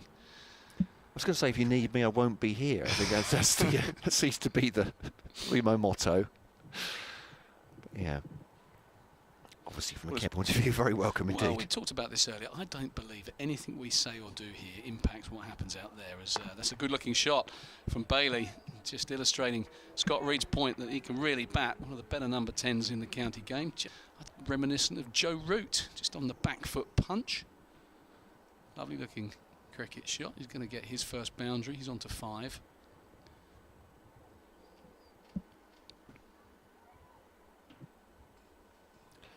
An email from Kester talking about ever made a mistake, you asked Kester, didn't you? Because he was saying that I'd got an update wrong. Yes. He said, indeed, he says, 30 plus years ago I was working on a local radio station interviewing the Iraqi ambassador for a report on the invasion of Kuwait. At one point I asked, what justification can you offer for invading Iraq? Well, there you go. Slightly higher brow broadcasting and talking about the 350 Lancashire had at the time. But there we go. So I've added a run there, by the way, down the leg side of Klassen for Tom Bailey. Goes on to 686 for Danny Lamb. Brings Lamb onto strike. Well, there you go. Klassen continuing with this round the wicket line. He's 4, and Lamb, as he's done for much of his innings, plays straight in the V. Kester can continue short. There we go. He moves in those circles, Kester, which I have to say I clearly don't. He says you're clearly not listening to the. He was saying he was clearly not listening to the actual words, but of the question he thought was coming, because he answered as if I'd said Kuwait. It was decent looking Klassen, just being loud, thigh rolls back to him. That completes the over. And we'll have a change here. David Fulton making way for Scott Reed. David, thank you very much. But Mike leaves him with this message. Tell Fulton he's on a winner. 10% of your fee. Mr. Fulton is minting it. Yeah, thanks, Mike.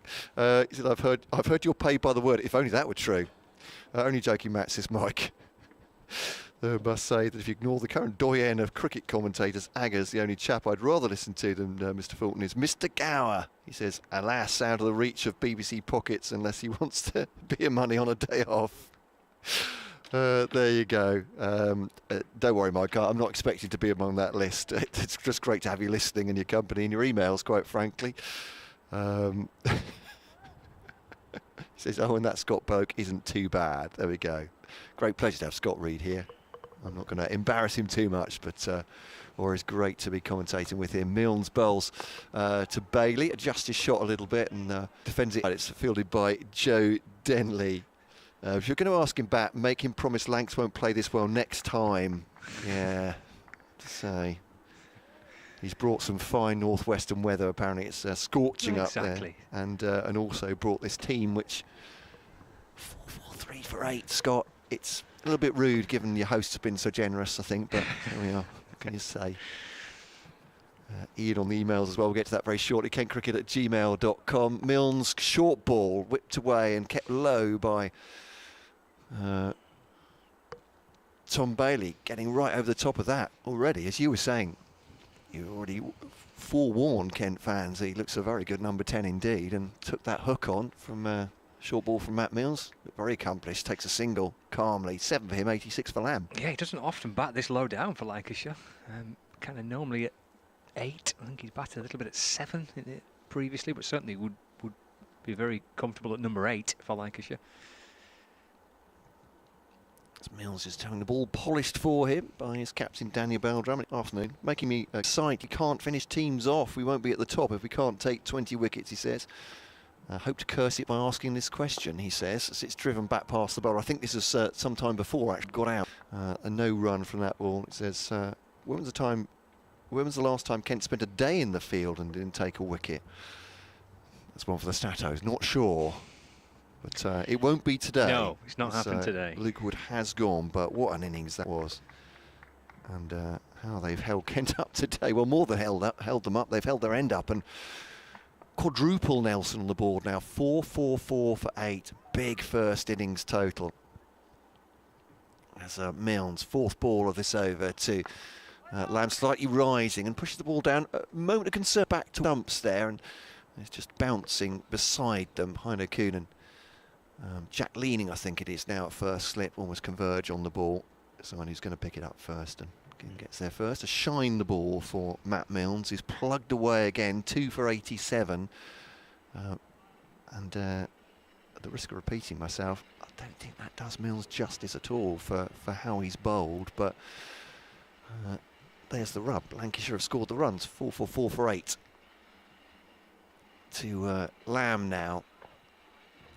To Denley again, the shortish mid-wicket position, no run.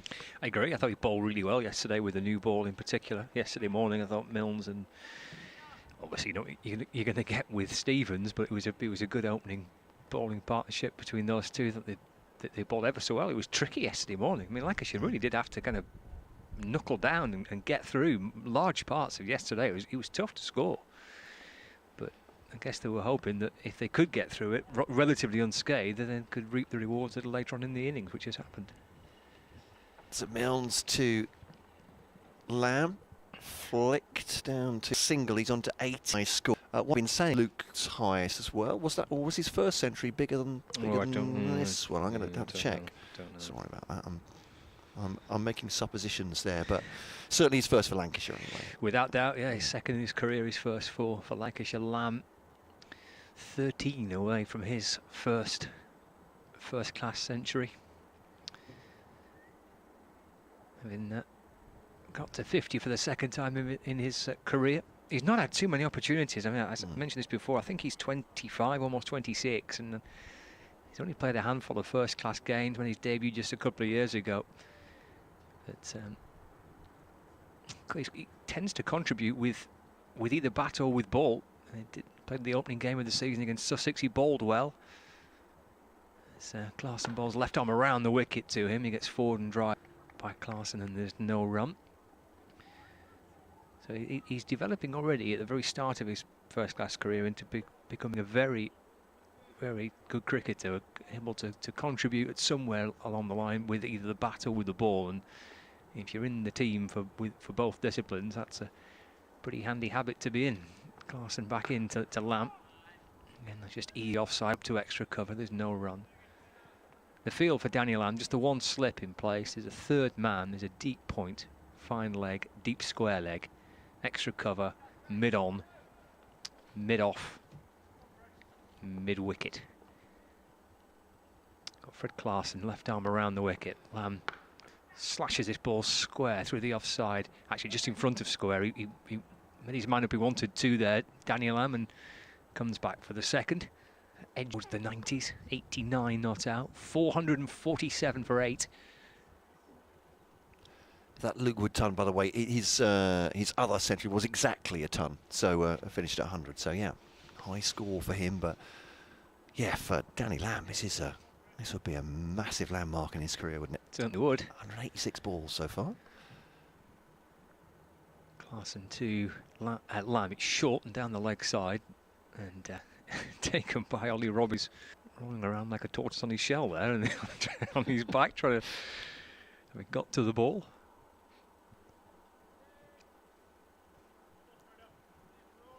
Give you a few scores from around the country in a few moments' time as well. Yorkshire batting looks like solidly in their second innings against Sussex. Clarkson to Lamb, getting driven through point for a single. Lamb into the 90s now. Lancashire 408 with 1 ball remaining of the over, and then 40 left in the day's allocation. So still plenty of cricket to go today.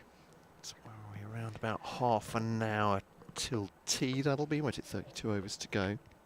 Yep. So won't be far off what it should be. 340. We never hit it, but Bailey waiting as Clarkson bangs one in short, and Bailey kind of rocks back and wasn't really committed into that pull shot. Tom Bailey's hands a little bit, so the back foot through to the keeper it went. The end of the over. 448 for 8. Daniel Lamb has 90, and Tom Bailey on 7. Yet another record. Ken, thanks for getting in touch on that one. Ken Martin, the 187 stand between Luke Wood and Danny Lamb, the highest 8th wicket stand in first-class cricket at the Spitfire Ground, St Lawrence. There we go. Right, so setting a ground record. Beats 177 by Geraint Jones and Yasser Arafat for Kent against Warwickshire in 2007. So they're just carting these records off in a wheelbarrow at the moment. Those that stand. There's a few where you just have to pick one that you want to mention in your update. Yeah, absolutely. Otherwise you spend out your update going through all the different records. But yeah. Well, I think that, yeah, my last top of the hour update, I just went through the Lancashire records. I don't think I mentioned Kent once, which probably isn't great for a BBC radio Kent, is it? Pulled away low, this just by Lamb. He's on to 91. Bailey is on 7, 449 for 8. And as David Fulton said, you don't come this way very often towards 450 and end up losing games of cricket. It's they've taken time out of the game, Lancashire as well, but they've done it just very well. It's not looked easy to score quickly, but obviously that massive stand and a couple of 50 stands and a ton partnership as well have got them to this situation where they now look to dominate this game against Kent. As Milne, straight drive by Bailey, attractive stuff, good stop as well by Miguel Cummins. Good cricket all round really, ball, and no run. So Yorkshire 51 for none against Sussex then, are still 20 runs behind. They're in their second innings, Sussex 2-2-1 all out today. Worcestershire have just been bowled out for 4-3-6. That's the only innings so far in the game against Nottinghamshire at New Road. Warwickshire 140 for 5, replying to Essex's 295. Oh, it squared him up, squirts past second slip. There's a shout of no from the non-striker because Jack Leaning didn't carry to him at second slip, but he stopped it adeptly. And they don't take the run. Northants 98 for 5 in reply to Glamorgan's 407 all out. That's in this group. Derbyshire just starting their reply to Durham's 475. Double century there, I think, for Durham's South African, I believe. I'm right in saying. Yeah, Bedingham, I think. Yeah, Bedingham indeed. Not seen him play before, but double century in their innings. This one trying to cut this off the square, but 449 for Asia. Hampshire 470 all out. They finished. Gloucestershire just starting their reply, none for none. Middlesex leading Surrey by 91 runs now on 245 for 8. And Leicestershire, or the Somerset, are 28 ahead of Leicestershire on 261.46 at Grace Road. Milnes to Bailey, tucks this into the onside. A full length delivery again from Milnes, and that's the 450 up for the loss of 8 wickets in 152 overs here. Milnes coming towards the end of his over. Has taken the 1 wicket to fall today. 187 run partnership between the 2 Lancashire players, Luke Wood and Danny Lamb, who's still there, 91 not out. They're just taking their time again. I mean, he's 9 from his century, but they're adjusting the field, giving him plenty of time to think. He's not been this way before, not been this far into our first-class innings. There's Paul Allott and Paul Downton. They've done a number of circuits of the ground. There's obviously a lot to talk about, as David Fulton saying. Former rivals, I suppose, in county cricket. I'm not sure if they played test cricket together. But here's Milnes to... Oh, wraps him on the pad. Umpire's not interested. When he's walking away, Nigel Long, and on one knee, begging the umpire, and the slip went up as well. Hit him low, that's for sure, so either a bit of bat or line is the problem there. I'd suggest. You'd be surprised to hear my replay will be sometime in coming. Any sight of that, Scott? You're on delay, aren't you? You're actually some way behind. That's my life, frankly. So end of the over ball, 450 exactly for 8. Bailey has 8, Lamb has 91. Yeah, so certainly no problem with height with that LBW decision. He gets walked quite a way across his stumps. I wonder whether that's actually hit him outside the line of off stump, perhaps. But didn't look like any issues with height. I bet Danny Lamb's heart was skipping a beat there for a second. Because they all went up, didn't they? The bowler went up, the keeper went up. Yeah, it was a lusty shout, wasn't it? It was. There's Clarkson then. Starts a fresh over, left arm over the wicket, driven beautifully by Bailey to the left of mid-off. He'll come back for a second, but there's no need to. He can slow down because that rope is the bound. 4 more for Bailey. That's a proper punch through the mid-off, wasn't it, for Bailey, up to 12. 454 for 8. I think it's fair to say if Miguel Cummins isn't getting it, it's probably not getting got. He's fairly rapid across the ground, isn't he, given a run-up? Bailey into double figures. Clarkson in the bright sunshine here in Canterbury. In a bowling to Bailey. That'll be 4 more through extra cover off the back foot again. Another glorious looking shot. Successive boundaries from Bailey. One through kind of wide mid-off, the other off the back foot, driven through extra cover. He moves to 16, 4, 5, 8 for 8. Yeah, not exactly one you want to see as a fielding side either, is it? Having taken 1 wicket all day, and that at the end of a marathon record stand is number 10 coming in and playing them top shots. I was going to say, yeah. He can bat. Absolutely. I'm not so certain he will have batted as low as 10 before for Lancashire. Certainly not to it. Addition and the incentive to start showing just how good he can be. Clarkson to Bailey, just tucked off the pads out towards square leg. Lamb on, but they rightly decide there isn't a single there. Remains on 16. 458 for 8. Deep into the afternoon session, day 2 of the LV County Championship. The 3rd round of fixtures, Kent against Lancashire. Lancashire still progressing in their first innings. Short ball, which Bailey pulls, and pulls well down into the ground to fine leg. Actually spins around and starts jogging backwards toward the ball, admiring, I think, where he sent the ball. He was just keeping a close eye on it as he started to jog backwards. Gets through for a single. Takes him to 17. Daniel Lamb's back on strike. A couple of balls left in this over. He's on 91. He's never been in the 90s before in first-class cricket. He's in uncharted territory in Lancashire colours. Daniel Lamb, he just Takes guard again from the umpire. They'll scratch around in the crease. Waits for Clarkson to bowl over the wicket to him.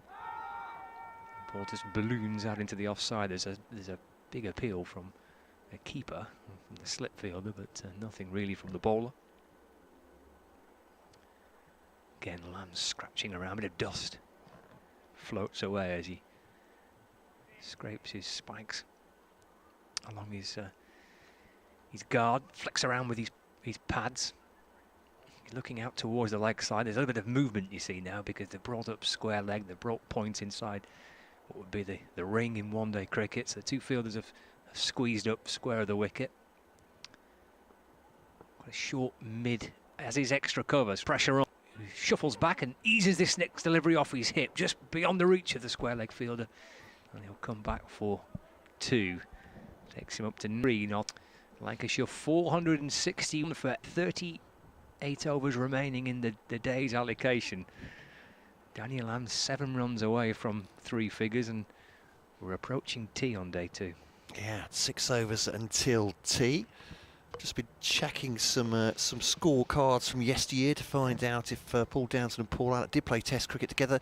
A resounding yes. An Ashes series in 1985, dipping in to Paul Downton's career to find out where they might have overlapped. But yeah, they played, looked like all 6 tests of the Ashes in 1985 in the same team. Actually, no, he didn't play the 6th test to Paul Allen. Anyway, but yes, they have international colleagues. Got a lot to chat about, of course, being directors of cricket, their 2 clubs as well. Gentle little in the outfield for them both, Yeah. isn't it? It's a very, very gentle Sunday afternoon feel to it. They're doing just what many cricket spectators would do if you could do at a village ground or whatever. Just as you say, a slow amble around. Have a good chat, putting the world to rights. Miguel Cummins from the Nackington Road end. Bailey to face, 17 from 18 balls. He's got Cummins. Oh, that's a great delivery. That's squared him up. The wicket kick. And Cummins just gives Tom Bailey a bit of a stare. Good ball, isn't it? Yeah. Sharp delivery first up.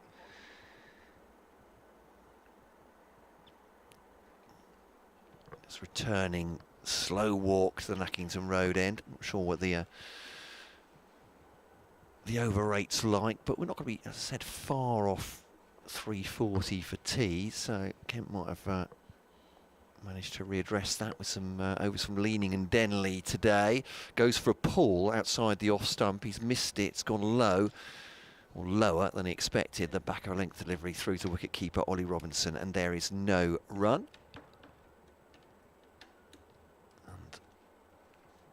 Just going for a little walk out towards square leg. No company for Tom Bailey. Square of the wicket. Fred Clarkson is at point with the square leg umpire, or point umpire even, and then backward a square on the old Dover Road side. Jordan Cox is well away from him as well. Cummins bowls to Bailey up on his toes on the back side, and there's no run. Updates all for BBC Radio Kent. Then I'll be making way for David Fulton very shortly. Beyond, we come back up to 3:30. The Scots saying still plenty of time left in the day, but of course this is just the first innings of it, and Lancashire wanting to stretch it as far as possible. Don't want to do much batting in their second innings if they can avoid it. Cummins to Bailey, pulls away again. Single towards George. They go to 462 for 8. Danny Lamb, 93 from 192 balls. It's just stuck there. It's done really well. Patience apart from anything else. Jack Leaning is the slip now. It's that Crawley, I think, been pushed back to deep third man. Leaning just warming his shoulders up. I don't know if there'll be more to come from him. Of course, a third new ball available at 160 overs, and they're only 5 and a bit off that at the moment as Cummins bowls to Lamb, opens the face, just cuts it gently out towards the offside boundary. For 4-6-3-4-8.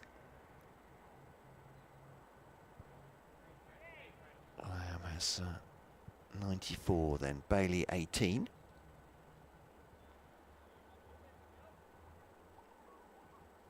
Bit of a chat between Daniel Bell-Drummond and Miguel Cummins as he returns now. Coming down this slight slope from the back of the road end. Just goes back in his crease, Bailey, as it keeps a little bit low, plays out to the offside, and Heineken fields, and that's the end of the over. So Danny Lamb will start this next one. Would it be from Klaassen? No, it will be from Leaning. I think he's taken his jumper off, just left that on the ground for as the 12th man to pick up. He's warming his shoulder up now with 5 overs to go until another new ball is available. 4-6-3 for 8 Lancashire. Great position for them. Kent really struggling today off that marathon stand. It's not happening at the moment. Well, he or Danny Lamb, of course, but Lamb is looking for his first century of his first class career. Still bright sunshine here as Messrs Downton and Lamb make it in front of the Les Ames stand at the moment. Still deep in conversation. A few of the Lancashire players out there with their bobble hats on the balcony. A couple coming down the stairs to the right hand side as we see it. The Les Ames scoreboard not in operation, sadly, because of COVID regulations. It's a manned scoreboard, so just the digital one across to our left as we look near the new lime tree.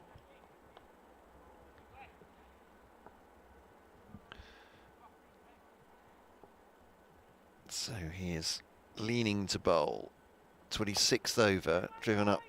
Great fielding by Heino Kuhn once again, just generating a little excitement at his left, but all he does is cut off a run, but showing his willingness.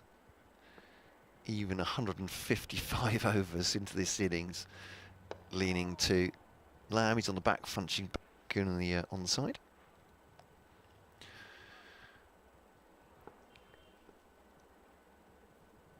It's been a tough watch and perhaps a tough listen today for Kent supporters because Lancashire carrying all before them. This ball's lofted into the air, could be a wicket. No, it goes for 6, and that is Matt 100.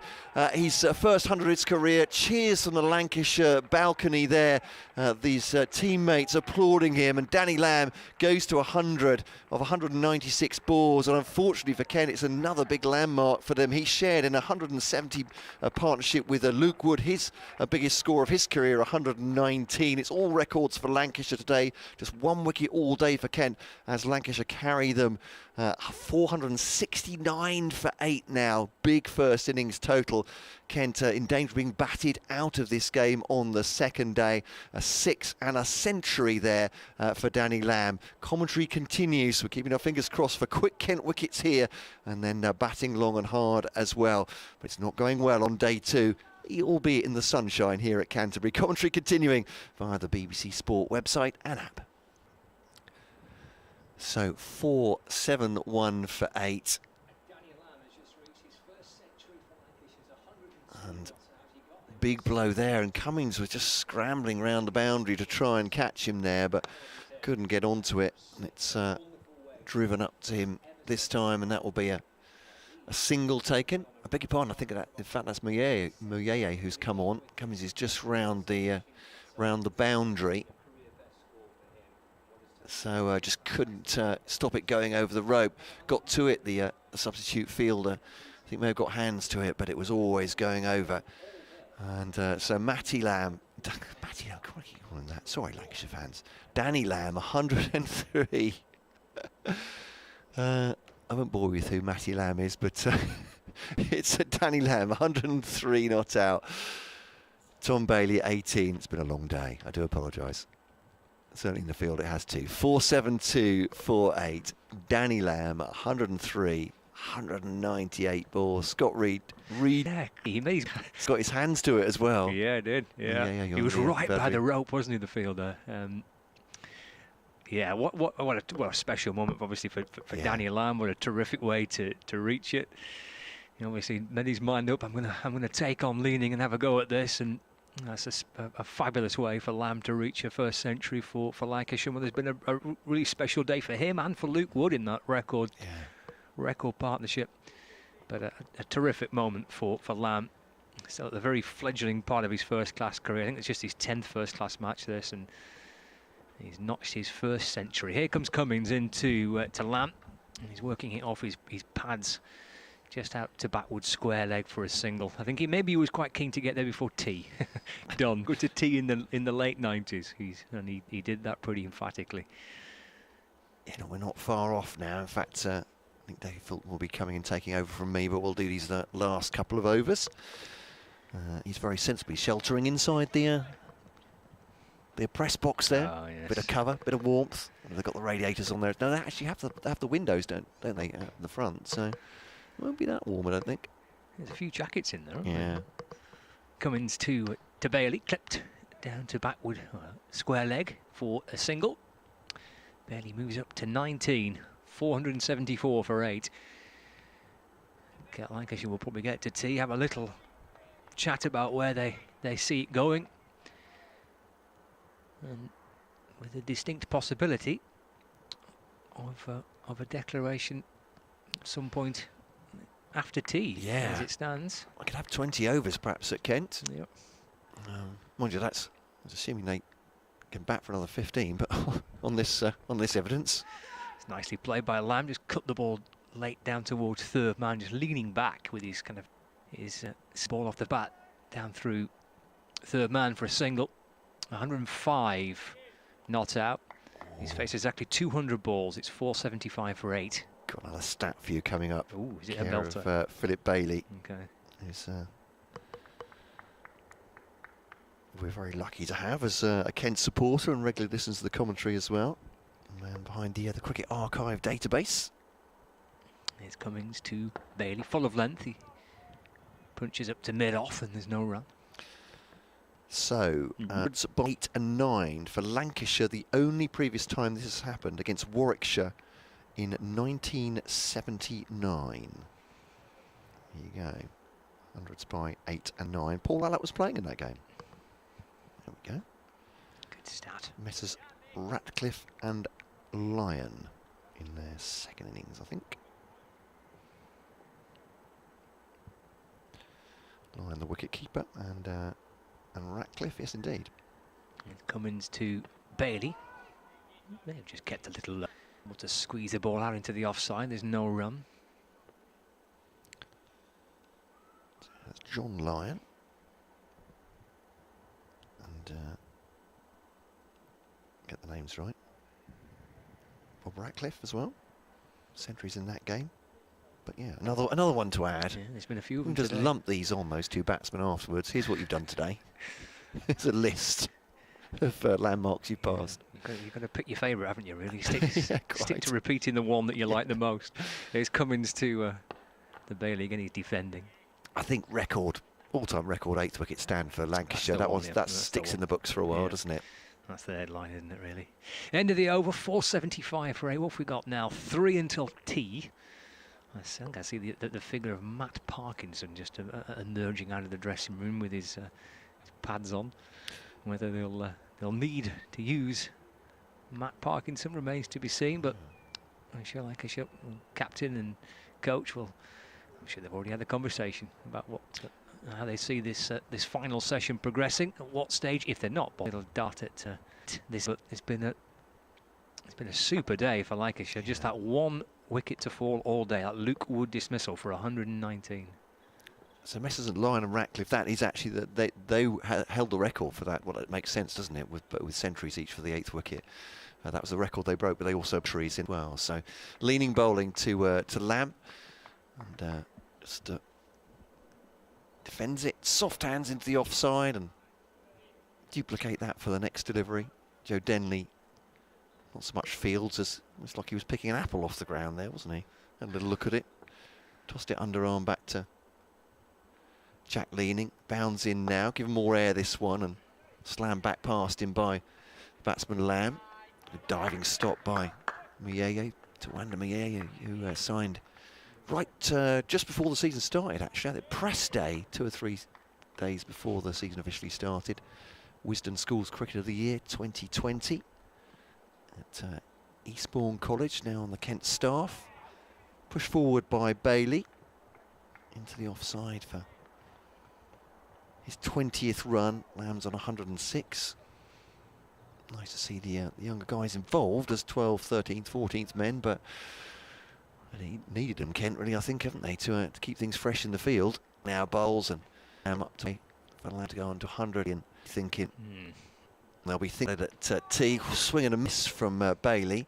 Hurry everything up. He was a bit of a splayed stance, didn't move his feet and swiped outside the off stump. No contact with the wicket, and there is no run. Lamb 107, Bailey 20, Lancashire 478 for 8 in the driving seat here at the Spitfire Ground, St Lawrence. And with the time taken out of the game, you'd have to say, even from this point, Ken will be thinking, we're back for a draw here. And Lancashire thinking, can we get them? Can we take 16 points for a win? Still a lot of cricket to be played before that happens. Yeah, and as Dave touched on this before, Kent have got to believe that there's obviously there is plenty of runs on the pitch, and there's a very good looking top order for Kent. And I appreciate that perhaps not had the start they would have liked with the bat this season, but they're all terrific players. They will score runs, and why not this game for Kent? But they will come in with a long way behind, with a lot of runs on the board. As Lamb goes back and muscles this one out through wide mid-on. I get 4 for that. He does. It reaches the rope. It's a terrific foot muscle pull shot for 4. So he put everything into that, didn't he, Danny Lamb? You can see what Cummins thought of that. He's been treated there, hasn't he? Just a bit. Smashed past mid-wicket. Just about the longest part of the ground, that, isn't it? It's not far off it. 111 not out, Daniel Lamb. He might have taken that if you'd offered it to him, I think, before the game started. Just a bit, yeah. Quietly spoken guy. I suspect when I speak to him a little bit later on, I'll be having to coax things out of him. He's very reserved. Pulls this one out towards backward square leg for a single. Lamb moves to 112 not out. Actually quite keen just to let his game do all the talking. 483 for 8, but a great moment for him and for his family, who I'm sure and friends will be listening and watching on the live stream. A really special occasion for the Lamb family. His sister Emma, a player herself, playing for the Lancashire Thunder team. And so it's a cricketing family. We'll be extremely proud of what Danny's done today. Here's Cummins to Bailey. That's a terrific shot up onto the back foot, pull through mid-wicket for 4.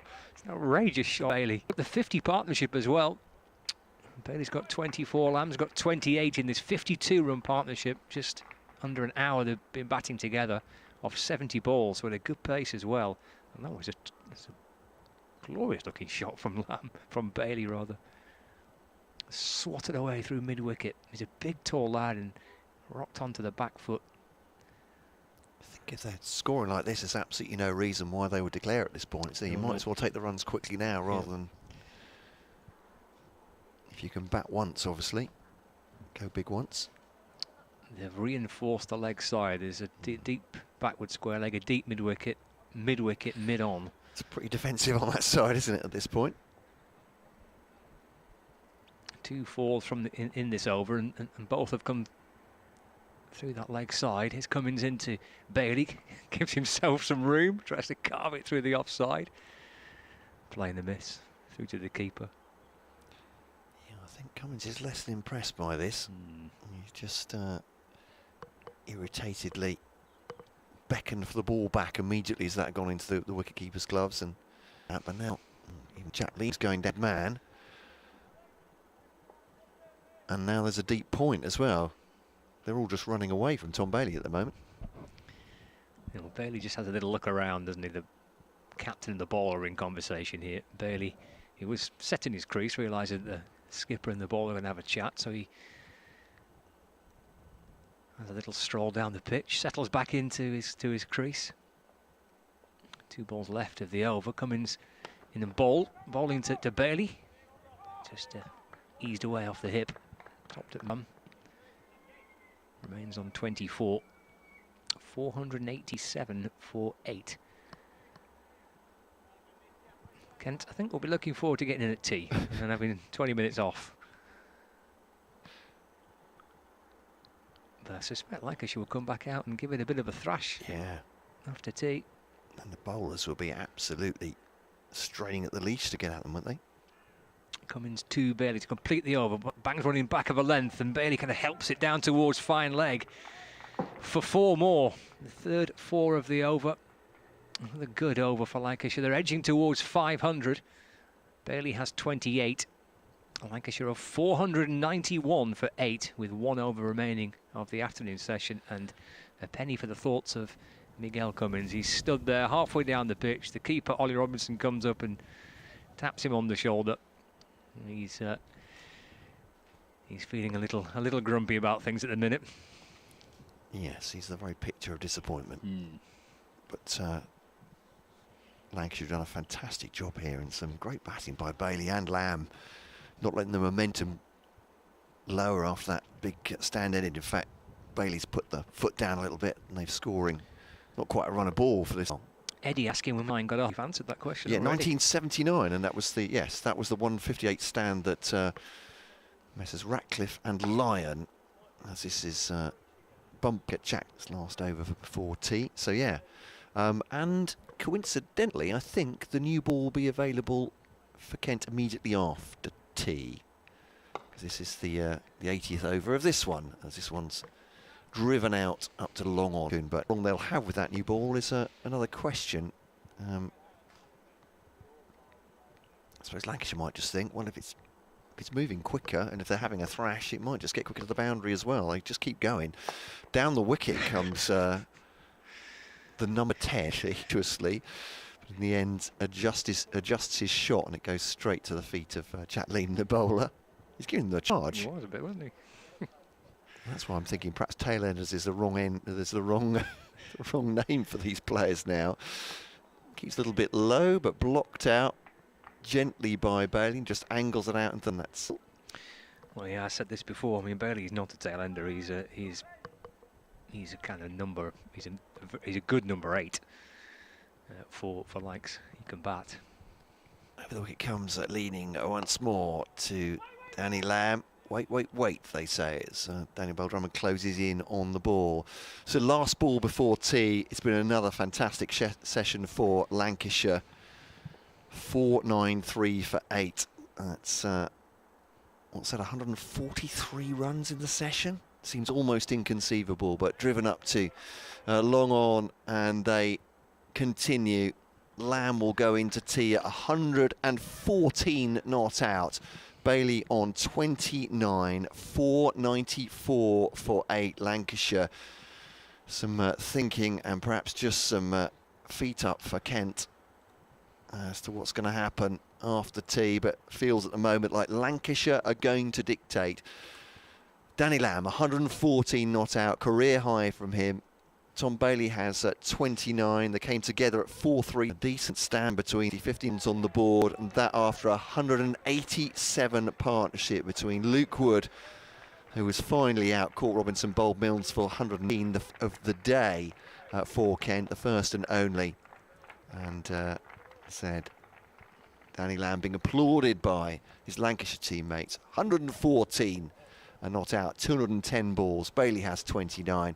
I'm Matt Cole with Scott Reed and Dave Fulton. We'll be back after the break in around about 20 minutes' time.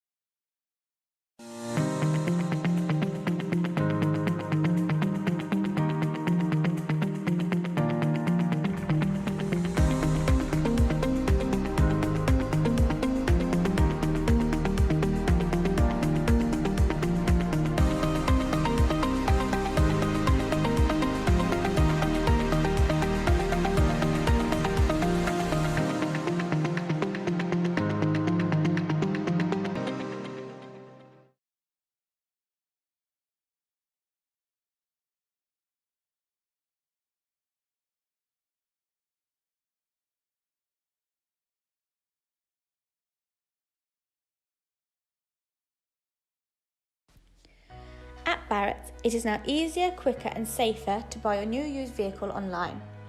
Whether you're on the computer, tablet or phone, you can browse our stock from the comfort of your own home. Refine and filter your search online by make, model and even budget.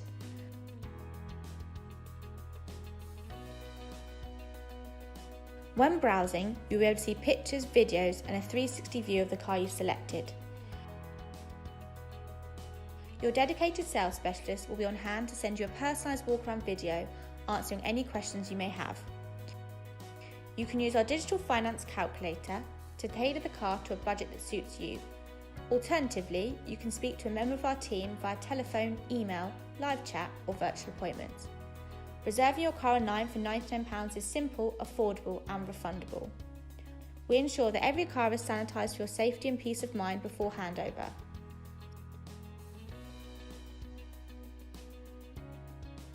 Barrett's, in partnership with Kent County Cricket Club. Together, we are Kent.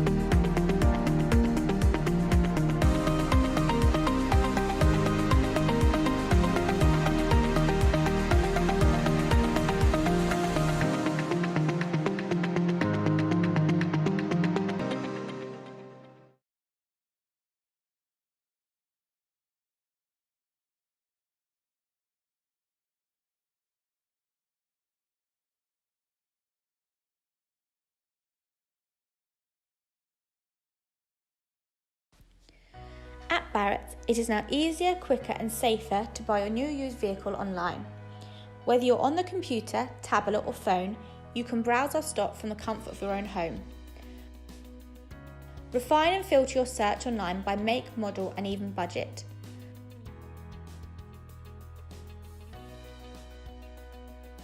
When browsing, you'll be able to see pictures, videos and a 360 view of the car you've selected.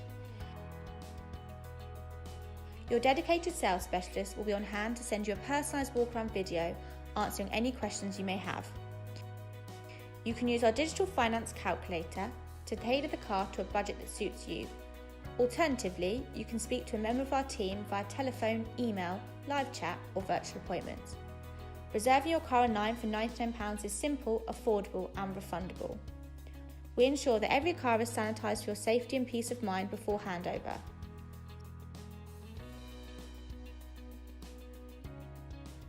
Barrett's, in partnership with Kent County Cricket Club. Together, we are Kent.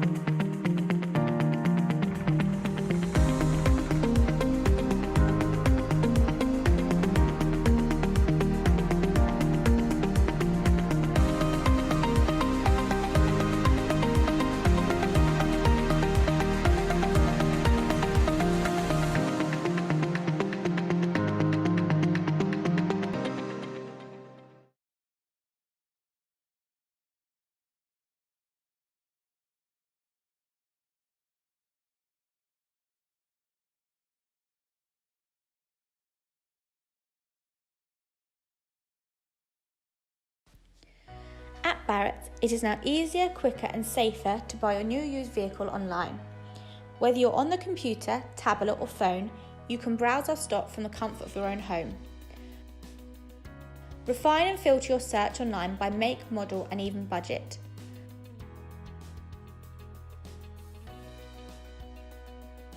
When browsing, you'll be able to see pictures, videos and a 360 view of the car you've selected. Your dedicated sales specialist will be on hand to send you a personalised walk-around video answering any questions you may have. You can use our digital finance calculator to tailor the car to a budget that suits you. Alternatively, you can speak to a member of our team via telephone, email, live chat or virtual appointments. Reserving your car online for £99 is simple, affordable and refundable. We ensure that every car is sanitised for your safety and peace of mind before handover.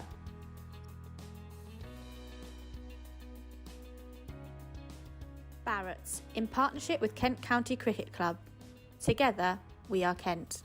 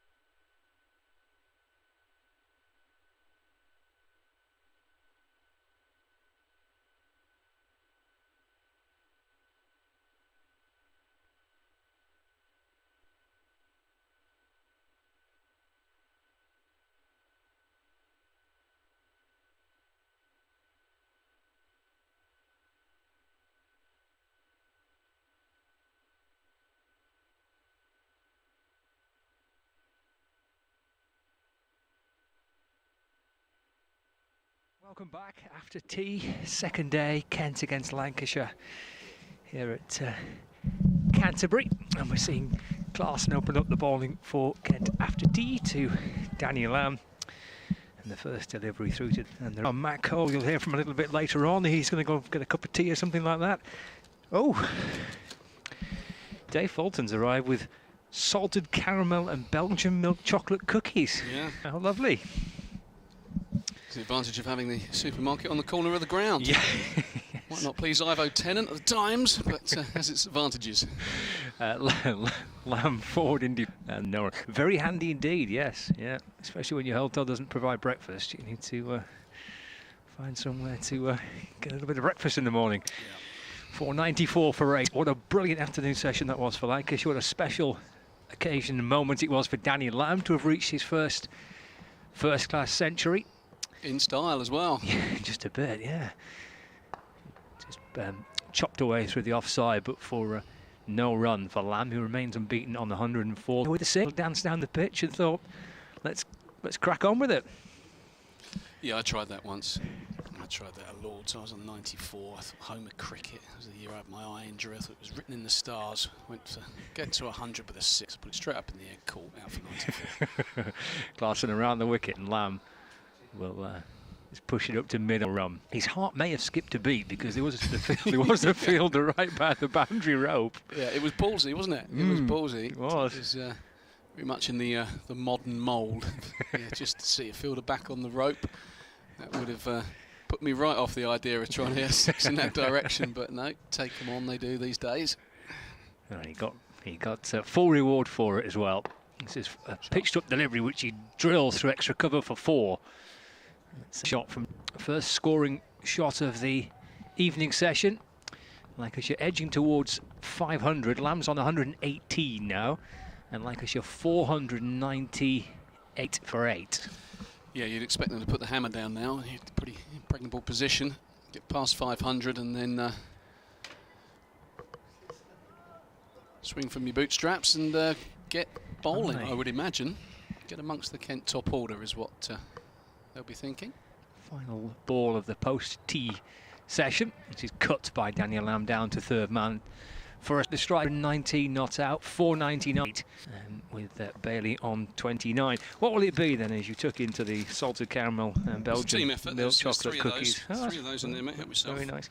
Will it be overs left in the day? Will it be runs on the board? Will it be a combination of both of those things for Lancashire if they were to be in a situation to declare? Yeah, I think overs left in a day, yes, because it gives you a couple of bites at the cherry. I think they'll be thinking about batting for a little while yet, because why not get them in the first innings when the pressure's off, rather than perhaps having to come out and do something, in the second innings where you've got to score quickly, or could make Kent follow on, and you might have a few to chase late on day 4. Who knows? So get them now when the pressure's off, 550 plus, and then maybe have 15, 20 overs tonight, and that'll be tricky for the Kent batsman. It's leaning bowling from the pavilion end. He's has work cut out. That is the 500 for Lancashire, just pushed too long on. And what an effort after being 190 for 6. As leaning is in again. Let's skip down the pitch from Bailey. Just repeats the shot of Danny Lamb, just pushing the single. So yeah, 28 overs from Jack Leading. Kent's 2 part-time spinners have got through a few. It's a dot ball this time, as it's to him. But yeah, nice position for Lancashire to be in. When will the declaration come? Or will they just swing and get themselves out? Little reverse sweep. Seen that a few times today from Lamb. This one a real fine paddle. He'll come back for a... No, he won't come back for a second. Tom Bailey has to... And they settle for a single. Yeah, he's played a reverse sweep quite fine on a few occasions. Has Bailey got some lusty blows in him? Yeah, definitely, yeah. Oof. Stayed a little low, stopping this pop to catch back to leaning. Yeah, you think now, you bat sensibly for 20 minutes or so and then just go ballistic. It's a nice time to bat. So leaning's in again past the umpire. Bailey skips down the wicket, hits it low on the bat, but enough to get it to long. It's the thing about being an opener. Very rare 500 and whatever for 8, you're long gone. So this kind of fun time where you've just got a licence to just go berserk. Probably happened about 3 times in my career, but yeah. I think Danny Lamb will have enjoyed this. Nice to be not out at an interval, go and take the congratulations of your teammates, and then nice to be walking out after a session interval with 100 plus to your name. Yes, it must be, yeah. First class centre. That's a really special moment for him, for his family and friends watching back in Lancashire. I'll be mighty proud of what Daniel Lamb's done today. Here's Clarkson to Bailey. It's a little single. This is a cheeky little run, isn't it? Yeah, just a little push into the offside to extra cover. It's not long, Bailey, to go stomping through for 1. Takes him to 32. He's got Lamb back on strike. We've seen a couple, as Dave mentioned, little reverse laps and such like. We might see a little bit more kind of manufacturing of shots maybe from Lamb in particular, and from Bailey as well, as Lancashire will try and tick along north of 3 and over, I would think, ideally, in this for how long they want to bat in the evening. This is played up to mid-on for no run. Yeah, I think they'll be thinking more than 3 and over from this position. I think they'll be thinking, 4s, 5s, and 6s, and then the onslaught. Just beware, Scott, of these cookies. They're a bit chewier than they look, and if you time it poorly, you could find yourself, mid-sentence and bowler turns and oopsie, bit of a mouthful. Clarkson to Lamb off the back foot up to mid-off in this no run. I was just going to assess how you went about it, and then learn from your mistakes. That was my approach. Well, I'm working the theory. As this is your over, as he turns and runs, it's all you, and I could get that little morsel in. But if something dramatic had happened, I wasn't going to be able to contribute much. Other was around the tricky when the spinner to Clarkson. That's a little push into the offside, and there is no run. Still got obviously a long way to go tonight. 29 overs left tonight. I can assure you, folks, there's no problem with the light. No, we will comfortably get those in. It is picture perfect. I don't think we've seen a cloud all day. It's just been absolute blue sky above us throughout the course of the day so far. It's driven up to mid-off. There's no run. First 2 months in Perth in West Australia, and I didn't see a cloud for 2 months. That's how glorious it was. It was about 35 degrees warmer than it is today, mate. It was proper scorchio.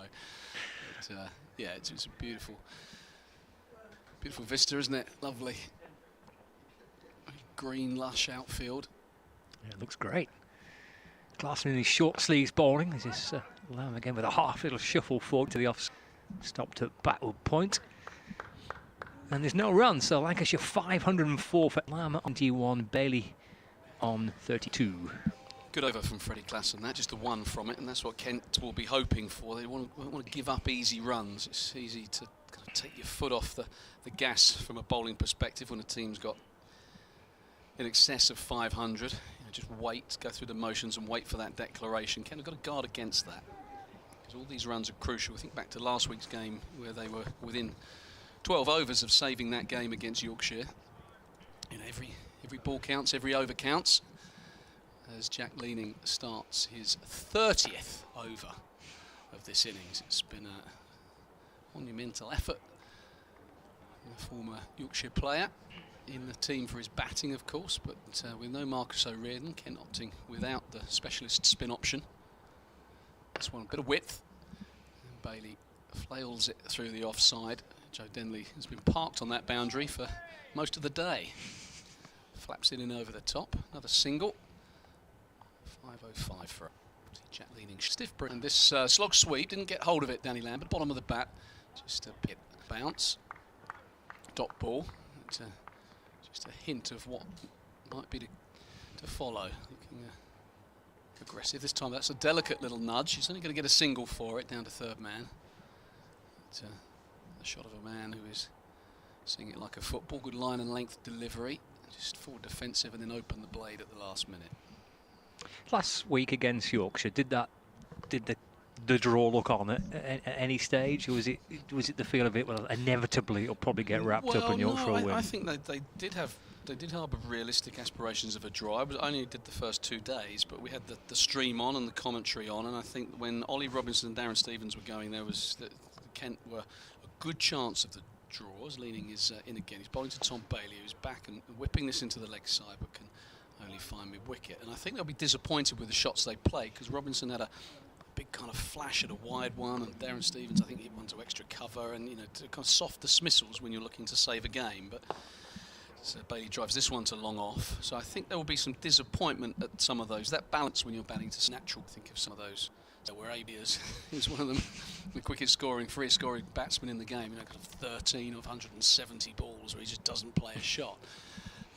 You have to be remarkably skilled to play that way. Generally, you look to play your natural game and just maybe don't chase things that are wide. But so Kent, a couple of soft dismissals late in the day on day 4, and they would be frustrated that they didn't draw that game.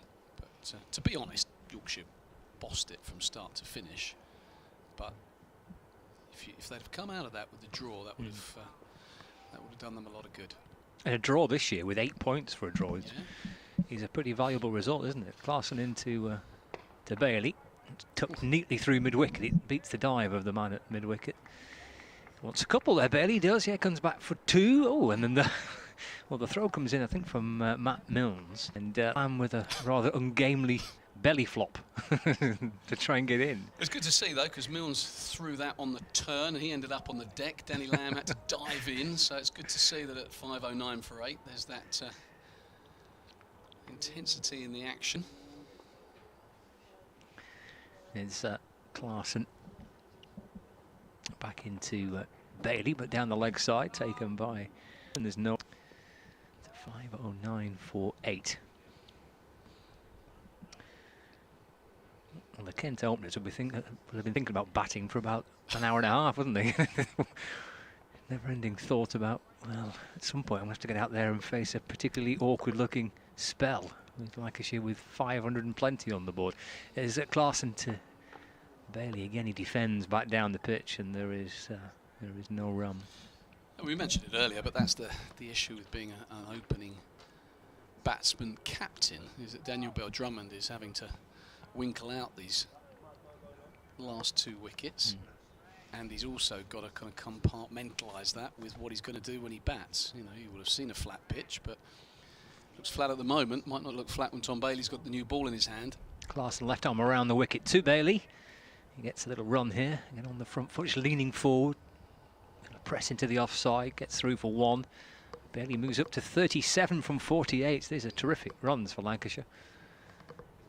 Helping Lamb get to 3 figures as well. 5:10 for 8. Bang, the innings up, more than capable, and nothing more frustrating. That record 8th wicket partnership for Lancashire. Kent break that, and then there's another useful stand. Clarkson to Lamb, who's steering that back down. There's no. Yeah, 187 for that 8th wicket between Luke Wood and Danny Lamb.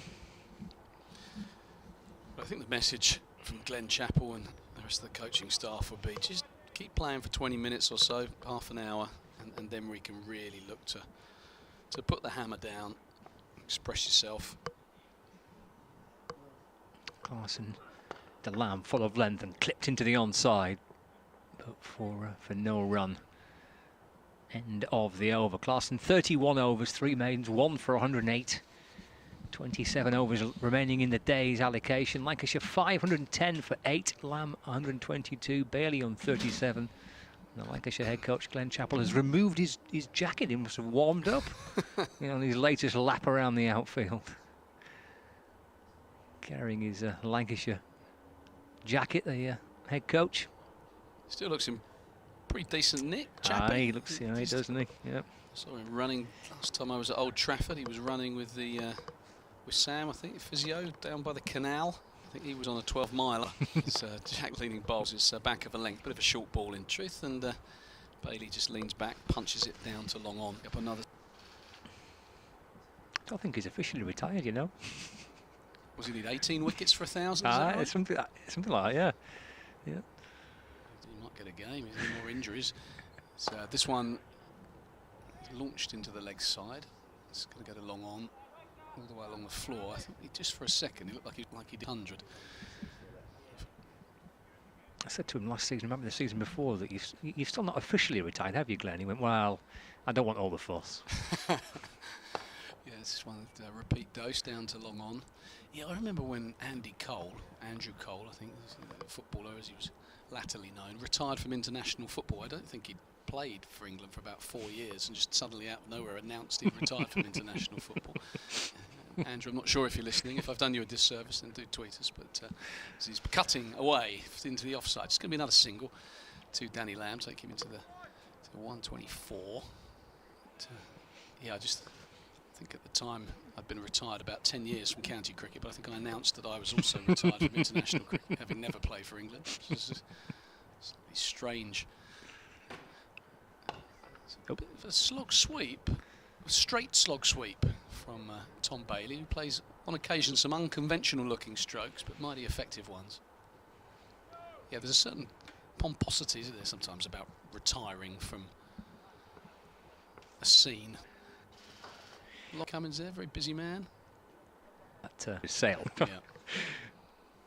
But it was one of those. He turned into, went from a player to player coach, and then player coach to a coach, and then coach to head coach. It's one of those you keep asking the question. So is that it now? I've still got the bowling boots just in case. He bowled. Did you see him turn his arm over in nets? Actually, yeah, he bowled in the nets at Egbert last year, and actually Lancashire tweeted a video of it, and but it still looked alright. Oh, just a bit, yeah, just a bit. Yeah, I'm pleased I didn't see that. Would have given me nightmares of old. Passing to Lamb, and he's bowled him. Daniel Lamb's 125 and out. But a wonderful innings from Lamb. First-class century, and going on to eventually be bowled for 125, a wicket for Clarkson, and Lancashire lose their 9th wicket at 516 for 9, but well battered. Daniel Lamb, a special moment for him. Yeah, terrific knock. Wonderful partnership with Luke Wood, and an innings that has wrested the initiative away from Kent. Muted celebrations, as you'd expect from a Kent side who've seen the opposition rack up 516. A mighty fine innings. So this getting ever closer here at the Spitfire Ground to see Kent bat. But, Matt Parkinson is wandering out there. Lancashire not done just yet. Little change in the Scott Reed is off. I think he's to do an update. So welcome, Matt. There's a little bit of buzzing on my microphone there. Not quite sure what's going on. That's not good, is it? It's a loose connection. Loose connection. We don't like that. Yeah. Apologies, ladies and gentlemen. Won't move a muscle. Or something. I think you're okay. Buzzing stopped. Yeah, funny when you take wickets at this stage, isn't it? The euphoria that greets a wicket, a top order wicket early on in the piece, and you take one at 516 for 8, and almost didn't notice. Wanders off. Yeah. No one really. They all sauntered to the middle. Especially given it was the Centurion that's gone. I did wonder whether Matt Parkinson would come out, but I suppose if they can score at a decent rate, then all valuable runs. Might as well score now. So Clarkson round the wicket to Parkinson, playing the offside run. So Kent striving here, but they're almost out of this innings, they might think, but maybe not, given the partnerships we've had in the game so far. Bailey on 40 as well, looking for a landmark of his own. 40 from 51 doesn't, as Scott said, doesn't look like a number 10. Here's Clarkson, left arm around the wicket.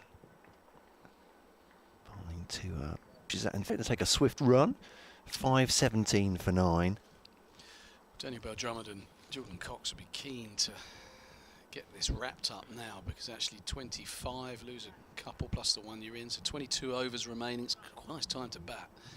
You can get yourself a little 40-50 not out if you play nicely. Get a foothold in the game. What you don't really want is 7 or 8 overs left. Clarkson then to Bailey, driving. Back foot lifts to see Matt Milnes at a wide mid-on. Single taken there, 518 for 9. And updating BBC Radio Kent listeners in just a minute. Bit of traffic on the M20. Yeah. Finishing the day as we started. Not missing that. No. I bet is Clarkson to Parkinson. She just straightens, ends up pushing it back to Clarkson. Rather hurried him. There's no run.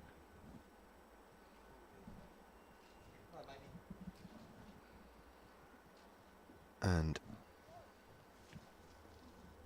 518 for 9. As the newsreader Adam has just disappeared, so I'm hoping they'll come back to us at 4:30. It's round the wicket comes Clarkson, driven into the offside, and Heine Kuhnfield's. It's not really neat Builder. 41 for Bailey now, 1 for Parkinson.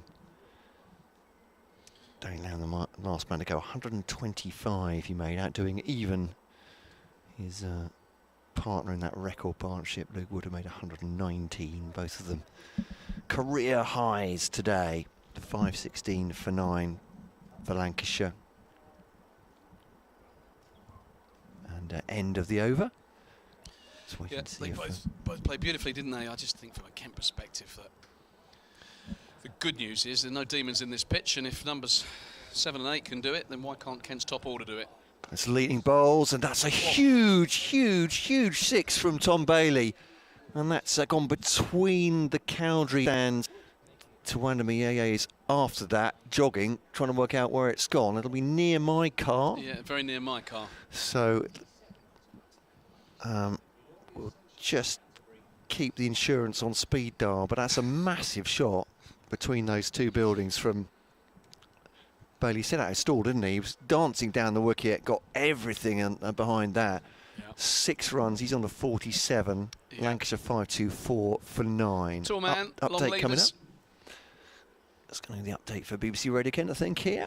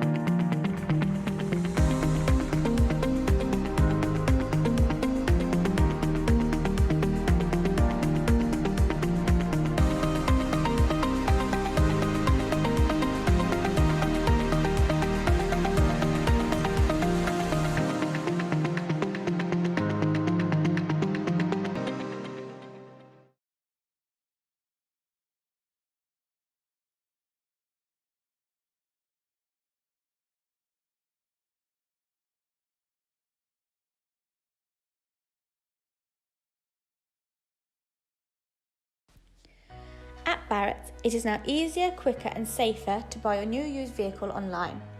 Whether you're on the computer, tablet or phone, you can browse our stock from the comfort of your own home. Refine and filter your search online by make, model and even budget.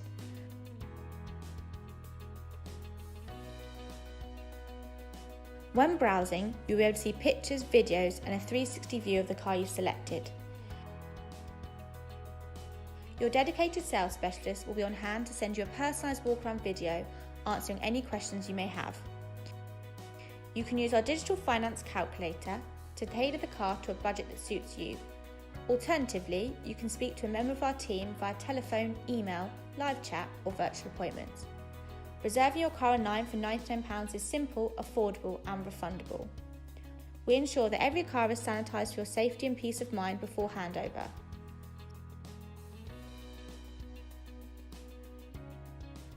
Barrett's, in partnership with Kent County Cricket Club.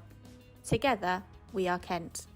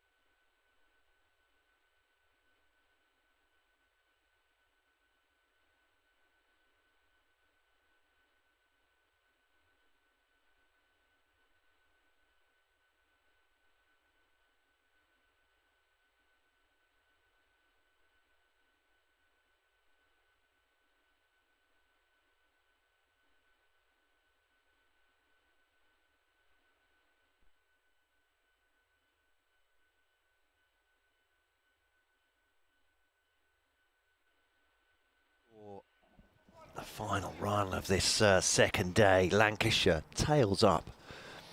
Will be bowling now. Tom Bailey, who's just hit a pretty sprightly 47 and got out to end Lancashire's innings of 525. Will be opening up all sorts of confidence and the chatter from Lancashire already. And Daniel Bell-Drummond, who's not had a great start to the season with the bat, will face Jordan Cox at the other end. And Matt Cole alongside me, Scott Reed, and we'll have David Fulton in the wings as well. So Bailey's already in now to bowl to. Bell-Drummond pushes that off the pads, backward of square, fielded by Danny Lamb, who sprinted the boundary to get that one. No surprise there, Scott Reed. No. He must feel just full of excitement and adrenaline, I suppose, after that, even though it's a long knock. I bet, yeah, but he feels $1 million, doesn't he? Great day for him. He'll be eager to have a ball as well. I wonder who will take the new ball from this end. I mean, I suspect it would be Luke Wood, but as Bailey bowls, you see here what the slip's made of that one. To be fair, I think Jordan Cox did withdraw his bat from it, but they're excited. Yeah, I reckon it's probably Luke Wood, but who will take the new ball from this end. But you wonder that the lad's just got a century. Would you give it to Daniel Lamb? You'd be tempted, wouldn't you, to say you go and open up. Actually, he's warming up, so maybe that is a bit of a clue that Lamb might take the new ball. But I wouldn't be surprised on the back of a ton. Bailey charging in, and again Cox has looked at that one and just dropped his hands as it goes through to the wicket keeper. But the excitement in the slip cordon there. Alongside Dane Villas, 17, is that right? Alex Davis, yeah. Oh, Davis, sorry, what am I talking about? Davis, yeah. Dave Croft at second. Villas at third. Villas at third, gotcha. Here's Bailey now to Jordan Cox. Just drops that offside. High on the bat as he defends. No, it's Luke Wells at third, correction. So Jennings at first, Croft at second, Wells at third.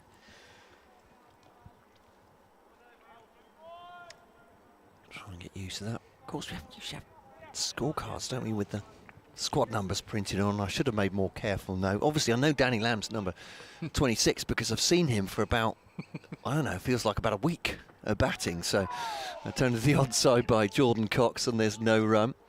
The fielder at the mid-wicket, but there's 3 slips in gully, slightly set aside. Point, a mid-on, mid-off. Man at mid-wicket, one boundary fielder is here at long leg. Danny Lamb, who top scored in that innings with 125.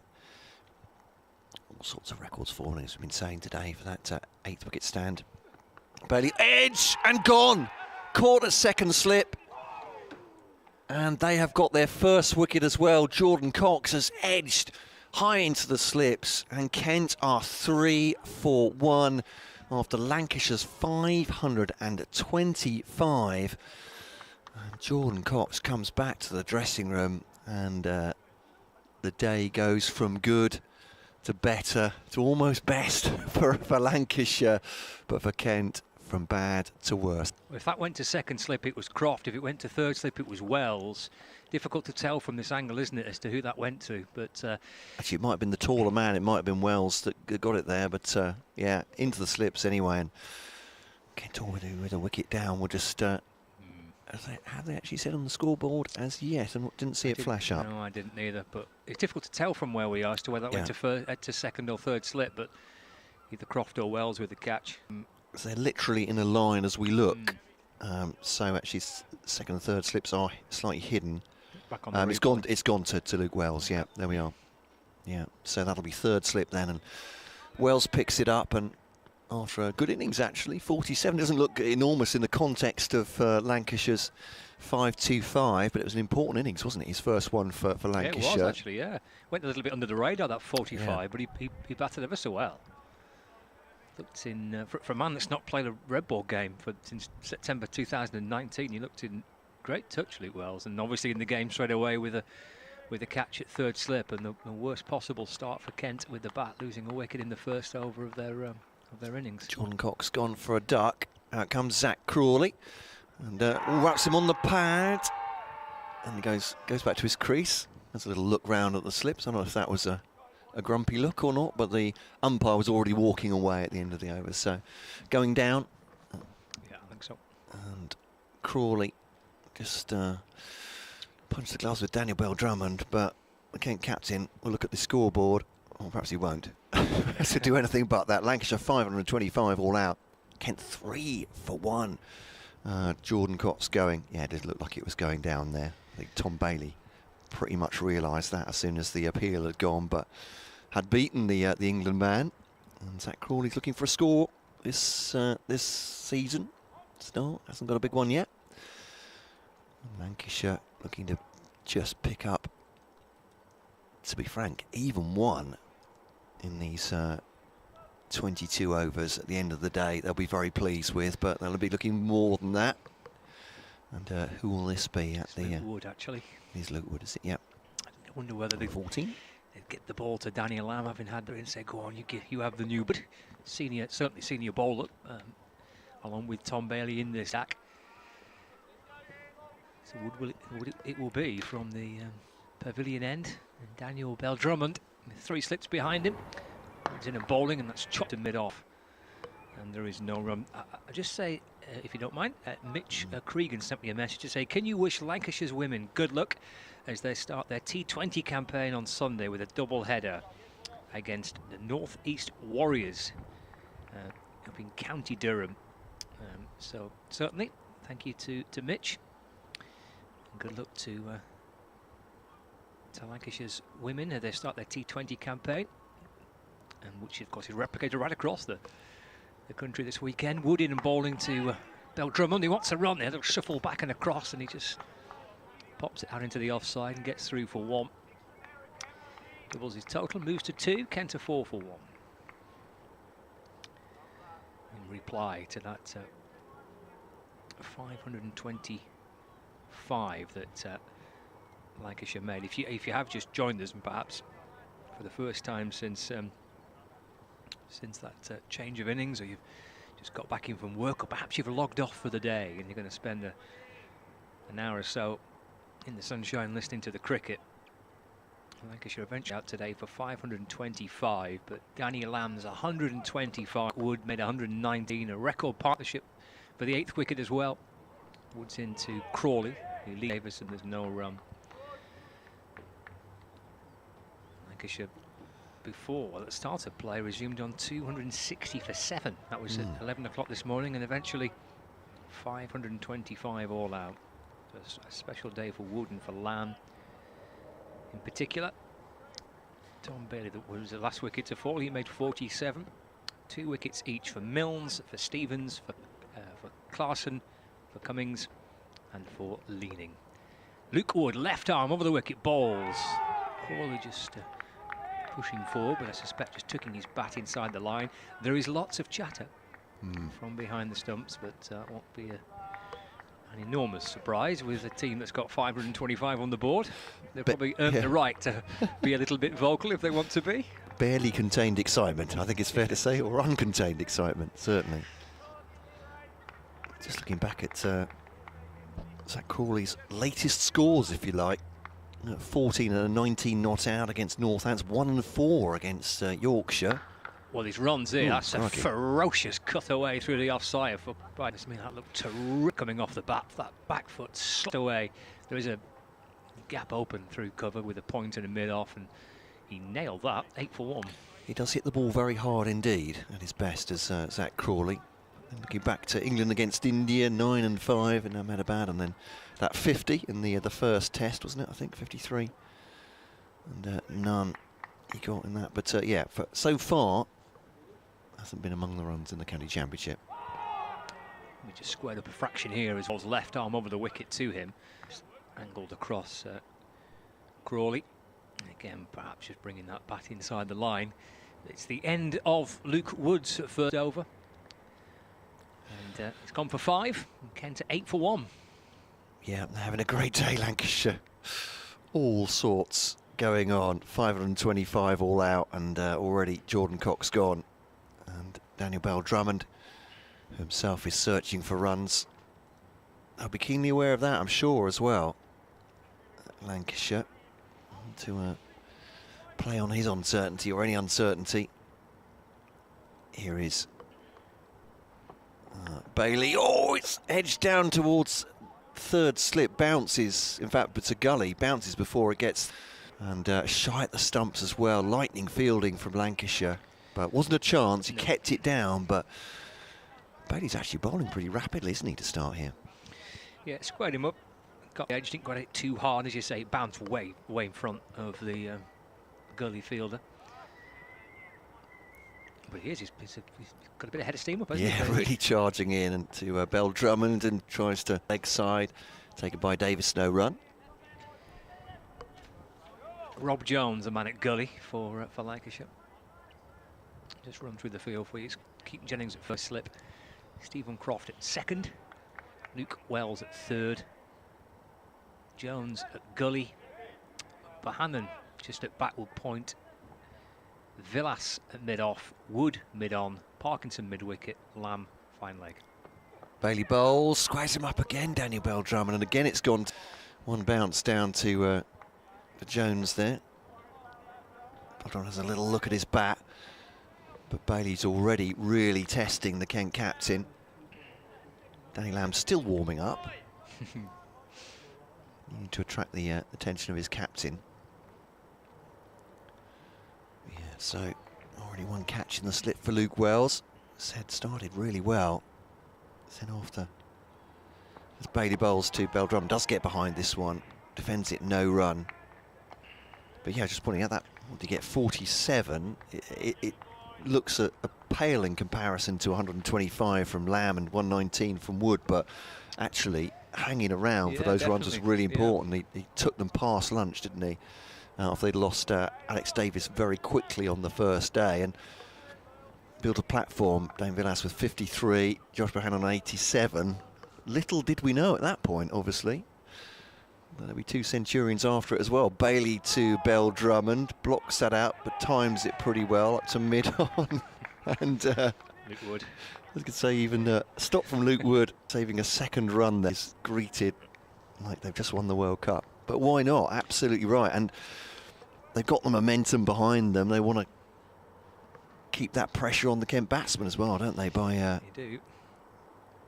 The atmosphere created, making perhaps those batsmen feel that everything's against them at the moment. Well, they've kind of earned the right to do it, don't you, I suppose, when you set attacking fields and bowl aggressively and have plenty of vocal energy as well. That's on the back of getting 500 on the board, so no surprise. Bailey to bowl then, and outside the off, it's a leave by Crawley. Is greeted with a chorus of approval from the wicket-keeper, and slips. And end of the over, Kent 9 for 1, Lancashire 525. They're applying to that. Mike saying, actually this was a while ago, apologies getting to these emails, as we're on an off shift, as were. He says, we've been battered out of the win. This is Kent he's talking about. In a fantasy world, the only thing Kent can do is declare on 400 for 2 in less than 110 overs, making the best available bonus points, and then hope that Lancashire generously collapse. The reality is, George likes to call the result early, doesn't he? He says, this seems a pretty flat pitch. If Kent don't bat stupidly, they score 350 plus in the game. Wood starts a fresh over with Belgren looking to try and pull it, taken by Davis is no run. He says, we score 350 plus and the game, I'm afraid, is drifting into a draw. If Lancs wanted to win, they really ought to have declared by now. This was at 10 to 4. I'm not so sure, Mike. I'm really not so sure. Even if we follow on, this doesn't feel like a pitch that has 20 wickets in it. So, no win for anyone, unless we're dumb, he says. Oh, no. The way they've started Lancashire, perhaps they've done exactly the right thing. Wood from the pavilion end, left arm over the wicket, balls to Daniel Bell Drummond, who's edged and taken by Davis. And Wood peels away in celebration. His day goes from strength to strength. It gets sweeter and sweeter. He's square Bell Drummond up, and the Kent skipper edging keeper Alex Davis, who takes the catch. And Kent lose their second wicket. The two openers are gone. 1 wicket for Bailey and 1 for Luke Wood. Kent a 9 for 2. Yeah, this really is poor display from Kent today. scoreboard pressure or no, they are being steamrolled at the moment. 9-4-2 in this, the fourth over, and Daniel Bell-Drummond, again, it's a low score for him. Just doesn't look in touch at the moment. Comes off very slowly, and he'll be enormously disappointed, of course, but as Joe Denley comes out at 4, Kent 9-for-2 in reply to 525 from Lancashire. And what a day this has been for the visitors here. Yeah, it's gets a little sweeter and sweeter, doesn't it, for Wood. It's a terrific delivery to Bell-Drummond. Left arm over the wicket, just angled across him, square him up a fraction. That'll edge through to the keeper.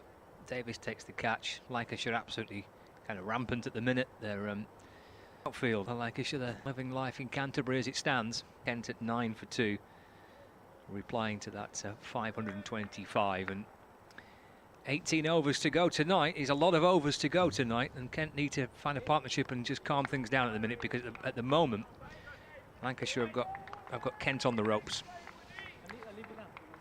Yeah, they really have. And as Scott goes to tell listeners on BBC Lancashire the good news, we'll be updating BBC Radio Kent's listeners shortly too. As Danny Bell-Drummond goes with 18 and a bit overs to go, is a Wood bowling to him. Denley back to the bowl, no run. Did a good touch actually when he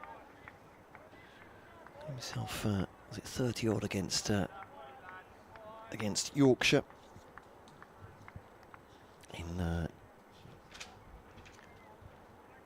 Kent's second innings, eventually losing though by a weight of runs, 200, and here very much in danger. As Wood bowling to Denley, to the offside, behind that once again, no run.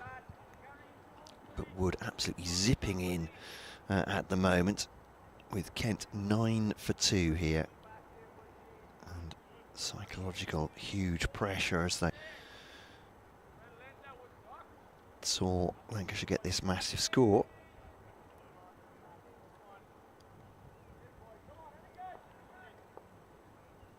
Wood in once more to Denley, turned off his legs. It's a decent shot. It's going across a pretty quick outfield. Good stop on the boundary, that. They'll come back for 2.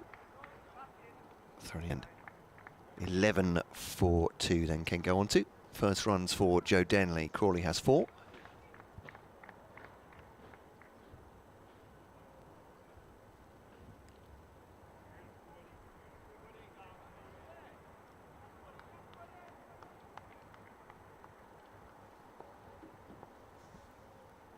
Wood scooting in, their left arm over the wicket.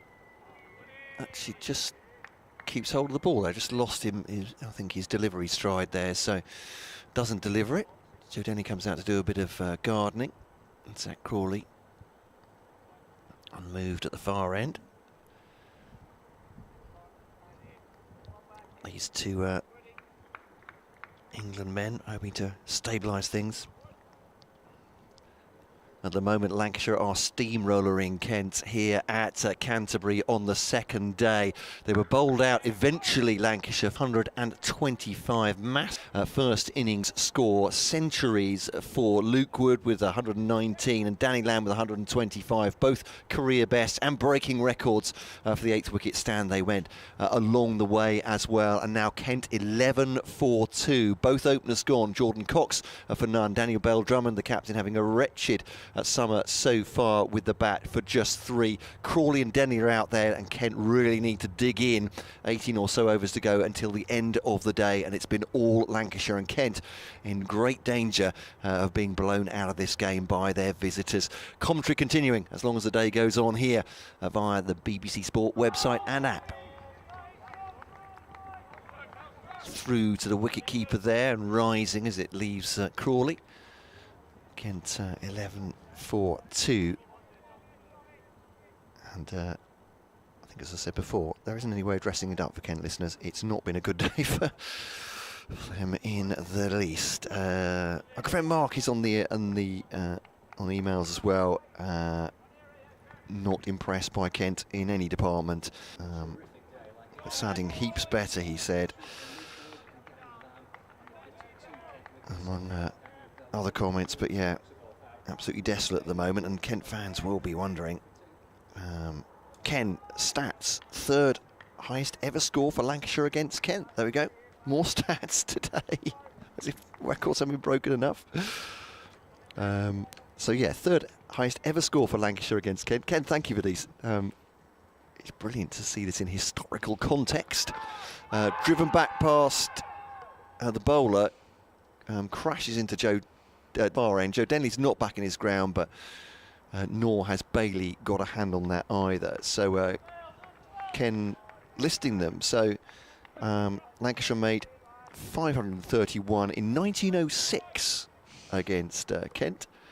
At Canterbury in 1914 they made 528 and 525 here in 2021. Phil, a Kent supporter. As Bailey comes over the wicket to Crawley. Just drops out into the offside. They take a quick run shy at the bowler's end. It looked like Denley was safe to me, but the absolute excitement. You'd think it was pandemonium out there, but it is a bit. A direct hit from the fielder, which got them even more excited. He was welling. I was going to say, Scott, I'm not being one-eyed there, am I? No, I think he's welling. backgrounded, but it's part excitement, part gamesmanship, isn't it? They just want to, I said, suggest to Denley and Crawley that everything is going against them, that they're playing at the very top of their game, and even taking a single is a very risky proposition. All sorts of confident as well they might be, looking at the score. 12 for 2. Got every right. They've earned the right to be able to be as aggressive and as positive and as bold and as vocal as they want to be. So bowling from Bailey to Denley into the offside and fielded at cover. No run. Phil just quickly on the emails saying it's a good job that Jimmy Anderson isn't playing, he said. Otherwise Kent might be getting an absolute pasting. Ho ho. He says, I'm turning to drink, I reckon. Oh dear, that's a couple of beer glasses in the emojis. Well, the sun's over the yard arm and all that. Oh yeah, quite so. It's a Friday afternoon. Bailey comes in to Denley, defends that. It's a phrase used by the there's a family called the Cobbold family. It used to own Ipswich Town Football Club, and they were well known as bon viveurs, those gents that owned the club. Back in the Ipswich heyday of 70s and 80s, they said if they won, they'd have a bottle of champagne in the director's box. If they lost, they'd have two. So, so Phil, I'm not encouraging anybody, but fill your boots, Phil. Yeah. do what you need to do as a Kent supporter at this point. It's not been pretty, but they've been simply outplayed by Lancashire across these 2 days so far, and it's up now. Wood has other ideas. Yeah. Wicket to Crew to Davis is no run. There's to go. 16 overs left. We've got 2 full days of cricket to go. There's a lot can happen in county championship games. We've seen so many times when it looks like a team's bossing it, and there's only ever going to be one possible outcome, and then things can change as time ticks on. So we'll see what Crawley and Denley have got here for Kent. 2 terrific batsmen, 2 top international batsmen, and they'll be backing themselves to get some runs and to see this through to the close of play. That's a lovely shot. Steer down to third man. He'll get 4 for that. It's going to race down towards the boundary, despite the very enthusiastic effort from Luke Wells. That's a very late little dab down to third man. Crawley looks in terrific touch. He's played a couple of glorious shots so far. So this is an encouraging start for him. He's up to 9. Kent is 16 for 2. Certainly a supporter, not just of Kent, but also the other game, you know, the winter game. I'm prone to be into denial at these sort of points, is that as a supporter, you tend to ask your mates what they've been up to during the week and if they're going away nice in the holidays. You know, the sort of hairdresser chat. Wood to Crawley. That's defended pretty safely enough into the offside. No run. Just pretend you aren't there to watch the sport, that you just got together for a chat, and this capitulation in the background isn't really happening. But yeah, it's a great day for Lancashire, and Okay, well, I suppose if ever there were a time for two batsmen who've not quite been in touch yet this season, Crawley and Denley, to hit their straps for Ken, it's absolutely now. But no doubt. Here's Wood again to Crawley. He's just trying to kind of push it out towards mid-on, and that's come off the leading edge of the bat. Squirts out to backward point. No run, and no damage done for Crawley. Denley, I mean, his experience, his calmness out in the middle as well. I get what you're saying. They've not had a good start to the season in terms of run score, but top class batsmen who, whether it's in this game or the next, they will find their form, they will find their runs this season for Kent. Wood to Crawley. It's a little bit more edgy, I think, this time, but he's got more runs down through third man for it, but only a couple, and they're going to come back for 3. The last one run down to clever little run off the face of the bat. That's a little bit more of an edge, but anyway, he's got 3 for it. He moves to 12. Kent move on to 19 for 2. Brings Joe Denley on strike, facing Luke Wood from the pavilion end. Wood, 1 ball left of his 3rd over. Daniel Lamb continues to warm up. He's eager to have a ball. Wood to Denley. Let's down the pitch. There's no run gathered by Dame Velas. It's the end of the over. Kent 19 for 2. I don't know if Lancashire fans need any more good news at the moment, but we might just add that Joe Root's now out at Hove. Yorkshire 130 for 3, leading Sussex by just 59 runs in their 2nd innings, but obviously making a better fist than they did in the 1st innings. So that game's moved on quickly, hasn't it? I suppose Yorkshire were out, as you say, very cheaply in the first. Yeah, 150 and Sussex for 221. But almost feels like, you know, it's on a day when they've had a mountain of presents, you're adding a little gift on top there. It's probably won't even notice. Here's Bailey to Crawley, leaves up through the wicketkeeper, and there is no run. Bailey's looking pretty rapid. Danny Lamb is still warming up. Come on, skipper. He's itching, isn't he? Yeah. Give me a ball. Can't believe it. Zach Crawley, been told he's through. Oops. He says, I'm trying to get the stat there, which is Liam is sending me just from the back of the box, actually. But he's been gracious enough so I can pretend that I'm giving him this stat off my own bat. 2,000 first-class runs for Kent now, past that. Thank you, Liam. Oh, it's rising to length. He's played forward at that one, and Crawley looks suspiciously at the pitch, goes to do some gardening. Just back of a length through the wicketkeeper. That really did take off. Yeah, it did. New ball. Yep. A little bit of bounce and carry. He didn't push at it too much, Crawley. It's more or less what it did first morning, didn't it? I think it was doing a bit of this for Milnes and for. Oh, mind you, I think I might be due a rest here, aren't I? Are you due off? I'm going to change. Bailey to Crawley. Oh, he's played forward at that as well. I'm not sure, we can't see from our angle quite how far he's tucked the bat in, but he's definitely gone towards that. Gone through the wicketkeeper, and there is no run. Yeah, he played that one. Yeah, I think so. Where are we? About an hour to go. We can split this up between us, can't we? I think so.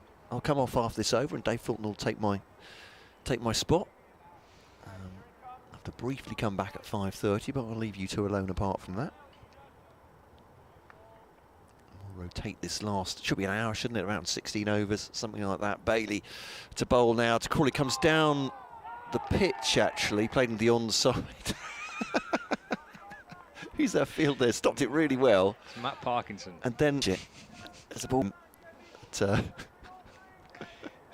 He was desperate to get it under control. I mean, it's 10 out of 10 for effort, but 0 out of 10 for kind of artistic beauty. Say no style points there. No. For good effort, though. Looked a bit like a belly flop. Oh, without doubt, it was a classic belly flop, yeah.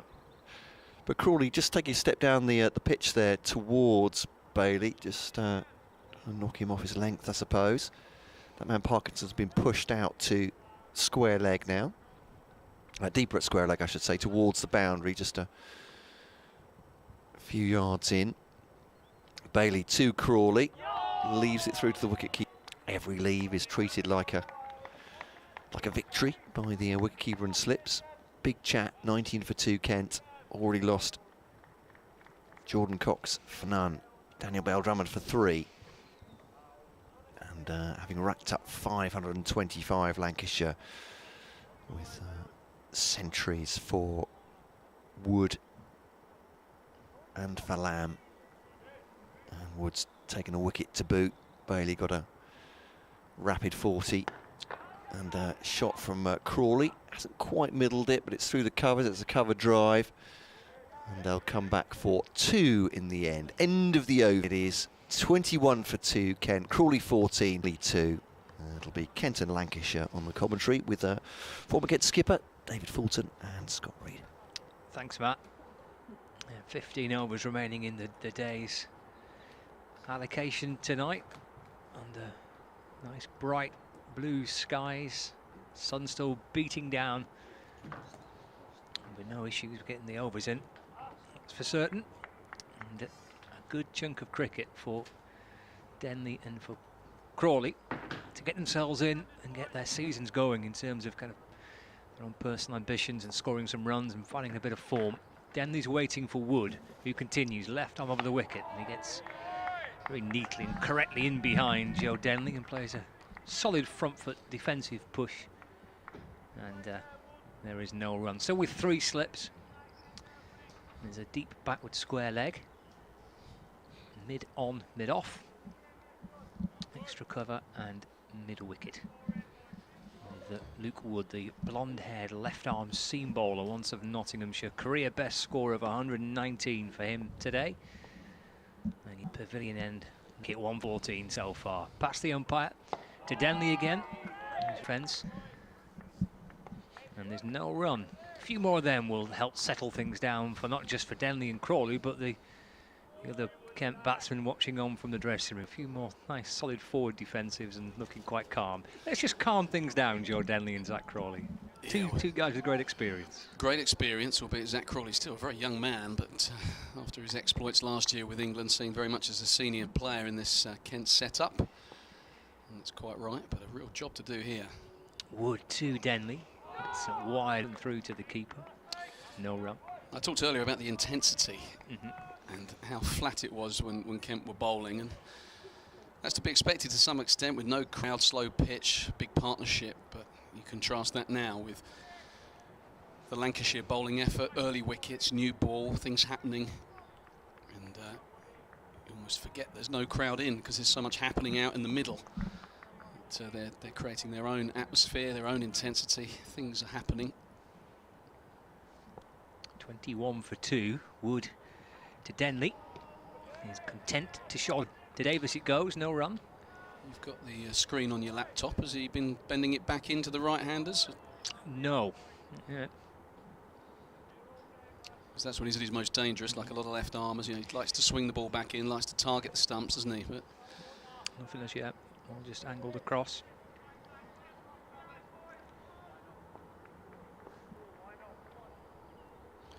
what a day he's having. He has had a super day, hasn't he? Yeah.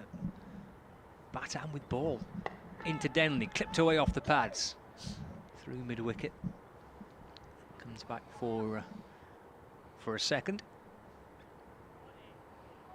Denley moves up to 4, 23 for 2.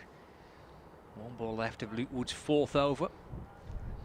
Bailey 4 overs, 1 for 7. Wood 3.5 overs, 1 for 16. And as Dave mentioned, there's a lot of energy, there's a lot of enthusiasm, there's a lot of belief out there at the minute for Lancashire, but it does help when you come out to field and you've got 525 on the board. Yeah, and Luke Wood with 100 to his name. Danny Lamb is loosening up as well. Up, it's been taken at gone. Denley's gone, caught by Luke Wells, I think it is, diving low to his right at 3rd slip. And Lancashire have picked up the 3rd wicket.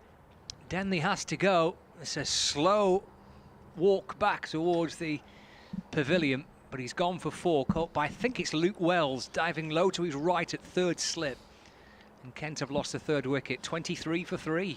Yeah, it was a great catch. It was, I thought, running for LBW to start with, but they were all kind of catch it. There was obviously a little of an inside edge onto the pad, and usually an inside edge onto the pad, it kind of goes along the floor and back to the bowler, but that one ballooned in the air. And Luke Wells had some ground to cover to get there, and he caught it millimetres off the turf. So fine bit of work, really indicative of what Lancashire have been all about today. Just some fine cricket they've played with the bat, now with the ball and in the field. And Kent in some disarray. 3 very fine batsmen back in the hutch, 23 for 3. And the man who's bouncing out to the crease now, a pair last week, Jack Leaning against Yorkshire. Oof. Well, that was tough. Yeah, against his former team. Everybody got plenty with that. I'm sure they let him know. We're going to have a little look at the replay here. And Wood is in this little film. He went, hit the knee roll, the upper knee. And, yeah, fingers raised. And Denley can't quite believe his luck. He didn't do a lot wrong, really. I suppose other than get the middle of the bat on it. But when your luck's out and you're just going through these little patches where runs are tough to come by, they're the kind of bizarre dismissals that happen. I can't ever remember having got out in a manner such as that. Well, to continue, figures of 4 overs, 1 for 7. He's being left up by Zach Crawley. So Bailey's played his part today. Luke Wood and Danny Lamb are going to grab the headlines, but he got the important wicket of Jordan Cox. He contributed 47 with the bat, and he never seems to let Lancashire down. He's nice, terrific cricketer, isn't he? I mean, he's a very, very good bowler. 250 first-class wickets now. Knows his game, I think, really well. He's experienced. He's played a lot. His batting's improved massively. He's in here. He's bowling to England's Zach Crawley, who whacks this wide of mid-on. Half on drive, picks the gaps. And the real feature of Crawley's batting, that 100 he got last year here against Hampshire, just how hard he hits the ball. He beats the infield, he doesn't have to run. So it's another 4 to him. He's on to 18 off 23, and he will look to counter-attack. We saw in the winter in his one score of note in the Test series in India. When wickets fall around him, he likes to kind of counter-punch. Will it be good to watch then? That's his approach. So Chappell and Chilton going clockwise now. I think they were going anti-clockwise. Anti-clockwise, obviously, for runs, clockwise for wickets. So Bailey's in, and Crawley's going to get 4 more for this. Driving through the offside. They are running. They don't need to. So it bounces into back-to-back 4s for Zach Crawley. And he's 22 off 24. And I kind of feel that Kent's hopes of getting any kind of foothold in this game rest squarely on the shoulders of Zach Crawley.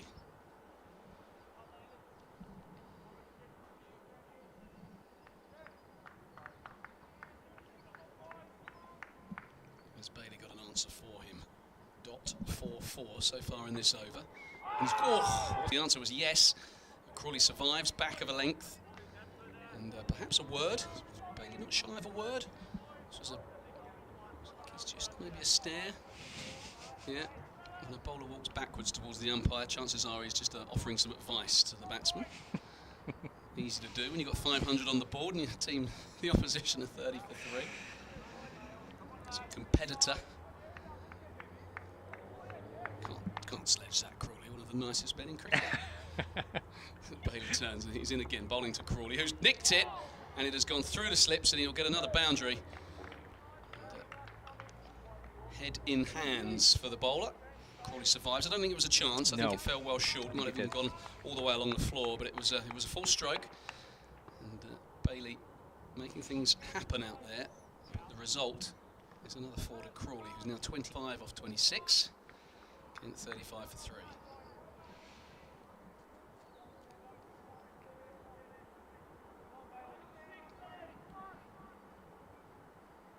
It's an eventful over. They all seem to have been. Bailey is in and Crawley defending. Ball into the pit. Didn't miss the off stump by a whole heap as we just watched the replay. I think he was in control. Wow. Busy, isn't it? Well, from a slow, it's changed gear, this game, somewhat. Wasn't much happening in the first 2 sessions. And in a bit of long handle from the Lancashire lower order as Lamb and Bailey pushed towards what might have been a declaration had they not got bowled out. And then suddenly, bang, bang, bang, Kent 3 down. All happening. Well, how many times do you see it, though? One team looking pretty calm and serene and batting with little trouble or difficulty, and opposition looks pretty flat. Nothing's happening. Can't get a chance, can't buy an opportunity. Then you get an opportunity and you put it down. Things conspire against one team, then the other side comes out as a bowl, and it looks like a terror track, and all sorts are happening, and there's men around the bat, and there's 4 slips in place, and there's loads of people chirping at you. It looks a different game, doesn't it, all of a sudden? Wood left arm over the wicket bowling to Jack Leaning, who defends to mid-on. There's no run. He must have had a tough week last week against his former side. But he got plenty. He did get a wicket. He got Johnny Tattersall, who was an old mate of his. So when Kent were bowling, things were going pretty well for Jack Leaning. And then I always sensed it was going to go one way or the other. He was either going to come out and get a big score or the other end of things, which is what happened. But Come on. I did feel for him. Let's find a run now. He's on naught. 4 slips waiting. Wood bowls, and he leaves it through to Davis. And it won't be lost on Lancashire's slip fielders, the fact that Jack Leaning got a pair against his old club. They'll be reminding him. Very popular member of the Kent dressing room, Jack Leaning. I think pretty popular member on the professional circuit. Good fella. But, Lancashire will be begrudging him every run, that's for certain. He's faced 2 deliveries so far. Wood back into him. Down the leg side, taken by a tumbling Alex Davis. Lancashire's wicketkeeper rolling a yard or 2 to his left as he took the catch. What Ken have to remember here is it's not a terror track. I don't think anything we've seen, even the 3 wickets that have fallen, you know, that bizarre one with Joe Denley, you know, yes, Lancashire have got their tails up, but it's a pretty decent surface. See off the new ball, see off the opening attack, things will get easier, and tomorrow there's a big score on offer for someone. Wood to Leaning, punched up to mid-off. Dane Villas, the Lancashire skipper, fields, and there's no fielding side. Like round, Alice will be in your ear, and he's busy, he's up to the stumps, and they're full of energy. He's quietly thinks, I wonder if you'll be full of energy at tea time tomorrow if I'm still batting. Because I guarantee they won't be quite as, they won't have quite the spring in their steps. He's just take a deep breath, play the next ball as well as you can, do it bit by bit. Wood to Leaning, forward in defence, pushing up to Villas at mid-off, no run. Yeah, there are plenty of Lancashire fielders dancing around the outfield. They are bouncing around Canterbury. Yeah. They've enjoyed the day. And they've enjoyed watching a couple of batsmen in particular. Yeah. You can bounce around a bit more in the day. There was a time you used to bounce around the bars and nightclubs, but these days you can't do that. Well, you can, but you've got to be wrapped up and outside in the gardens, outside, in a pub garden. Yeah, that's makeshift not quite so garden in the much car park or something. Wood to Leaning. Thought about it. Yeah, just pushed into the offside. Run there. He'll have to wait a wee while longer, Jack Leaning, for his first run of this particular game. End of the over, 35-4-3. He's been waiting a couple of weeks. He let it go at Northants, Wantage Road, first game of the season, but a pair last week and a maiden there. Don't get run out, trying to get a quick single.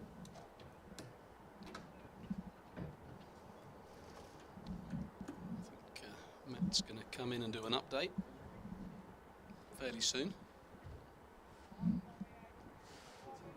I'm not hearing anything yet in my headphones, so it's not imminent, Matt. So there'll be Tom Bailey to continue. 5 overs, 1 for 19. These two in contrasting styles. Bailey tall, hitting the deck. Wood skiddier, looking to bend the ball back into the right-hander. It's Crawley on strike, and he's defending. Ball that hits the splice. Drops down into the offside, there's no run.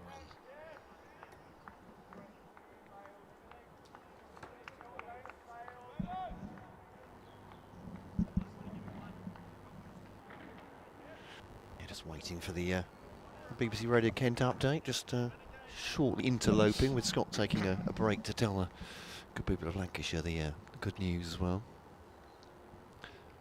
Bailey's past the stumps, he's bowling. Crawley back down the pitch. There's no run. I suppose one of the good things from a Kent perspective, Matt, is that the batting is strengthened with the return of Hainu Kuhn.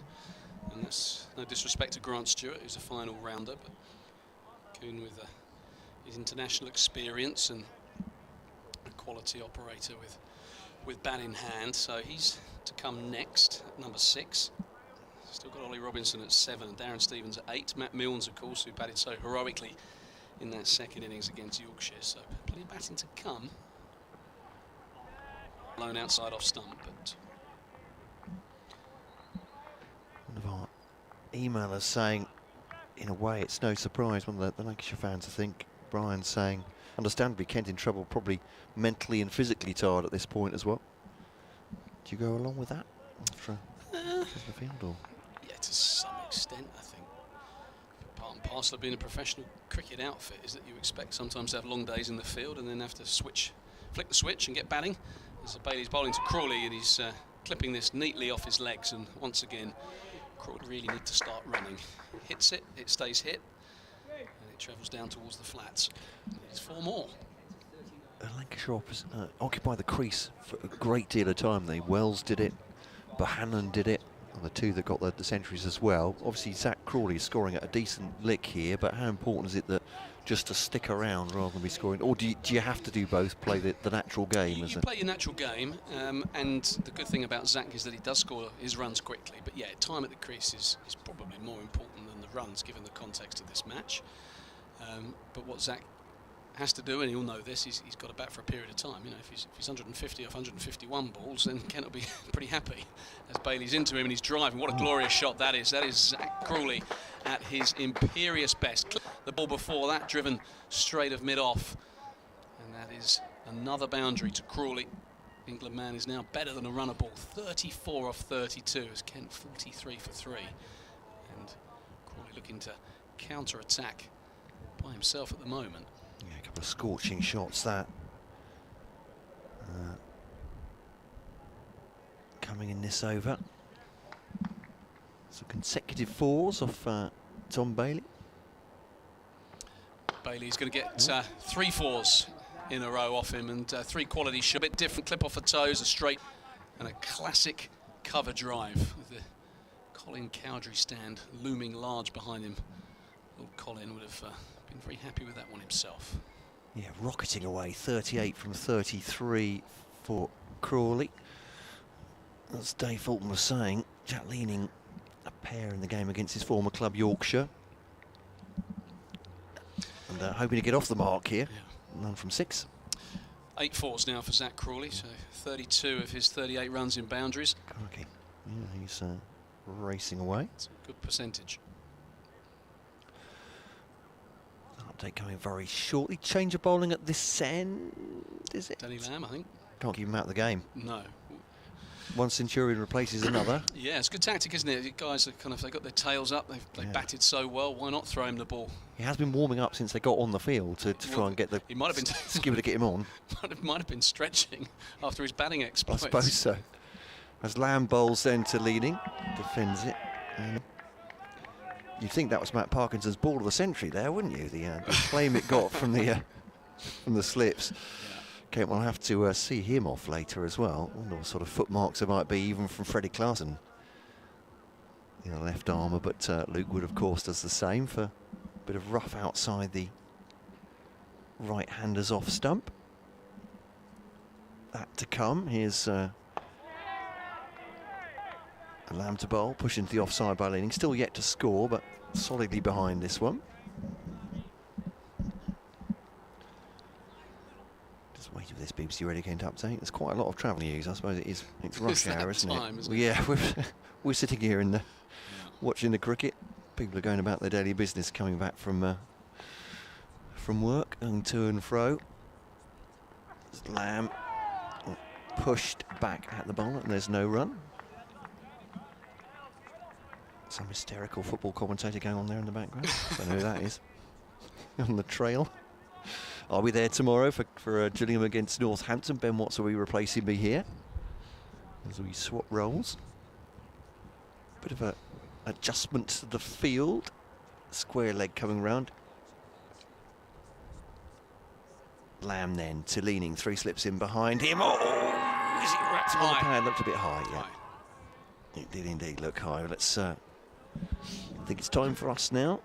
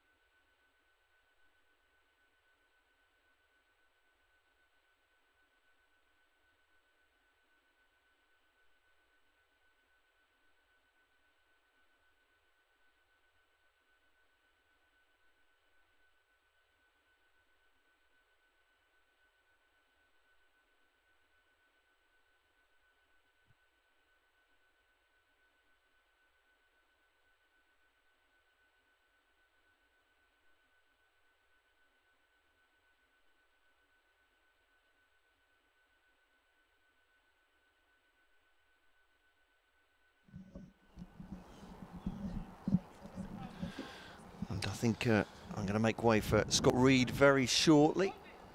A couple more overs from you guys, and then I'm not sure how the rotor's working now, to be honest. I was trying to slice it up towards the end. Lost control of his ship, I think. Yeah. We were operating in bursts this morning, slightly longer spells in the afternoon session, and complete rudderless disarray this evening. I think I've been shocked to the core by what's happened out on the field, and I'm demoralised. Well, it could have been worse. I think Jack Leaning could have been taken at slip. It was a really tough chance as Bailey comes in again.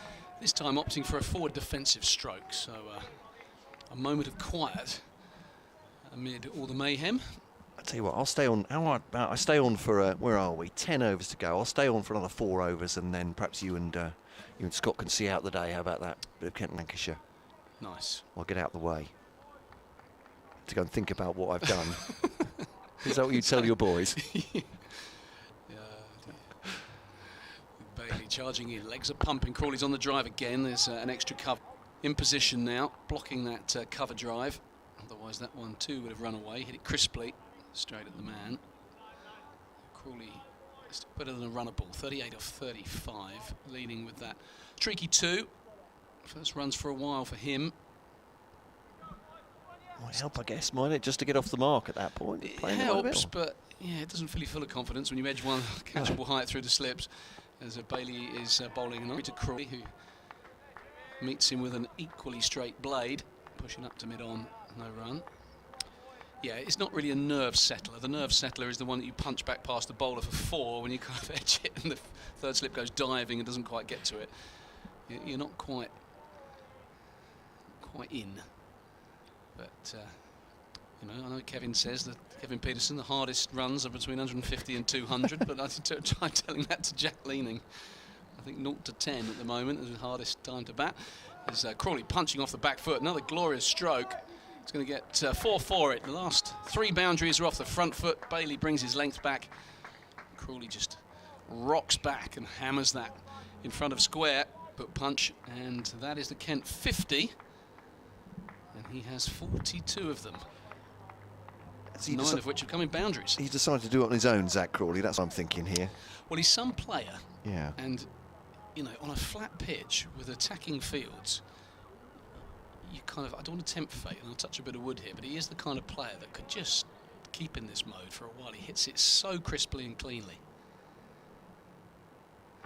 Bailey is this one toe of the bat might have just stayed down a fraction, and Crawley equal. Little run of boundaries stops, and he gets a single. That 50 he scored against India was pretty much like that, wasn't he? And England batsmen having all sorts of trouble against the spinners. He took the attack to them, didn't he? And pretty lightning 50 in the 3rd test. Yeah. And you want more than that here, obviously. That's the point. It's good that the rate he's scoring, he's playing really attractive strokes, but if he gets a quick fire 60 and gets out, he's not really helping Kent's cause. But if he gets a quick fire 160, he can get back in the game. But all the while he's out there, it's great to watch. Convinced he's an absolute superstar in the making. We saw what he's capable of last summer with that 267 down at the Ageas Bowl. Had a quiet winter, but I think he would just put that in the file that says kind of learning, experience.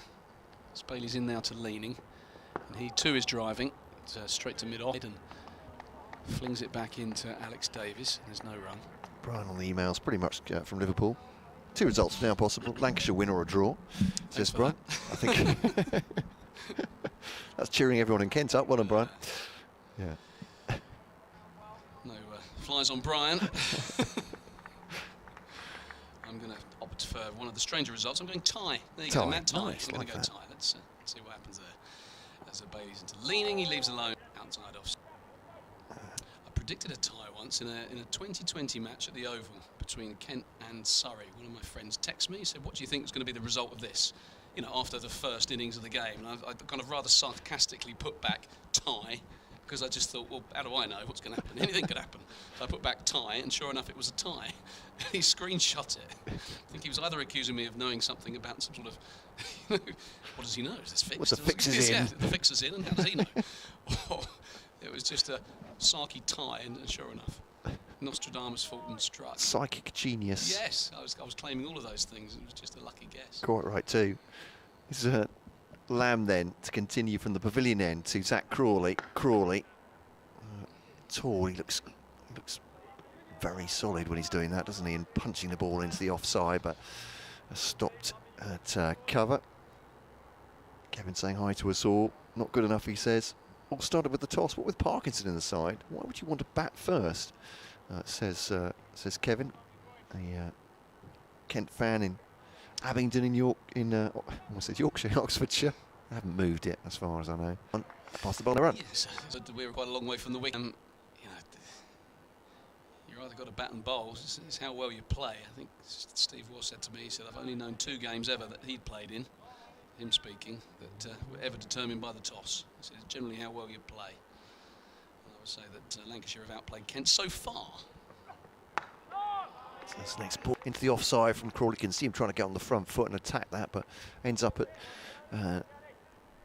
at cover. No run once again. I take the point that he makes, but also Kent will be thinking with no specialist spinner in the team, their best bet of winning this game might have been to take early wickets with the seamers.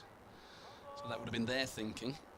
And probably thinking we'll worry about our game rather than worry about Matt Parkinson, as good a bowler as he is and as good as that ball was last week. Let's not dwell on it. It's another ball from great drive from Crawley. That'll be 4 runs. Great shot. Yeah, fielder's not mid-on, but it's come across to try and stop that going through. Luke Wood was dived at it, no real chance. 4 more for Crawley, 47 from 42. It's one way of making up the deficit, but 60 for 3. They just need to get through these overs at this point. Well, I said earlier it was a privilege to be here. It's just good to be watching county cricket, and I feel for the fans, the Kent fans, the Lancashire fans who would have loved to have been here. But when you see a class act like Zach Crawley in full flow, it's even more of a privilege. I just hope he can stick around for the rest of today and much of tomorrow, because it will be worth the watch. That's really a bit low as he's trying to play that away. No, I think it bounced. I think it just nipped back. So good riposte from Danny Lamb. Oh, yeah, good point. Straight driven. I just think it just nipped a bit. He's defended it off his pads in the end. 47 Crawley, 2 for Leaning. This was the point I was kind of making earlier. If Luke Wood and Danny Lamb can make batting look so easy, and they're good players, but they average 23 and 24. Thinking about a run. Crawley's going to go back to his ground. Goodness me, he was halfway down the pitch. Leaning had sent a throw. Keeper actually had to try and backhand it. In the end, Alex Davis onto the stumps he did, but Crawley was back in his ground. But he was a long, big turn circle, the tall fella. He's a tall fella. Crikey. Yeah, I mean, I said earlier, I'm not superstitious. The curse of the commentator is absolute nonsense. But having said that, I'm looking forward to him watching batting the rest of the day and much of tomorrow, to then go and run himself out 2 balls later. Even I might have felt bad about that. Kevin, by the way, on his email saying, why did Kent need 4 seamers? If Treadwell was still playing, he would be in the side. Why isn't O'Riordan playing? Yeah. Top line spinner, can bat also Gilchrist, who has a bit of pace. So we've got to get a balance right, he says. All valid points as Bailey begins his 8th over. Can't have many more left in the tank. Yeah, all these things the Kent coaching staff and Daniel Bell-Drummond will be weighing up. What is the best attack? They'll be looking to win the game. They know they're not playing for draws. They're looking to pick a side that they think will win the game. They know their players best. It might be that Nathan Gilchrist's got a bit of a niggle, or he's not bowling quite as well as he would like, or just that they think these guys are slightly better. Might be they think it's not going to turn much. And that Jack Leaning and Joe Denley will do the job of the spinner. There's Bailey bowls now. And Leaning is away. He's already been away, isn't he? 2. He turns that into the leg side. Bit of an inside edge, and he moves to 3. All the points that people are making are valid ones, but I guarantee they would have been considered by Kent when they're selecting. You can only select 11. And those guys who are in the mix have just missed out. Would have been given due consideration. I wonder on this pitch, it doesn't seem to be doing enormous amounts for Leaning and Denley. They're not Matt Parkinson, obviously, but if you go into a game with 3 seamers and a spinner, a frontline spinner, and then 2 other spinners, and it doesn't do very much.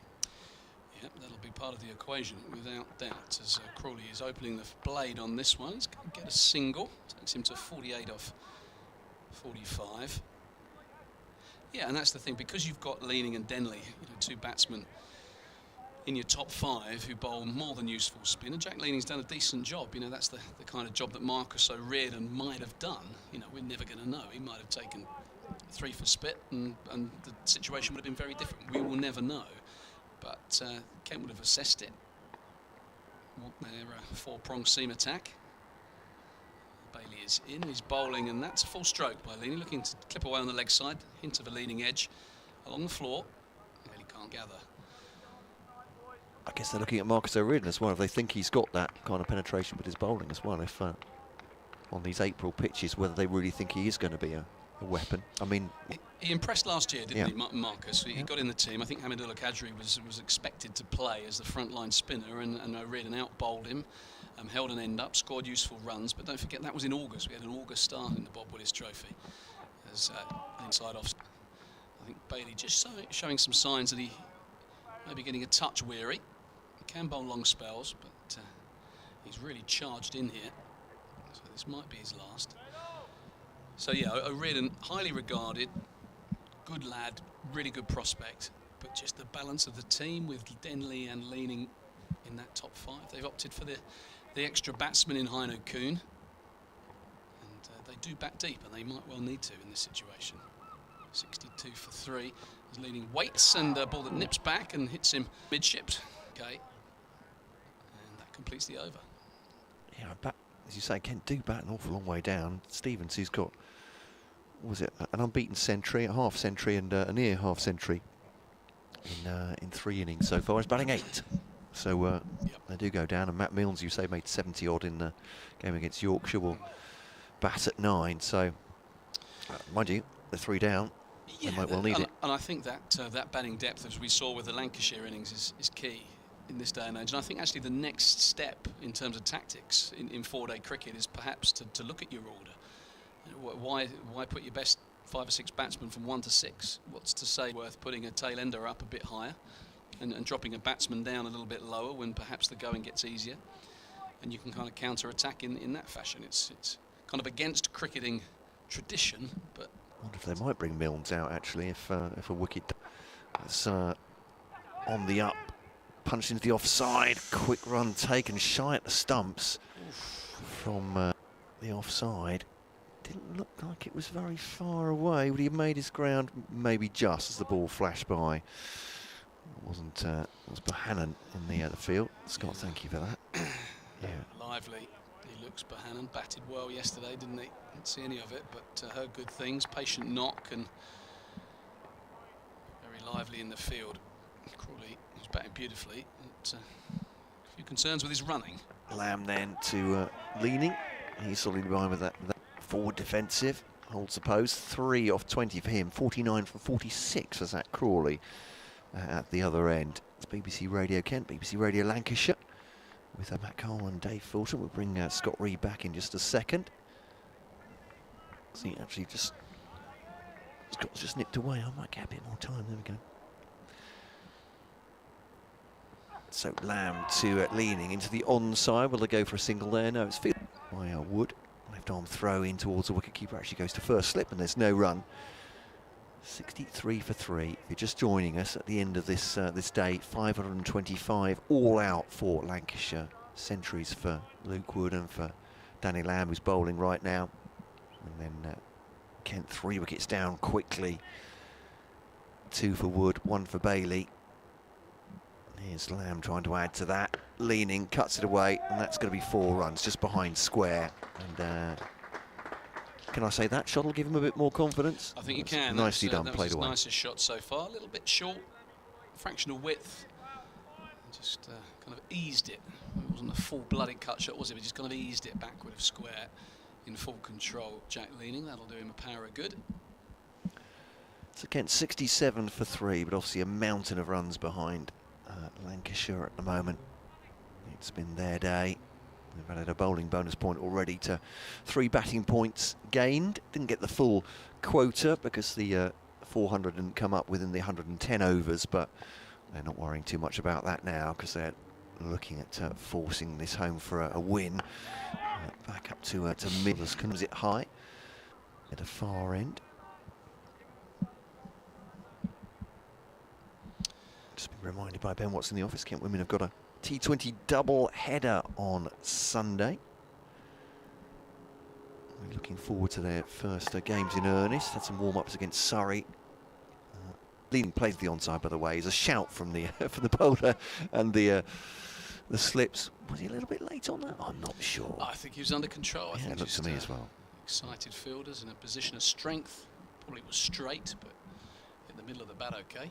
And I think I'll make way for Scott Reed, but for perhaps a lull for an update for Scott. I'll be off for the day. Thanks for listening from me. I'll leave you with Dave Fulton and Scott Reed. Well, I'm just looking at the Kent balcony, which we're kind of adjoin here in our new commentary position, and Matt Milnes fully track-suited up at the moment, so with 6 overs remaining, Kent's normal night watchman has not got his night watcher's gear on, so that'll either change quite quickly, or there's someone else doing the job, or they're not going to bother with the night watchman. I guess the problem you've got if you do employ the night watchman, Scott, is that it means Darren Stevens is coming in at number 9, which is perhaps a little too low. But it'll be a change of ends for Luke Wood. So Tom Bailey, a useful 8 overs from him. And Wood, who's already struck twice, 5 overs, 1 maiden, 2 for 16, is having a change of ends. Are you always happy as a captain for batsmen to have a night watchman? Yeah, I didn't mind a night watchman if they wanted a night watchman, no problem.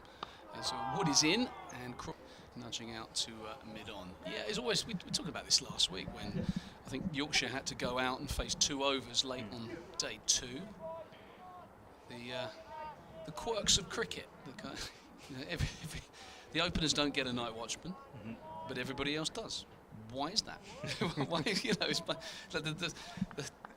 the thinking is surely flawed. That if your reason for having a night watchman is you don't want one of your top order to get out because you value their wicket, but yet the openers will go out and do it, and then night watchman will come in on ball 2 if there's a wicket that goes down, as Crawley turns onto the leg side. And the answer, because I've queried this before, mainly because I was an opening batsman and probably didn't want to face those. That's a 50 for Zach Crawley, as I waffle on about night watchman. He's played quite beautifully, 48 balls, 10 boundaries to him, and he is counter-punching in some style here, the England man, and Kent will want plenty more from him.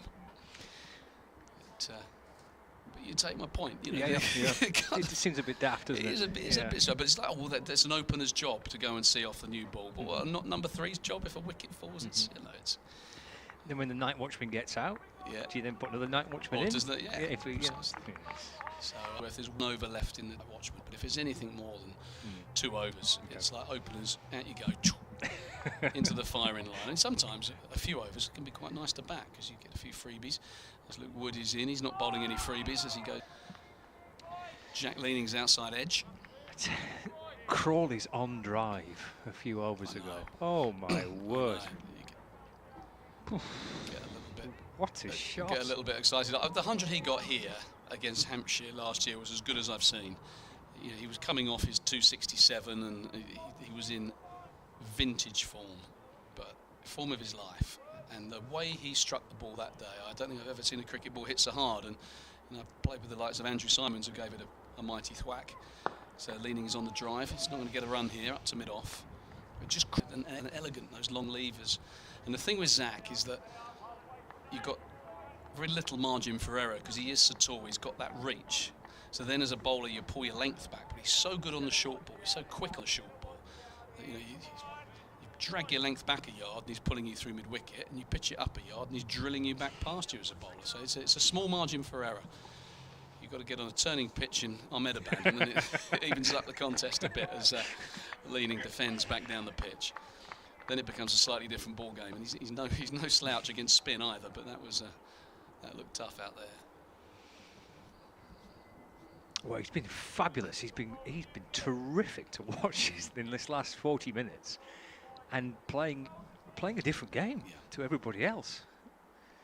There's such a huge upside with Zach Crawley in the way he plays, and that's not meant disrespectfully to the Rory Burns and the Dom Sibleys, but if this guy can really establish himself at 3 in the England team, or in the top 3, you know, with the Ashes this winter, very exciting times for him as Leaning leaves alone, because I can imagine the likes of Cummins and Stark and Trest, which those other don't really do. So I think, in terms of a counter-attacking style and being positive and taking the game to them, he's got all of that and some.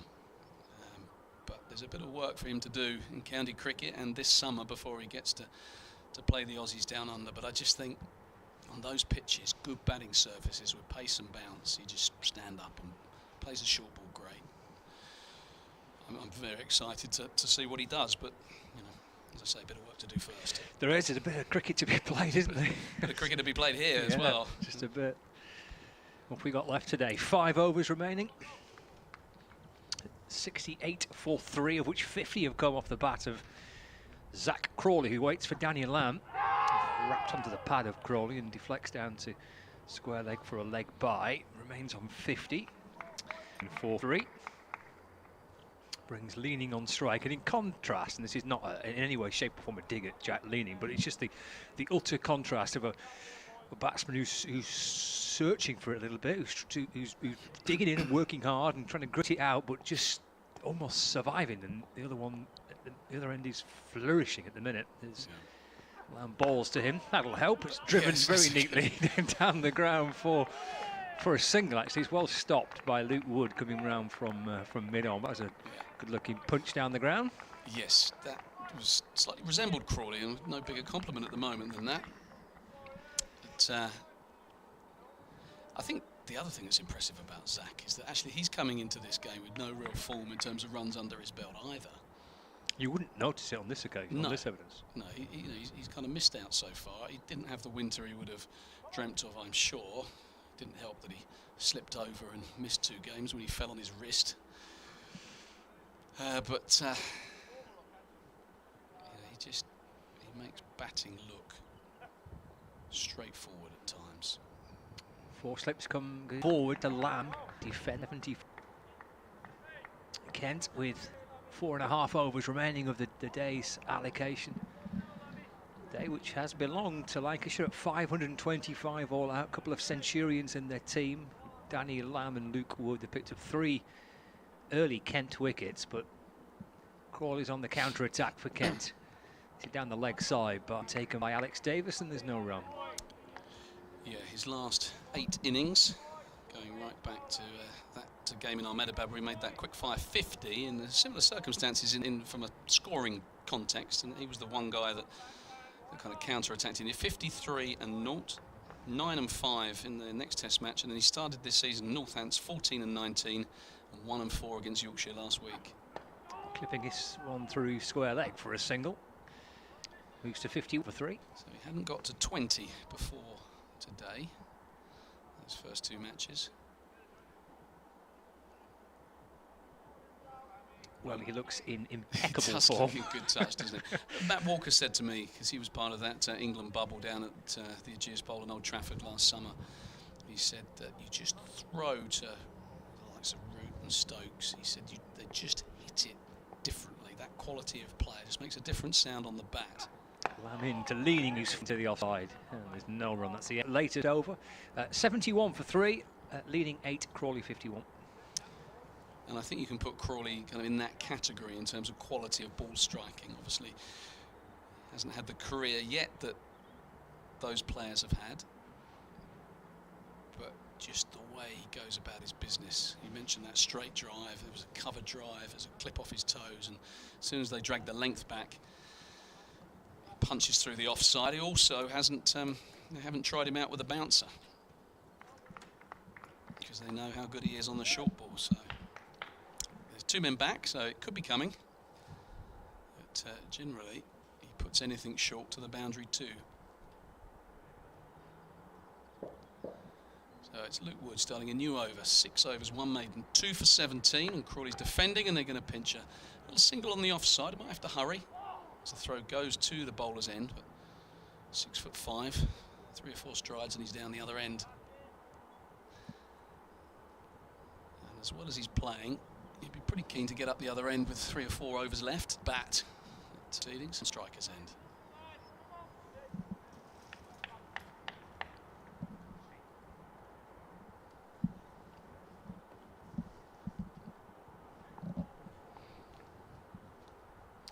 So He's in again. Past the umpire. He's bowling to lead alone. Grown from the keeper Alex Davis in the slips, but well wide of off stump. Shadows from the Frank Woolley stand and the Cowdrey lengthening. They haven't got out as far as the slip fielders. It's been a beautiful day here, Canterbury. It's just wispy efforts at cloud, but the bulk of the day it's just been blue sky, very bright, a bit chilly. Here's Luke Wood again. Defends. Mid-on all field, there's no run. So Lancashire began this morning 260 for 7. And hundreds for Luke Wood, who's bowling at the moment. His second in first-class cricket, 119 he made. Record 8th wicket partnership with Danny Lamb, who made 125. His maiden first-class ton brought it up in some style with a 6, with long on back. Just crept over his head. There was 47 from Tom Bailey as the tail really wagged. Leaning's on the drive. He's going to get a boundary here. It's a good-looking shot. Wood over pitching, bling that down the ground. So that is the 50 partnership. Crawley has 38 of them, Leaning 12. So just some signs after his pair last week that Jack Leaning is getting in the groove.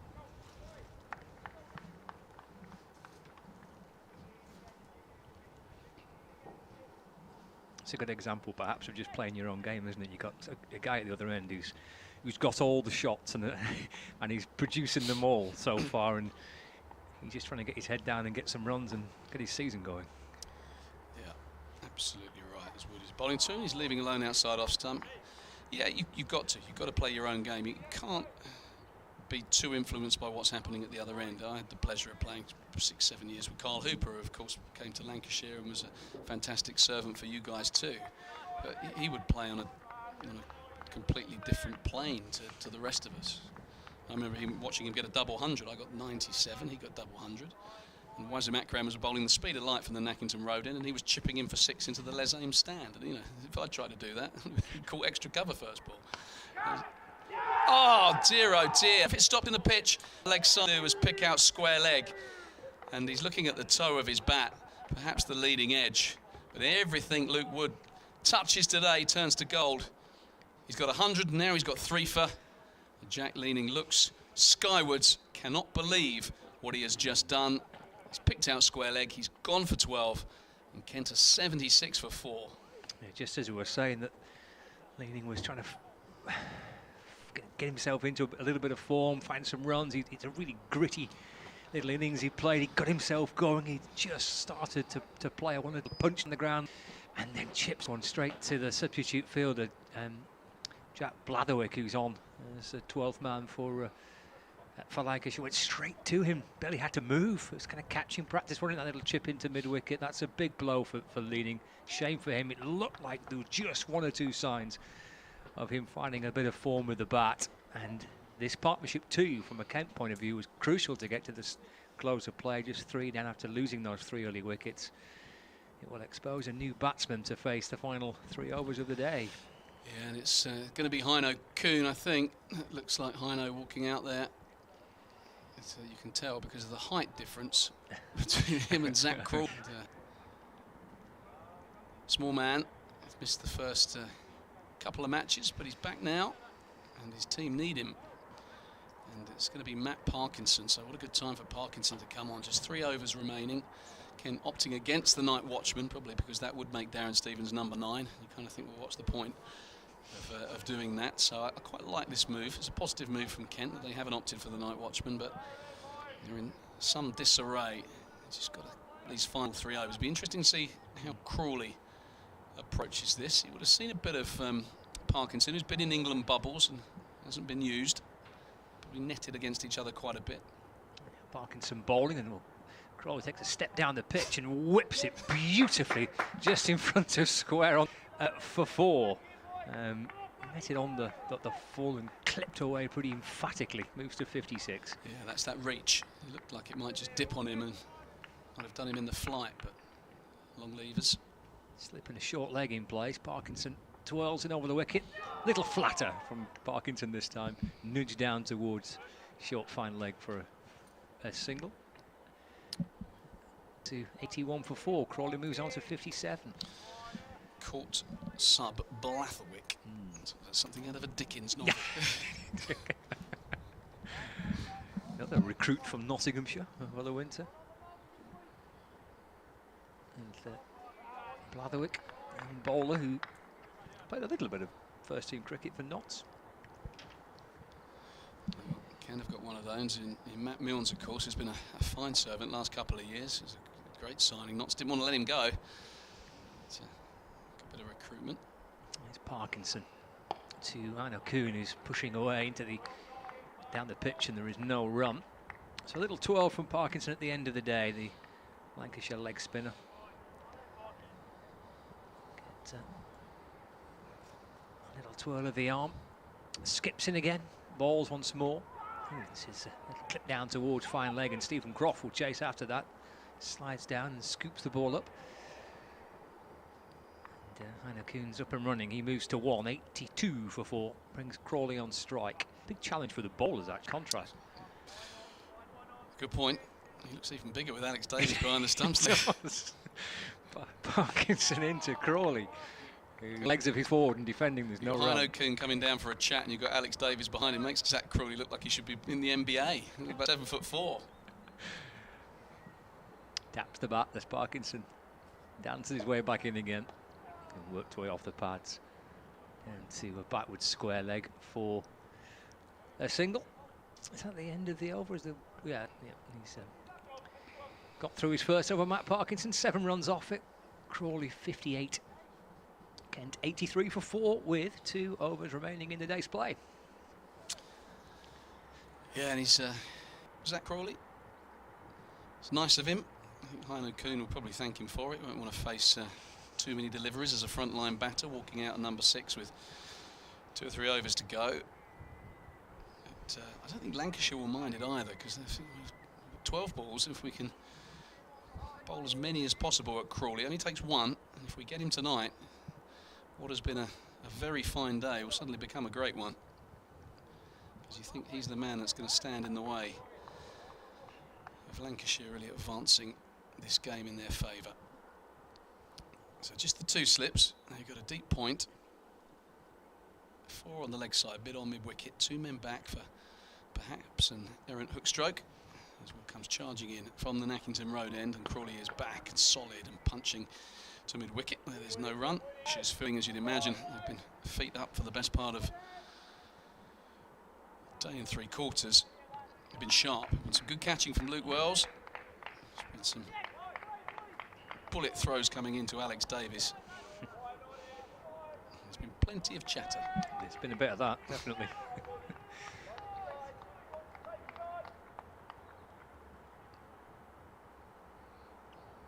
Wood is bowling and Crawley's up on his toe.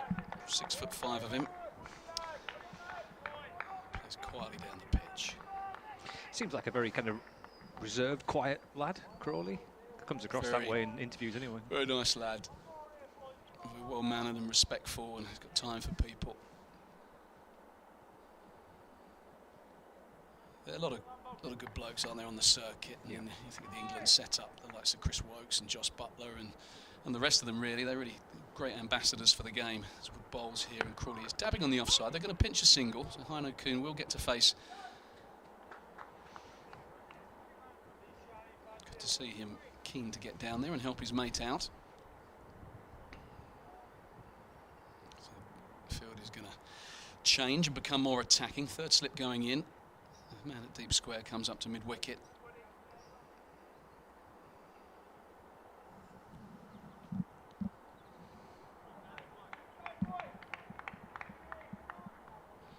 So can Luke Wood finish off what has been a very special day for him with 100 and a 3-fer.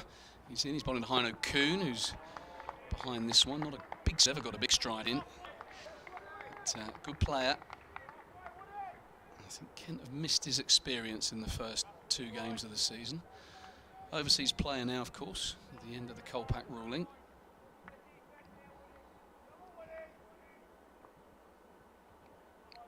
Bright orange bat stickers.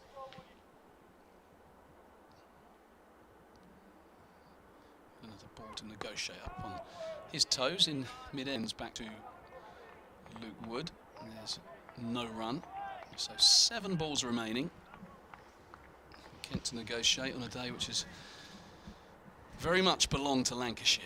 84 for 4 in reply to Lancashire's 525. And Lancashire looking for what would be the cherry on the cake. 1 more wicket, they'll be thinking. It's greedy, isn't it? They've got 4 already. You always want 1 more when you're the fielding side in this situation. Wood is in and Good is defending. On strike to Matt Parkinson for the last over of the day, and Parkinson will be hoping to reproduce that ball he bowled last week. He'll probably be hoping to reproduce from now to the end of his career, because it's the stuff that you dream about, I would imagine, as a leg spinner. I said to him, so how far outside leg stump did it pitch? And by the time we finished the interview, it was about 3 metres outside leg stump. Oh, what was it, like 4 or 5? Well, maybe a bit more. 6, 7 inches?